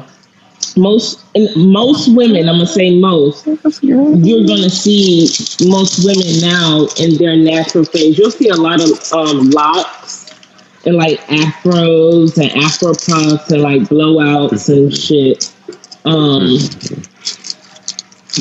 The only thing about America is, and it depends on where you're going, a lot of people touching their bodies. I was smart enough to not touch my body, and I waited until I got to my 30s and I gained my grown woman weight, which is really nice, you know. So a lot of people just gotta wait to mature. But yeah, at my age, most women my age are natural. You'll get a lot of, I'm sorry, I'm cooking, but you'll see a lot of natural. Yeah. Let's stop it. Fam, I told you, give the natural vibes, fam. I told you, fam. Listen, Cameron, you better get your shit together, fam. Yeah, I'm saying. Yo, Will gonna treat Cameron like Drake treat Meek Mill in it. I waited 4 days, nigga. Where y'all at? Like, Will's like, brother, you better move, bro, because Bianca talking to me right now. Yeah, that's hilarious. Fam, you saying all that, fam. I saw a video of NBA YoungBoy. I don't know where it was at, some kind of event or something. I don't know what the fuck was happening, fam. And then he just like walked up to some guy who was like taking pictures and shit. Walked up to his girl, like put his arm around her and was just like, yeah, now you come on with me, fam. And then just walked off, bro. I'll be honest. I'll be completely honest. And I don't know NBA Youngboy. Never met him in my life. From what I understand, he's a nigga that shoots niggas. If he can come up and take your girl, let him have her. She's probably not worth it. Do you know what I mean? Like, just let it be. The guy didn't look like that, fam. He didn't look all that cool with it, fam. He was... Nah, I'm not saying you have to be fucking happy for them, bro. Like, with great hate comes great responsibility. Like, I'm not saying you have to be happy for them. I'm just saying, like, allegedly, he's a nigga that shoots niggas. Like, this nigga got bolts in his head and shit. Like, if he come and take your girl and she go with him, just let it be, fam. There are so many beautiful women in the world. You hear what Bianca's saying, fam? She said, listen, it's finished, isn't it? bro, but anyways, and Bianca says she's in her 30s and shit, yeah. And I'm happily married in it, so I'm just speaking on the behalf of all the other guys and shit. But like, that's really like the last generation of the natural body, bro. When you think about it, because that's like around our age group more so, that's like around, that's also around our age group, and it's like we're like the last generation before all of this fuck shit came in. Obviously there was fuck shit here, obviously, but I'm saying all of this other shit, like that's the last generation. Because like the girl in their 20s and shit now, they got something done, blood. Like it might not be a whole BBL, fam. This bitch might not have like, oh no, for sure. You know what I mean? Sorry, this woman, but like. But it's like, that's mad. Yeah. That's mad. That might be like the last generation of like the natural bodied woman. And you hear what she said as well. She's like, I left because I allowed myself to grow into my adult self. Do you get what I mean? Like, and I remember time ago, I was talking to my girl about like Kylie Jenner and shit. Innit? My girl was talking about Kylie Jenner and shit. And I was saying it's mad because if those are the aesthetics that you're into, then you could be like, yeah, that girl's pretty whatever. But it's like, this person has done so much to themselves at this young age. It's like, you've not even given yourself the chance to grow into something. All this shit you're adding to yourself, you might grow into that naturally, but you've not even given yourself the opportunity to do that. Do you get what I mean? And it's like, bro, listen, you know how many girls there are on like fucking Instagram and shit that be like in their caption, oh, I used to get teased for having or whatever, but like all of that shit, and we laugh and we joke about it and stuff. But the point of it is to say, once upon a time, my body the way it is wasn't idealistic, but as I grew, my body grew with me and it became idealistic. Like that's the point of the whole thing. Do you get what I mean? And it's like, that's not even really a sentiment that exists anymore. I said this on one of the other podcasts here, but one of the wildest tweets I've ever seen, and it was definitely a troll. It was definitely a troll, but it's still wild. The tweet said, only broke bitches got natural bodies. Insane, right? That's mad, isn't it? That's mad, isn't it? Like, Will's I don't know if he's cut off or not. I don't know if he's cut off or he's just stood in silence, bro. I don't know what I'm doing. Okay. Nah, I remember this. I remember. Bro, that's mad, isn't it? And again, I'm saying I think it was definitely a troll, but it's still a mad thing to even. Nah, because I saw that tweet also, yeah, and you know, me being me, fam, I was like, who said this? Who's come to this conclusion that's so definite, fam? I want to see who has said this, fam.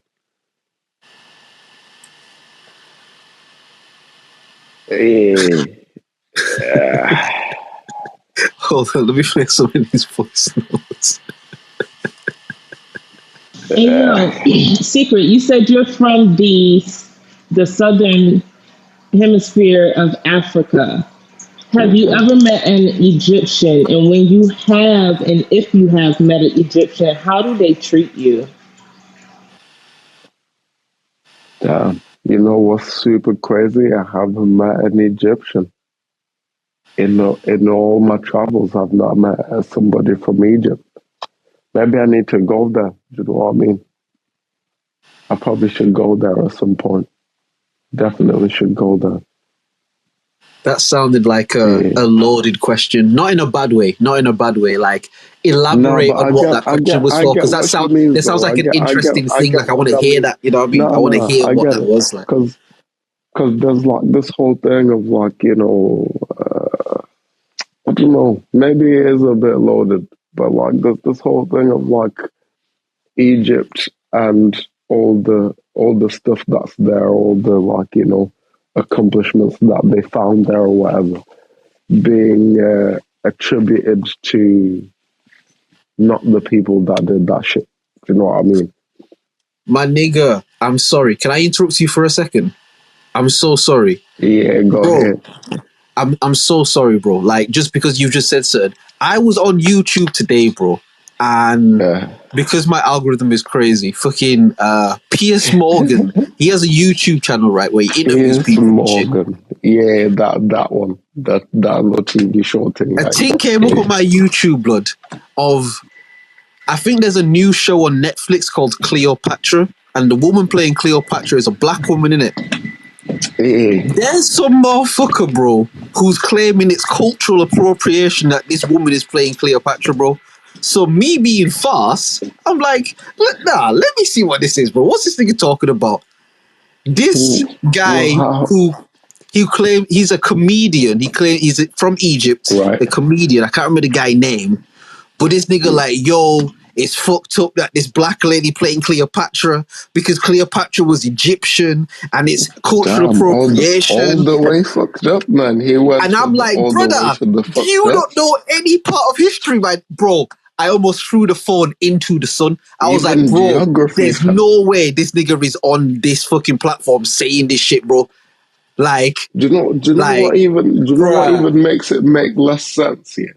People, when you talk about Egypt here, people kind of make it seem as if like it's somehow like disconnected or like far away from Africa. So yeah, no, it's right in that motherfucker, fam. It's right up inside that motherfucker, fam. Pause. I'm gonna tell you, is right there in there, motherfucker. I'm gonna tell you the truth, yeah. And Will is the much more sensible one at this moment in time. When we talk about the Kardashians, I'll be the more sensible one because Will will go crazy. But for this moment in time, he's the more sensible one. I want to make it very clear, yeah. Everything in Africa is Africa, bro. Like, let's just keep it 10,000 with it. If you want to be honest, planet Earth is Africa and it's not called Africa, but we'll keep it Africa in it. Everything in Africa is Africa, bro. And if niggas don't look like Africans, it's because they not really from there, my nigga. Just like we explained with Atlanta and all these places, niggas migrate places and da-da-da-da-da. But really, everything in Africa is Africa, bro. And Egypt is in Africa. At the end of the day, and I'll just leave it at that because I'm really going to turn into Farrakhan Francis, you know what I mean? So I'm really just going to leave it there. But everything in Africa is Africa, bro. But this motherfucker was on Piers Morgan talking about his Egyptian heritage and this motherfucker Arab, bro. And shout out to the Arabs, fam. Shout out to all the Arabs, bro. You know what I mean? Yeah, shout out to my Pakistani ex-girlfriend and shit. Shout out to all y'all, fam. Love y'all, innit? But this nigga talking about his Egyptian heritage and Egyptian heritage. And I'm like, my nigga, you a whole Arab, bro. In Africa, talking this shit, fam. Egypt is in Africa, bro. Shout out, fam. And again, I know Will's going to say, yeah, but you know, like Skynet's going to... I know what Skynet says, bro. I know, fam, you're right. But I'm not going to let Will being right get in the way of a good time, bro. Everything in Africa is Africa, yeah. So, yeah, I just wanted to throw that out there. I am going to run through these voice notes because, yeah, you lot have been amazing today, fam. This has been fucking fantastic. I am cognitive of time for you, Will, because I know that not that you're limited for time, but I am still cognitive of time. So again, we always say, and everyone who's listening here, like, please, if you fuck with the man, I can see some of you have followed after the pod. That's why you should go back and like follow people and shit. So big up to everyone that's tuned in today. Please hit the YouTube, subscribe, man. If you enjoyed this shit, go and listen to some of these previous episodes, man. Like especially the 90s. I'm going to be honest. From episode like 87 up to now, we have been going insane, bro. Like, you know what? Yeah, I think maybe like from like 60s, 70s, fam. 50s, 60s, 70s. Yeah, because there was a bit before. And then, I think it was like 62. Episode 62 or episode 63 was like the split in it. So I think we didn't start uploading until like 64. I think there were cool episodes in there. I think they were cool. I think the late 70s and the 80s were good podcasts filled with information, but they were a lot heavier. Like the subject was a lot heavier. I kind of feel like, again, from when you came back, which I feel was like the late 80s and shit, I feel like 87, 88. From when you've come back till now, every podcast is just, and I'm not saying that like the rest of them is shit, because the rest of them are fire too, you know what I mean? But if you want to like just get a vibe of what we do on this pod, go to the YouTube page, subscribe to the YouTube page, follow the Twitters and the Instagram. All you got to search is the OnlyMans podcast. Everything will come up. You know what I mean? But the YouTube is what we're trying to push. Like, support the thing and that. We're trying to build, you know what I mean? But go and listen to those episodes, man. Like, some of the funniest shit you'll hear in your life. I keep saying this, but drunk God. I'm going to look for that. Like, God being drunk and shit. Hilarious, bro. You know what I mean? Hilarious. Drunk God was excellent, fam. I'm going to find the episode number for the Kardashians being witches round, fam. I want you to try and find that. I want you to try and find that and plug it on the next episode, fam. I want you to try and find that, because find that, fam. Don't worry, that's such a legendary rant that you did, bro. That's like, that is the most legendary. Like I said, bro, you went for like 2 and a bit hours, bro, just straight. You know what I mean? I sat back, I made a hot drink. You were just going, bro. You know what I mean? Like, but I landed though, innit? I landed. No, you did. No, you did.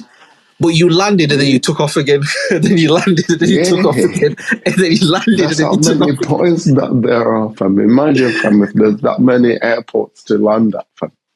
No. It was, that shit was epic, man. All right. Well, we have 1, 2, 3, 4. Hold on. Not including your brethren, Jeffrey Dahmer. We have 1, 2, 3, 4, 5, 6, 7, 8. 8 voice notes. 8 voice notes. All right. Okay. We're going to try and run through them. Play the first 3 and I won't say anything at all. Cool. We're going to play the first 3. I won't say anything. Or we'll each give a little bit response, because we don't just want to like get like we love when you lot leave these voice notes. We appreciate it. So we'll give you a little something, but yeah, I mean, we've done it already, bro. We did it already. So yeah. Damn, I fucks with you, Emperor T. Yo, I was looking to see if I followed you, and I do, but I fucks with you a lot. You were hitting that shit spot on. I'm gonna sit back and listen. Jeez. Will, Cameron, Emperor T has entered the building. Emperor T has entered the building, bro. Like, yo, Cameron, I like this episode, bro. On the next episode, bro, he needs to drop ether, bro. He needs to drop that shit, bro. Like, he needs to drop reasonable doubt right now, fam. Do you get what I mean? Like, he needs to drop like what was the Outkast album called, bro? What was the Outkast one called, bro? Oh, wait, which one? Atlantic Aquarians or something like that. The mixtape. It doesn't matter. What I'm saying is, Cameron, Will's already told you got 4 days, and Emperor T, like, she just said she's gonna sit back and listen, bro. Like, you have to do something about this, bro. You have to do something. It's not about who did it first. It's about who did it right. Niggas looking like preach. You know what I mean? I say you have to do something, fam. You can't just. Hey. So this would be the structure. When it comes to God, God doesn't give you anything. He makes you earn it. You want muscles, then you have to earn it by discipline. You want health, then you have to eat right with discipline. You want rest, then you have to get proper sleep. If you want to be a truthful person, you have to put forth the effort in being honest. So even God makes us earn, and we have to be, and God being in the position of leadership, we have to come to God and ask, and then, you know, shoot our shot. In other words, put forth effort to be acknowledged. And men being head of household, we have to put our purpose first. Our purpose being under the leadership of God. And the women we have to deal with are the ones that shoot their shot. Because a woman shooting her shot first at you, that doesn't mean she's chasing you. Because chasing would mean... Oh yeah, Emperor T got Will and Cameron out. Continue. No, let him carry on for me. He's saying things, fam. He preaching. Because chasing would mean a person has put forth effort in getting your attention, and you have let them know that you're not interested, yet they are still in the pursuit, even though you have told them you're uninterested. See, a woman shooting her shot is when she's aware of a man that doesn't know that she exists. And she knows in order for that man to know that she exists, she has to put forth some type of effort in order to get his attention, because he's so engulfed in his purpose and what he's into that he's not aware of her studying him and her wanting to be a part of what it is that he's building. So she has to put forth the effort. That's submission. This means that this woman is willing to listen and build with you, because a woman can't build with you that doesn't listen. And she's showing that initiative, being willing to earn her position in your life, because no one wants something given to them. People only appreciate what they earn. That's what they value. So this is the true aspect of a submission. Well, I'm gonna be honest with you, yeah. You might have to just rap on the podcast. Like, I'm gonna be honest, you might have to just start playing some unreleased shit. Like to be fair, just put the thing next to the speaker and just start just play like the latest things you work. Like, you have to do something, bro, because Emperor T is taking over, fam. Like I'm saying, just upload it to the YouTube right now. Send you all the login shit. Just put it on the channel, bro. Like, you have to do something. Like, you know what I mean? Because this nigga talking, bro. He's talking. If this was like a rap battle cipher type business, I got nothing from. I'm done from. This guy's a gangster. His real name is Clarence. He talking, bro. Emperor, you talking, bro. You talking. Nah, for real. We're taught that men supposed to be leaders, heads of the household, but then we're taught to function as being submissive, because we're taught to shoot our shot first. We're taught to get her attention, to deny our purpose, put energy, time, consistency in order out of the hopes that she would give forth a relationship, which puts her in the leadership position, because if you're shooting your shot, it doesn't make a relationship. What makes a relationship is the deciding person. And once a person is in that position, they are the ones that run the relationship, because you have to forever be proving yourself as valuable to them. They don't necessarily have to prove themselves valuable to you, because you came into their world. Obviously, they're valuable because you came to them. They didn't ask for you. So therefore, you have to do what it takes in order to prove to that person, which means denying your purpose and following theirs. So then that puts the man in a helpmate position.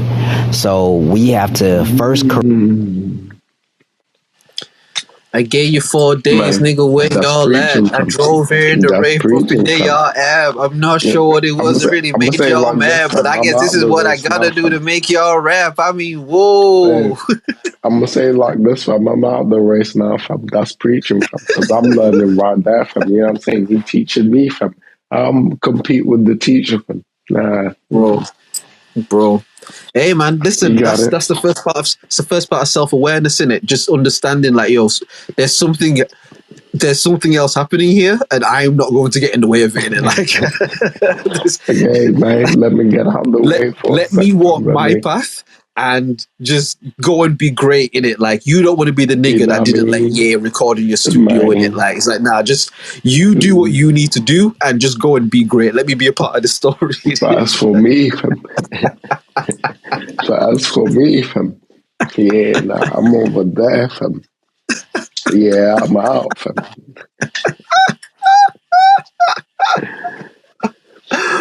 I'm out, fam. So the downside is that every man that shoots his shot first or pursues a woman that wasn't checking for him first has to deal with the insecure aspect, because he know if he hadn't went after her, she wouldn't been checking for him. But there is a man that exists that she is checking for, that sees the side of her that man is trying to finesse her into being that he would never see. So the female doesn't never be able to exuberate her femininity that she wants to, because she's not in a relationship with a man that she trusts, because she's with a man that's got to be a yes man, or is afraid of a man that pedestalizes her, and she will only try to build that man up and guide that man to be the man that she really wants. But once that man does do all the things that she asks of him to do, she's still not satisfied, because he misses the spiritual component to be able to not be afraid to lose her and tell her no. Nah, for real. I'm gonna reiterate what he said in a much more ignorant way. I'm gonna reiterate that. Rest in peace to the GOAT, Patrice O'Neal, one of the funniest people I've ever had the pleasure of just like hearing this shit. He had a bit, he said, he was like, yo, take like a kingdom, right? In the UK, they have like a king and queen system. And he was like, you take the king, right? And if he's walking around his kingdom one day and he sees some lowly, like some low level fucking like bar maid bitch, but he like her and he marry her, that woman is elevated to the highest position. That's to say, elevates a woman, the queen, and she's the queen because she the king husband.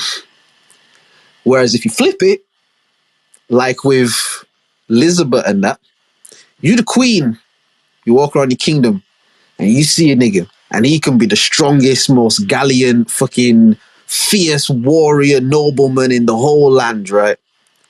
And he married the queen. You know what he is? He the queen husband. The Duke. Yeah. He the queen husband. The Duke of this and that, fam. And the whole thing was to explain that.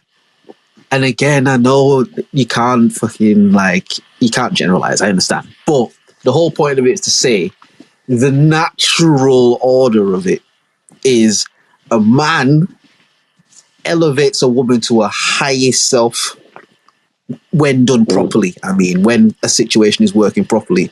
A man that loves and invests in a woman who loves and invests in that man elevates that man to his highest self. And as a reward, that man gets all of the benefits that comes with the woman, which women are just soulmates. Like, women are like, bruh, that's a whole other point. Yeah, the like, greatest, fam. We'll do all of that. Like, we'll get that. But women are just amazing. We'll get to that, fam. One thing I can say about being in a committed relationship and shit is like, when you invest into a woman and you are able to be a witness to their growth and all of the benefits that come to you because of that growth is an amazing thing, bro. Like, women are fantastic in it. So yeah, like, I completely hear what Emperor T is saying. He definitely got Will and Cameron out the paint. I'm not really sure how else to get. Damn, why you gotta say me first? Like you singling me out, fam. I ain't even. I'm not singling you, bro. Not singling you, bro. I'm not gonna say Cameron and. I'm not gonna say Cameron and Will, bro. I'm not gonna. That would be rubbing you out if I said Cameron and Will, because then you the second nigga. Yeah. You know what I mean? It's like, you know like it was you with the whole thing, and then my man. I hit them with the little hezzy, like, oh, a nigga might you. And now you bundling me in with that shit. Nah, don't. Come on, dog. All right, now you're right. With great hair comes great responsibility. Yeah, now you're right. That was wrong with me, bro. You see, you're right. The wickedest thing about a nigga like me, fam. Like, it wouldn't be on here, innit? and like no one would ever. All right.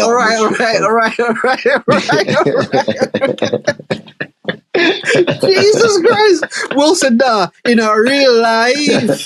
Bad man in our real life. Nah, allow me, fam. Yeah, nah, don't allow me. Will said, book me in real life, bro. Will said, Adi, fam. Will said, nah. That was low-key hate. I'm not gonna lie. I love it because it's sensational, but that was low-key hate, I was hating. Nah, bro, don't say real life, bro, like you just an online nigga, bro. Don't do that. Don't do that, bro. Don't do that, bro. Why is that hating, fam? Nah, brother, I'm saying, brother, I was saying, like, if it was me, and you started laughing, and you were like, if it was me, more time, I'll do it in real life, innit? That's, bro. No, fam. See, you misheard me, fam. You blatantly misheard me. I'm sorry. If it was me, yeah, and if it was in real life, it wouldn't be on here, fam. But that's the same premise, though. You playing the semantic game. That's the same premise. It's not the same, fam. Right, explain. Fam. Because that's like me saying, yeah, if I really want to shoot my shot, yeah, I'd shoot my shot outside of this conversation that we're having right now, fam. Which is what I'm saying, bro. I would have been... Listen. See, I think you're missing what I'm saying, fam. I'm saying that's shady because you're like, yo, if I was really on it like that, blood, like I'm not doing it on here, blood. That's the indication to it. Do you get what I mean? You're saying, yo, if I was actually You're sick, fam. You're sick. I'm sick. You got me out here like one of these listeners and shit. Hooked in, fam. You're sick, fam. You're wicked, fam. Nah. You're wicked, fam. No, fam. Bro, I wouldn't do you like that, bro. I wouldn't do you like... You my mans, bro. That's you my mans, bro. You trying to posterize man right now, fam. You my mans, bro. I wouldn't do you like that. I wouldn't do you like that. You're my guy, bro. You my brethren, bro. I love you, bro. I wouldn't do you like that, fam. I'm just saying, yeah. When a man's getting his bars off like online and shit, a man are like, yo, you know what? Like, yeah, he's talking, innit? For your next line to be, yo, I'll be honest, like, if it was me and it was like real life, blood, like, it's not going to be hearing it. Like, it's not going to, like, what I'm going to do, like, leave voice notes on here, but like, it's, bro, like, bro, I write raps too, you know, fam. I know subs when I hear subs, fam. You think I don't know subs? They might not know, bro. Like, I caught it, fam. Like,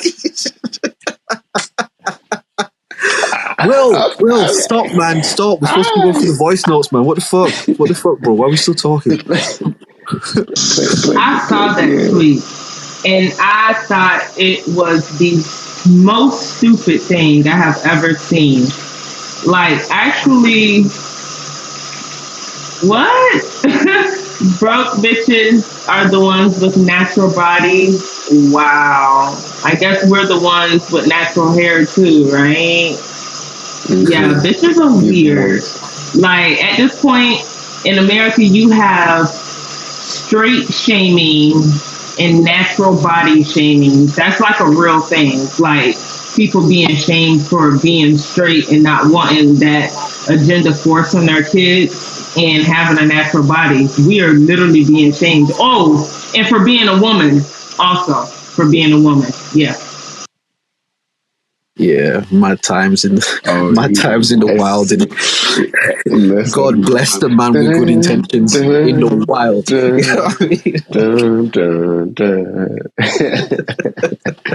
Listen, I made a whole song about that shit. I made a whole thing, fam. In fact, in the first place, it was a poem, fam. It was more like a poem, fam. And then, listen, it's wild out here, fam. It's the upside down in it. Like, it's like she said, like, literally, you just being you. Because you know what? We're gonna start podding again. And it's me. It's not you. Don't feel a way about that shit, fam. Yeah, say what you was gonna say, and then let it be, fam. Because you know what it is, you and bro. saying what you're trying to say This is what I've realized about all of this shit. This is what I've realized about all of this shit. Like whether it's the alphabet mafia, whether it's like any of this sort of other stuff, yeah. People have their own insecurities, innit? They have their own insecurities and shit. And what happens is people project they own insecurities onto you. This is the perfect example I have for all of this shit, yeah. My day job, fucking, we had to go to the office one time, a couple of years ago and shit. Went in, and there was a woman who had these just big, fuck off, stupid lips. The lips looked ridiculous, bro. Like, she looked stupid. She had them jabbed up and shit. Look, she looks stupid, bro. But she's in the office, just in a people's face, just talking, like normal in it, just having conversation, laughing, cracking jokes and shit. And I remember I was sat there and I was just thinking, bruh, how fucked up is it that this bitch is in people's face and people have to pretend that this bitch don't look ridiculous, bro? Like, how is that not unfair to me? Now, thankfully, this isn't someone that I would speak to, but it's like, how is that not unfair to me? Why do I have to pretend that this bitch don't look like a deflating bouncy castle? Like, why do I have to pretend and be uncomfortable? Do you get what I mean? Like, again, to all the people in all the communities, do whatever makes you happy. We not against nobody. With great hate comes great responsibility. So this is not hate. But a guy who's born biologically as a dude who believes he's something else, cool, do your thing. But why do I then have to be forced to not understand, on like forced to like have to not be honest if a nigga walking around with a dress and his balls hanging out the bottom of the dress and his nails painted and like, and he a man with a beard in a dress, bro? Like, why can I not be like, that's fucking weird? Like, why can't I say that? I don't hate that nigga. I don't want nothing to happen to that person. I don't want nothing bad to happen to them. But why is it unfair to say something to them, but they can do whatever the fuck they want? And you can't say nothing. You know what I mean? It's not fair. It's not fair because you all this time been able to say whatever you feel like and whatever you want, yeah. But then, meanwhile, that person that is that whatever you're describing, and is like being like, yeah, you gotta speak to me like this because I'm a this. They didn't have all that time for them to say all these things that they want to say and get their point across. I hear that.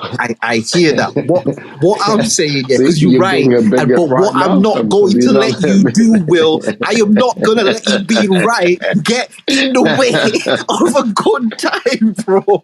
What I'm saying is what I'm saying, yeah, is my thing isn't even like misogynistic right now, fam. Bro. I'm not even on like, yo, fuck that. I'm not gonna call you this pronoun or that. Like, I don't give a fuck about like whatever you want to be called. Cool innit? My thing is just like, why can I not be like, yo, I don't get this, and then you explain it to me and shit? Meaning, if you wore like traditional Zimbabwean clothes to like your workplace one day for whatever reason, and a motherfucker came up to you like, oh wow, like what is this that like, you're wearing? Like, I've never seen anything like this before. Like, would you feel offended by that? Would you feel like attacked by that? Just for the banner, yeah, for the first like part. Thank you. See, he finally gets it. Definitely gonna be like, you're a piece of shit. What do you mean, these tribal clothes? Yeah. Clothes, See, you see how fun it is to just go with the fun idea anyway. Like, all this right shit, bro. Niggas coming here talking facts and like, this thing get interrupted funny with like truth and shit. What? Brother, like, let me live, bro. Like, what you did. Fucking up. Will, stop, man. You're supposed to listen to the voice notes, bro. Stop, fam. Why do you keep gassing people? Stop, fam. Stop, bro. My fault. Shit. No,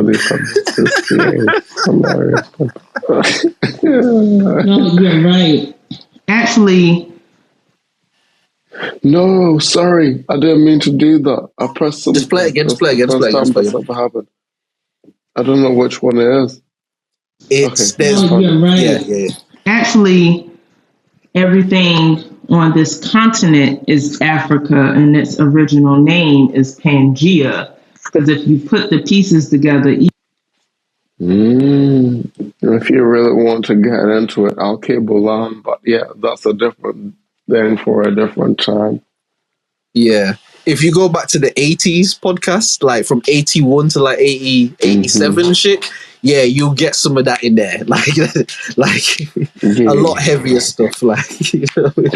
Yeah. But these ones are just so much more fun. Like,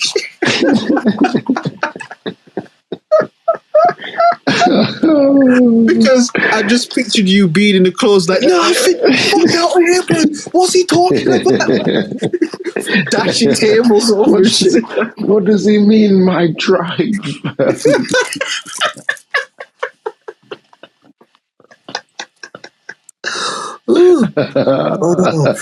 Oh my god. It's like that Shit. my bad. Oh shit, sorry. 1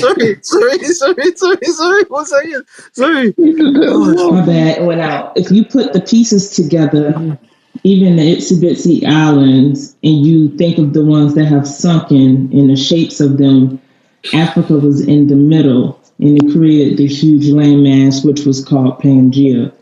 So you're right. Everything is Africa. It's Africa. Yes, ma'am. Africa's the heart of the landmasses. Actually, it's like the middle Yes, chakra. man. Nah, legit. Yeah, that's man. See, that's what I mean. From it's like, yeah, if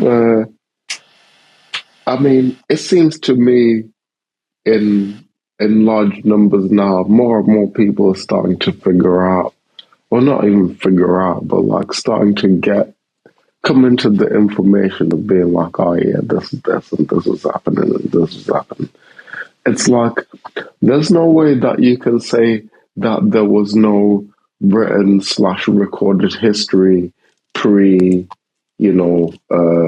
colonial times or whatever, and yet like Herodotus and fucking who else these big Greek like philosophers and shit were like, oh yeah, no, we went to Alexandria. Oh yeah, no, we went to Timbuktu. Oh yeah, we went to. It's like slowly. You know what it is? Starting to become like common knowledge. The Muslims have a really cool thing that they believe where, you know how you say like you convert to Christianity? With Muslims, what they say is that you don't convert, you revert, because they believe everybody is like born Muslim initially. Like, and I think to what you're saying, it's a similar thing with like people with like I said, coming to knowledge. I don't feel like it's coming to knowledge. I feel like people are relearning themselves, and in relearning yourself and your history, I feel like, do you know what I mean? Because yeah, you're right. Obviously, you have to be exposed to certain information and stuff. But I feel, again, this term that we call black, let's say, like from people from different walks of life or whatever, they just feel like in this time there is a resurgence of self-discovery. You get what I mean? There is like this resurgence of people, and although it seems like we're looking externally, really it's like looking within. Like you said it before, bro. One of the greatest lines I've ever heard in my life, bro, and it wasn't even a bar, fam. You just said it in conversation, bro. The DNA remembers. The DNA never forgets. Yeah, shit. One of the greatest things I've ever heard in my life, bro. And this nigga just said that to me talking one day. He just said it, just talking, bro. Like, you know what I mean? But it's like, I definitely feel that, like, as black people, there is just, you know, like when the moon comes out and like all the werewolves and shit, like they just transform. Where you see the moon, you know what I mean? It's like it kind of feels like that kind of thing. It just feels like there's something energetically and spiritually that's moving. That's like, black people are re-embracing what we are, which is much deeper than what we think we are. You know what I mean? Like it's a beautiful thing, man. It's a beautiful thing. And I think as we're moving forward and we're moving into the age of Aquarius, you know what I mean? There's supposed to be a flood, right? There's supposed to be some kind of like a flood, but the flood has happened. We've spoken about this before on here. It's like the flood is the information. You know what I mean? Yeah. It's like now you almost have too much information. You have too much. Yeah.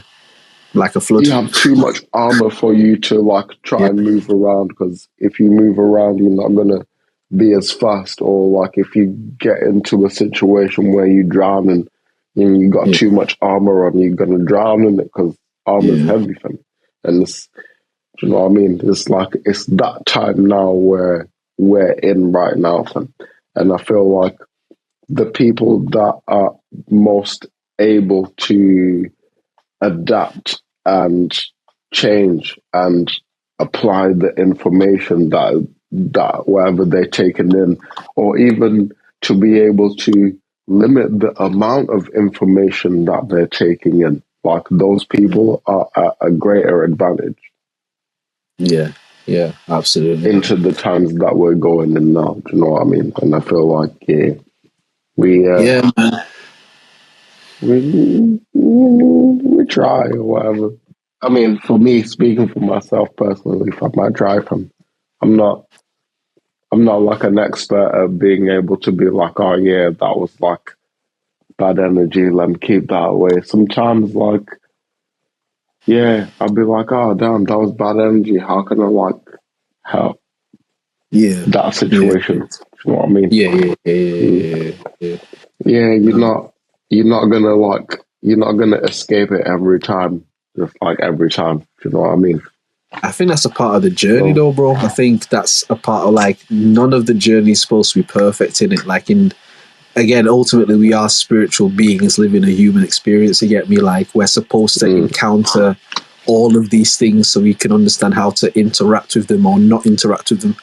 And I think that as long as you're walking your journey as truthfully to yourself as you can do, like I think, what do I say on most weeks of this podcast, bro? The universe only works one way, innit?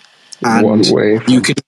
You can swim against the tide or you can swim with the tide, innit? Like, and usually if you swim with the tide, bro, like it's going to push you much further forward. But even in doing that, even the tide can be too much sometimes, like Will said with the flood and shit. Like even that you have to be careful with, because when the universe moves, sometimes it can move a lot. You know what I mean? So it's just life is not without turbulence at any point in it. Like it's the perfect analogy of like a seed turning into a flower. Like the seed has to disrupt the ground and break through, and it's a fight, bro. It's a fight to get to the surface. It's not an easy, beautiful experience. It's a difficult, testing, trying thing. But the point is to get to the top. You know what I mean? Or get on the other side. When them flowers start coming out, that's like the indicators. You know what I mean? It's like something beautiful that you're moving in the right direction. And something is blooming. You know, that season it's like now it's you eating, and people are wondering like, how come this guy got so many mango fruits? Like, I took the time time to plant them seeds, took the time to put water on them when they was looking dry and parched. You know what I'm saying? Took the time to like prune them when they was looking like they was getting attacked with some kind of like disease or whatever, you know what I'm saying? I took the time from, and now I'm eating mangoes and you guys are asking me for something. Nah, trust me. And again, we live in a time where people don't want to take the time to do nothing in it. We live in an instant gratification, as they call it, time where people want that shit right now, fam. I want that shit yesterday, fam. When I order shit on Uber Eats, and that shit says it's going to be here at 6 or 7. If it's 6 or 8, I can be patient, but it's like, bruh, like, where you at, bro? Like, you know, niggas is taking time.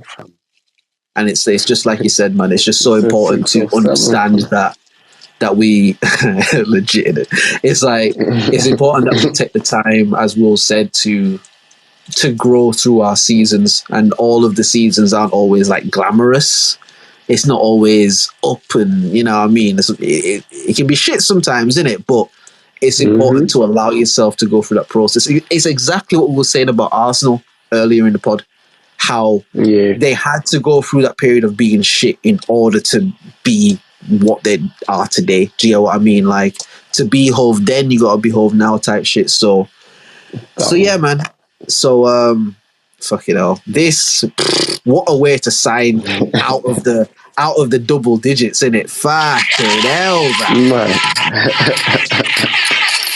Wait, I think on the sign out, I think you should play those Jeffrey Dahmer tapes.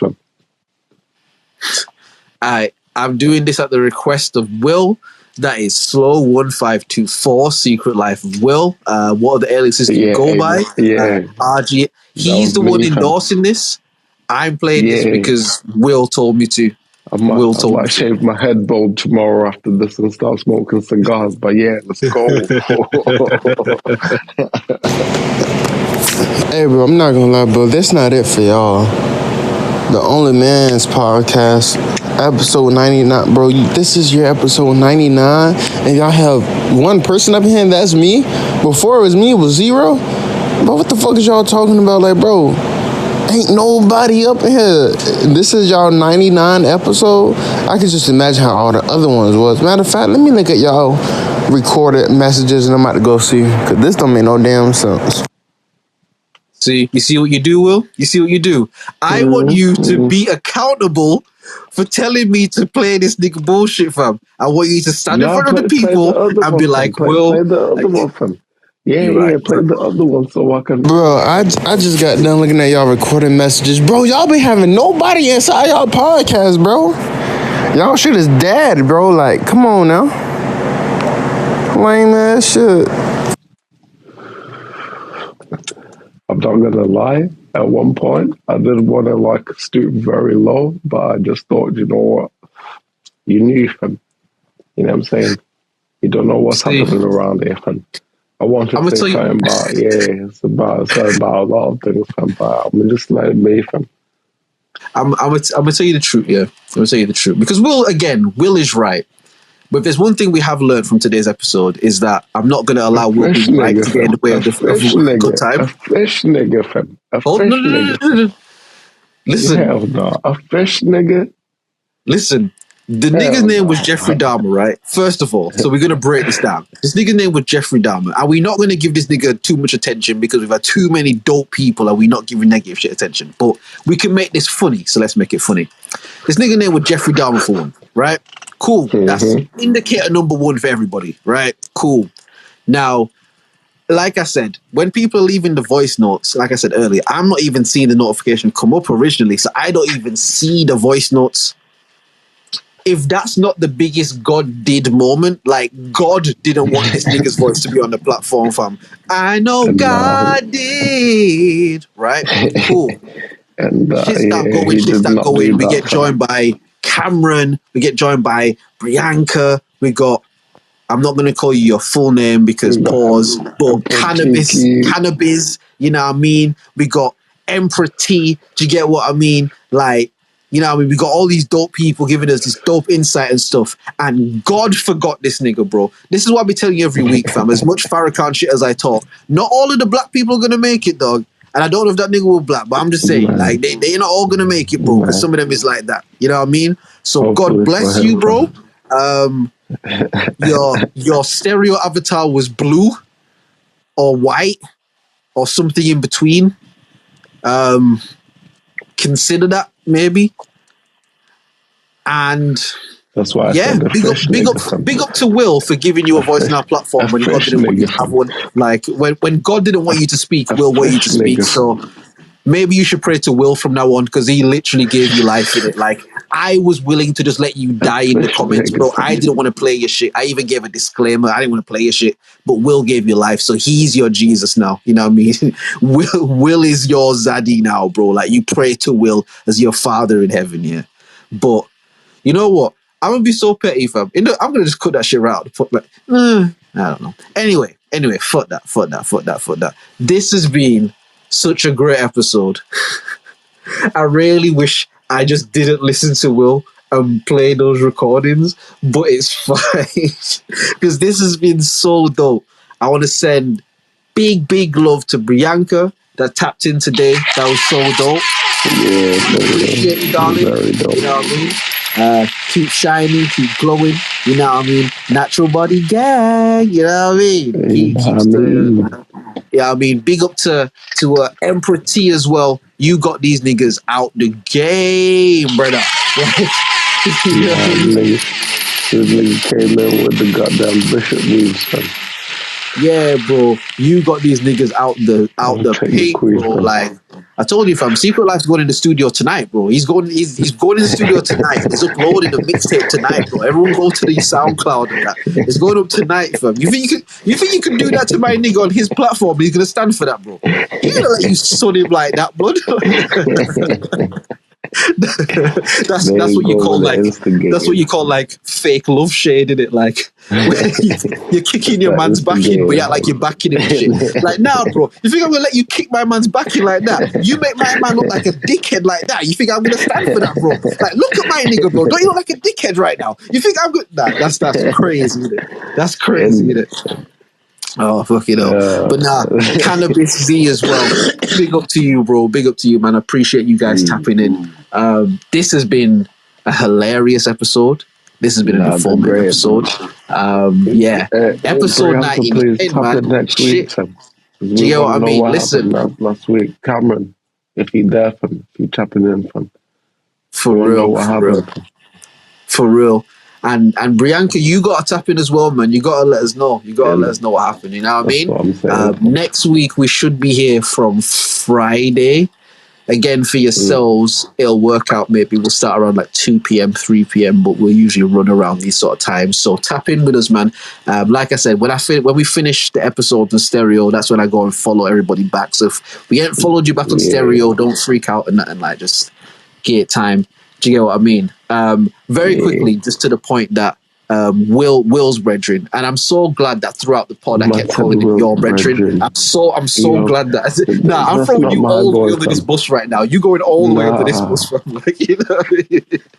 But just very quickly, the ethos of this podcast, to what that person said.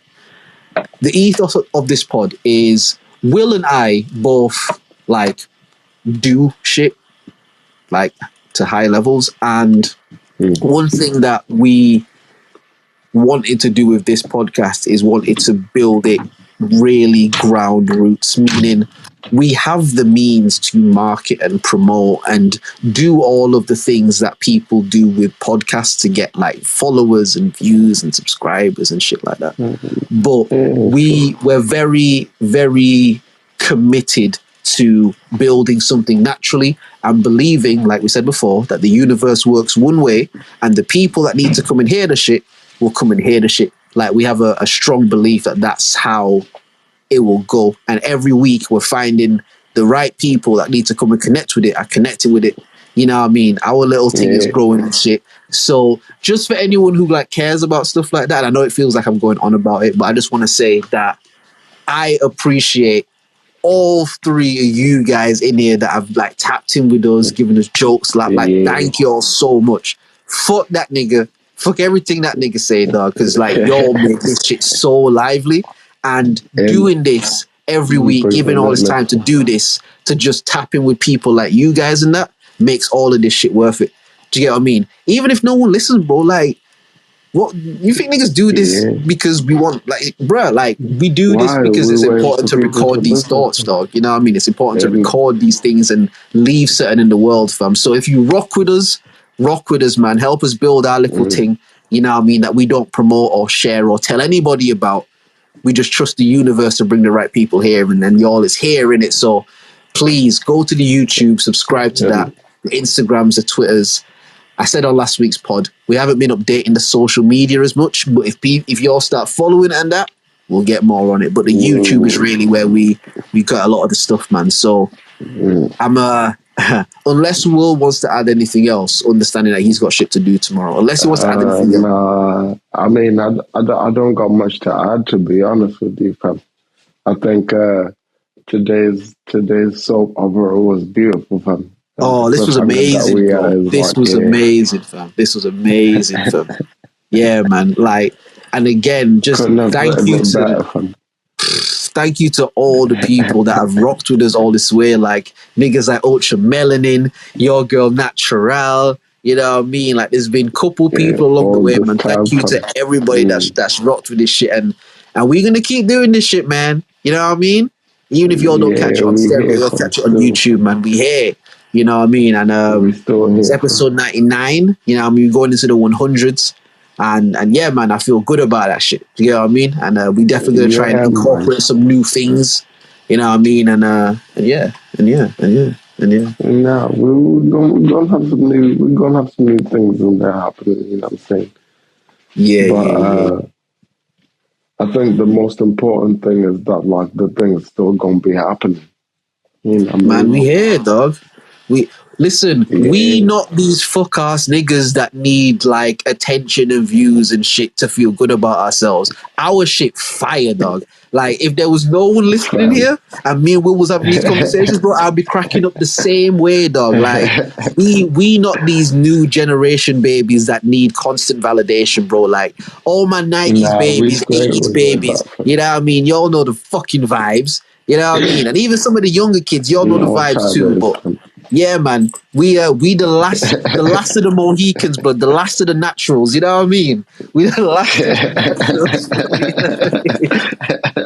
And we standing on that square, nigga. The fuck they talking about, bro? For real, You know what I mean? we there. But nah, honestly, man, just thank you to all the people that tune in. We do appreciate it for the exact reason that homeboy actually said. To be fair, like, y'all could be anywhere in the world right now, and y'all chose to give us the time and spend time with us and just have a good time. So we appreciate the fuck out of you, man. Yeah, for real. Thank you, for real. From the bottom But of our hearts, fam. nah, legit. But listen, man, this has been episode 99 of the OnlyMans podcast, baby. You know what I mean? We coming next week with the 100, fam. Big hooded, fam. Damn. Big hooded, fam. You know what I mean?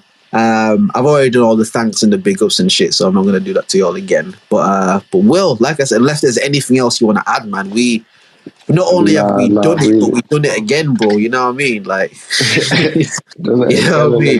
again and again.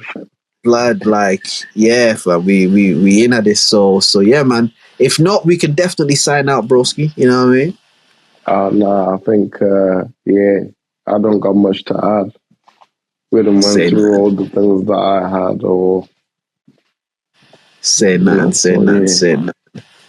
Again, for anyone listening on stereo, we usually try to upload the episodes maybe like 2-3 days after. It just takes a bit of time to like render and buffer all that sort of shit. But yeah, man, just follow the YouTube. All the episodes go on there. Do you know what I mean? So if you don't catch the shit on here, you can always catch it on there in the coming days and stuff. But my guy, you know the routine. I'm gonna ask you to mute up. We're gonna play this theme music, and we gonna get the fuck out of here. Let me mute up. Okay. Yeah. Woo. Hey, shout out to Secret Life of Will. Drizz OnlyMans podcast. Yeah. OnlyMans podcast. Man, this shit for real. Hey. Man, this shit for real. OnlyMans podcast. Say this shit for real. Yeah. Man, this shit for real. OnlyMans podcast. Talking about some mad shit. Ain't nobody playing now. These niggas like really messy. Damn, man, my diamonds be dancing. Talking about investments, romance, man shit, yeah, man shit, yeah. None of that he say bullshit, whoa, man shit, yeah, man shit, yeah. Hey, real man in demand, bitch. Hey. Yeah, episode 99 in this bitch. You know the fucking vibes. Yeah, we out here. we love y'all. Next week we're gonna see y'all. Peace, love, blessings. Stay safe, stay up. You know what it is. Bro, Peace, love, thank you. blessings, I love you, everybody, bro. mate. And we'll chat soon, Yeah, yeah? always love you too, Aye, my brother. Peace, love, blessings, all of that, yeah? Yeah, peace, love, and blessings, my bro. Alright, bro. Peace. Peace.